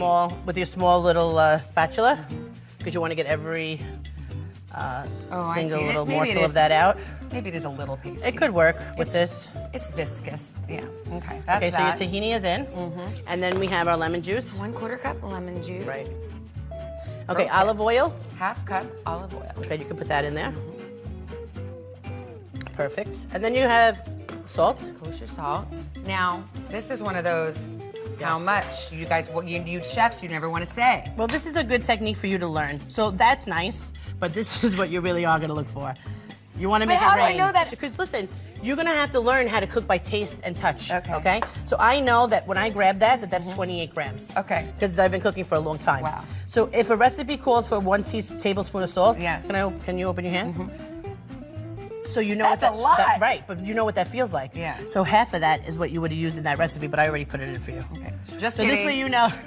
This is way you know what it feels like. Okay. All right, so put that on your board. Put it on my board. It's okay. And then we got to do a little bit over the left shoulder because, we can't Oh, have anything. is that happen like to a us good luck thing? when we walk out of here today. Okay. Okay, perfect. So we're going to put the lid on. Okay. You ready? Yeah, let me just, oh boy, stand clear. So what I'm Do going I to need do... to cover this? Is it going to come just exploding wait. out? Hit this button. It's a That pulse. says off. Ah. Okay, good. Do it again. Where should I put this? Yeah, put your hand up there. Keep going. Now, how come I don't just on it? So you can on it, but what I like to do is kind of pulse it so that it gets all the ingredients together. So now you can put the on button. Okay. And just let it rip for a little while. All right? Like have a sip of your gazos. This is fun. Sure beats chopping all this stuff. Absolutely. Okay. And we're gonna stop this. And this is really quintessential when you're using this machine because the blade is on the bottom, right? And it's only going in one direction. What we like to do when we use this is take the top off, and we like to go around, which I'm gonna do this time, and you'll do the next, and take what's the ingredients that are on the bottom and kind of flip them on their top. Because we wanna make sure that when we're making this hummus that everything has the same consistency, okay? I have to go pulse again. No, you're gonna put it on. Oh. And at this point, we're gonna stream in some of that water. All at once or just a little bit at a time? This is 1 cup of water. I actually think that we might use 3/4 of a cup. Now this part is not a definite in a recipe. It depends how much you dried your chickpeas and how much liquid is in there. Okay. So if you dump the whole cup of water in there, it could be too liquidy. Okay. We want something that's gonna hold its peak. Look good, you see that? It's getting smoother, Yeah. which I like it. And now you can see, if you step on my side, you see how this is really moving slowly? Yeah. That's why you have to stop. All right, so time to stop and, Right? You're gonna open have it? an intervention. Right? Perfect. Here you are. Okay, so now I'm just like kind of going around the sides. Let's Yes. get everybody in there. Oh, Okay, yes, so let's taste it.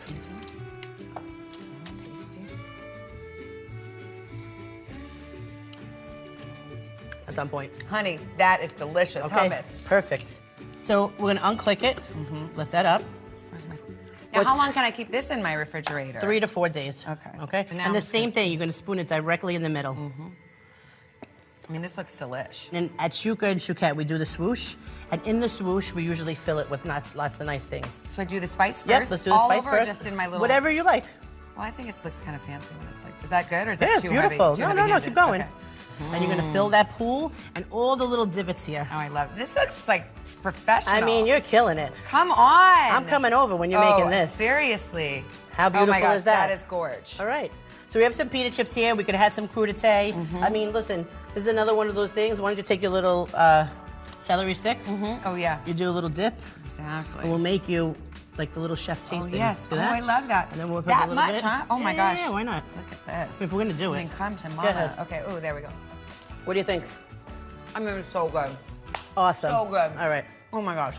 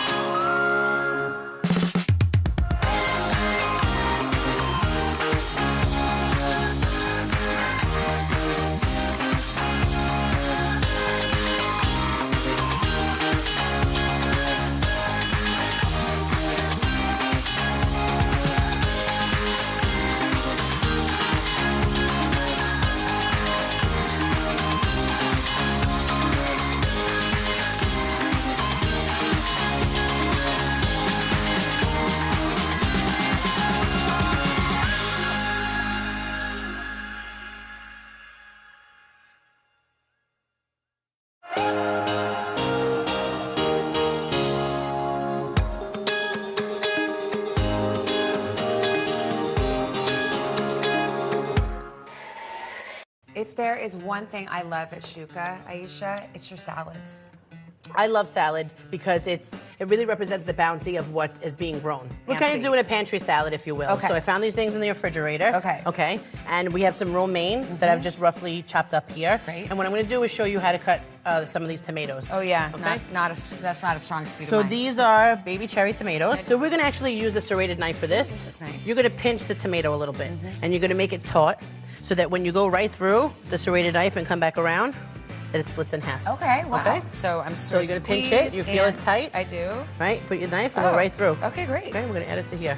And then here we have our Persian cucumbers. I love to leave the skin on because they're so small. Oh, interesting. This- I always take the skin Really? off, but yeah, but that's just, I don't know. Well, they're super healthy. Yes. The cucumber itself. Okay. And I think it adds some color and texture. Yeah. So because that's pretty small, I'm gonna cut this into quarters. Again, I cut it in half. Those little. Perfect.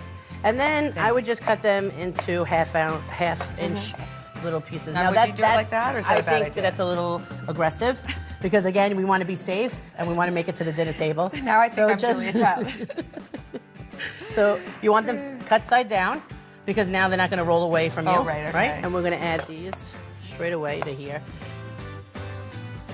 Okay, we're going to add some pine nuts. Do you Okay. like pine nuts? I do. I love pine nuts. I like pine nuts because they actually have really good fat content, and they add like this luxurious feel when you bite into them. Okay. And then last but not least would be our feta. Okay. Okay. Perfect. Yeah. So we have everything in the bowl here. Yes. And now let's talk dressing. Okay. My favorite go-to dressing is lemon juice, olive oil, honey, and salt. Okay. Can I ask your tossing technique? Sure. This is what I would do. I go from the bottom up. It's the Okay. same thing like when you were marinating the chicken, from the bottom up. Okay. Let me And try I it. personally don't like a lot of dressing. Yeah. So I would just like do a once around. That's what I kind of figure people can add more if they so Right. desire. How's that? Perfect, Good? perfect, Okay. that's good. And then just. And then same thing, bottom up. Yum. Maybe I'll put a little more feta because those nice little chunks are now nestled at the bottom. This looks delicious. Yes. Oh. So if you just want to put that to the Okay. side, we have a few finishing touches before we eat. Okay. I thought we were done. What's this guy coming here for? Since you did such an amazing job and we've conquered your fears, we're gonna bring him out again so that you could show him who's boss. The food processor? You know it. You And know this it. guy? Yes. Ah. But before we do that, I'm going to show you how to break this down. Okay. Okay. So this is red cabbage. Yeah. So we're going to cut a little bit of the bottom off, like that, and then you just want to remove the outer leaves. See what I mean? You got it. You got it. There you go. I guess I just got to be a So little more aggressive. You could use a little force. Yeah. We're going to cut this in half. You're going to take your knife. You're going to put it in as much as you can, right in the beginning. Got it? Okay. Yeah. Good, good. See, now I'm like Okay, stuck hold and on. this guy's All sticking right. out. Okay. So yeah. keep your hand flat. Okay. Okay. All right. Yep, yep, so put yep. your hand flat, and now push all the way down. It might take 3 or 4 saws, but just keep your hand flat. Go ahead. Who's got it? Where's the chainsaw? Can I just Okay, hold saw hold it on the other side? Okay, let me help you for a second. Because what happened is that your knife is now in here, not the blade. Oh. So we're gonna take that out, okay? Okay. And then when you get to this point, you're gonna take your knife, you're gonna go straight down on this side, flip it, and straight down on the that's other what side. I would want to do. Okay. I'd want to be like, shoot, like this. You know the other thing that's, oh, ouch, darn it. What happened? I've never gotten through a segment without, no, it's just a little tap. Okay. Just a little So wait, left hold tap. on, but let's do it together so you don't have a tapping problem again. Ooh, okay, great. Hold on, put it down, put it down. Starting to see We're what gonna this- go down here, okay? And then you gotta be assertive and go down here. Okay. Now Practice. what are we doing? Just cut it in half again so that I know that you can do it. God. Okay, good. See, you did it. Who'd think this would be the hardest part? Okay. So let's get the machine. You don't need all of that because we're gonna Okay, all right. buzz it 1, 2, 3. Okay. Okay. You want to get the Where's bottom? my friend? Okay, here we go. There's your friend. Jeez. Okay. Now this part is a little more complicated than the other one. Oh, now we So I'm have going to these show you how to blades. use these guys. All right. Okay. One is that you should always know that they're super sharp. Okay. So you only want to touch the edges. This part you want to hold down. You see how that little piece goes down? Yes. And you are going to turn it just like this was on an angle and then slide it in. So on an angle and slide Can it I in. try it? Of course. I don't Easier know. enough? Okay. There. Okay, all right. That's it. Boy, I never knew that. Okay. So it's locked in here, right? You Yes. heard it snap. Oh. We're going to put that in here. I would have put it together. Okay. I just spun it because you need the bottom to that's probably, you're going to turn this on. Oh, already? Okay. Yep. Okay, so now it's spinning. So now you're going to take the cabbage. My heart is And racing. you're going to put pieces of it in. Okay, and then you're gonna put that in there. There you go, look at this. There you are. This is fun. Get in here. There you go. Get in here. Yeah, good. So we're gonna shut the machine now. Go ahead. Okay, and we're gonna wait for the blade to completely stop spinning, right? And we're gonna open this, and you see that inside? I mean, that looks incredible. Right? Okay, now I get it. I get it. We're The gonna food take, processor. if you would, please, take this out. Is that okay? What's this for anyway? For the shawarma. We need a fresh crunch front Okay, top, okay? yes, we do. Okay, so we have that in here. You're gonna take the top out. All right, let's go. All right. So this is gonna give you more of like a slice of cabbage. I like this way better, personally, because I like a lot of texture. As you can see in this bowl, it's kind of like confetti. I like that, actually. Perfect. We'll do one more little piece, and then I think we'll be ready What to did we go. do in the olden days before food processors? Oh, actually, you have some tongs there. I'm gonna, Just put a little yeah, on just put each? a little bit of yours on that half. Come over to my way, the minced Little bit. cabbage There way. you go. Look, isn't that friendly? Okay. Perfect. Yum. Okay. We have one more thing, the star of the show, the chicken shawarma. Oh my gosh. Hello. Oh my God. Here. Okay. Wow, look at this. Man. Smells delicious. Come to mama. Take that one, Okay, and I'll take this one. No, we never Here. looked at it. Should I have been checking it? How do I know it's done? It's pretty foolproof, the recipe, when it comes to cooking. If you want, if you touch this piece right here, see how it gives you like almost zero resistance? That means that it's cooked. And same way you've been doing it. Just gonna load it put up? right in the middle. Yeah. Wow, that looks good. All right, perfect. So let's get this, and can you grab the salad? Yes, ma'am. And we'll get to the table.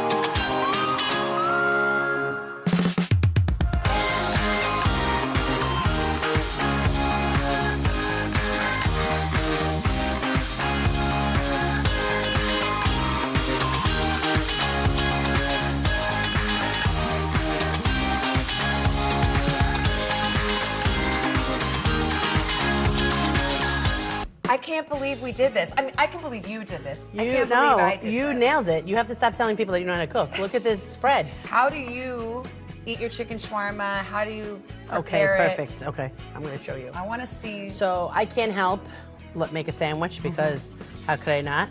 So I'm gonna give you my Okay, half, yes. okay? And then what I like to do is kind of mix some of these condiments. So here we have harissa and zug, and here's the white sauce we made. So of course we have to put some white sauce on here. Come to me for those of white sauce. Okay, I'm just gonna spread it out. What's there. zug? I didn't know what that is. That is, here you go. And then you wanna spread some of that in there. This is cilantro, serrano chilies, and cardamom. I want to get some of these onions and that. stuff in there, right? Yum. And then I love to eat with fresh herbs. I'm gonna give you some. Are you okay with mint and cilantro? Do I just shove it in Just there? shove it in there. Okay. And then, of course, we have to bring over our cabbage. Let me turn this around so you could have your Do mine- half. I'll just do my And I'll have mine, yeah. We'll just kind of sprinkle It's it the in rip there. and dip, you know? I mean, it's beautiful. You know how to do that. And then I'm gonna take this. Do you like spice?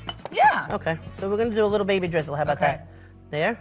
Yum. And then we'll have to do just a little on I your was first gonna bite. ask, You know what so I mean? thank you. Yes, I want a little more. Okay, perfect. Okay. Should we cheers? Cheers. Thank you To an so amazing much. job. Thank Yes, you. I love it. All right, let's go. see. It's so good. It's so good. So good. Delicious. I'm going in for more. You ever put hummus in it? Of course. And that's the beauty of the sandwich. Like as you're eating, you kind of just like put a little bit more of something else on top. I know. Don't mind me if I just lick my fingers here. It's supposed to be messy. Dragon swirl. I love it. For me, this is kind of fancy and fun food, but this is a classic family meal. Absolutely. The reason why I love like the Middle Eastern Mediterranean style of eating is because it's all of these little small plates. And you could really rip and dip and match, and no two flavors on this table don't go well together. There's something for everyone. Absolutely. Even my kids. Even the kids. Delicious. Thank you so much. Mom said don't talk with your mouth full. But sometimes you can't help it. I truly am. Thank you for showing me this. My pleasure. It was an honor to be cooking with you, and I'll do it anytime. You mastered all of the food processor, your knife skills. I think you're gonna nail it. Well, cheers. Cheers. Thank you. Thank you.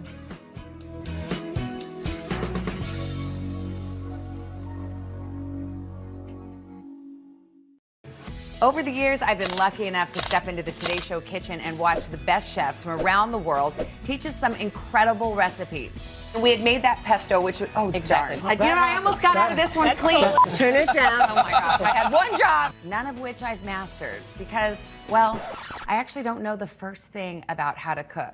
But I'm hoping to put that all behind me. Today, cookbook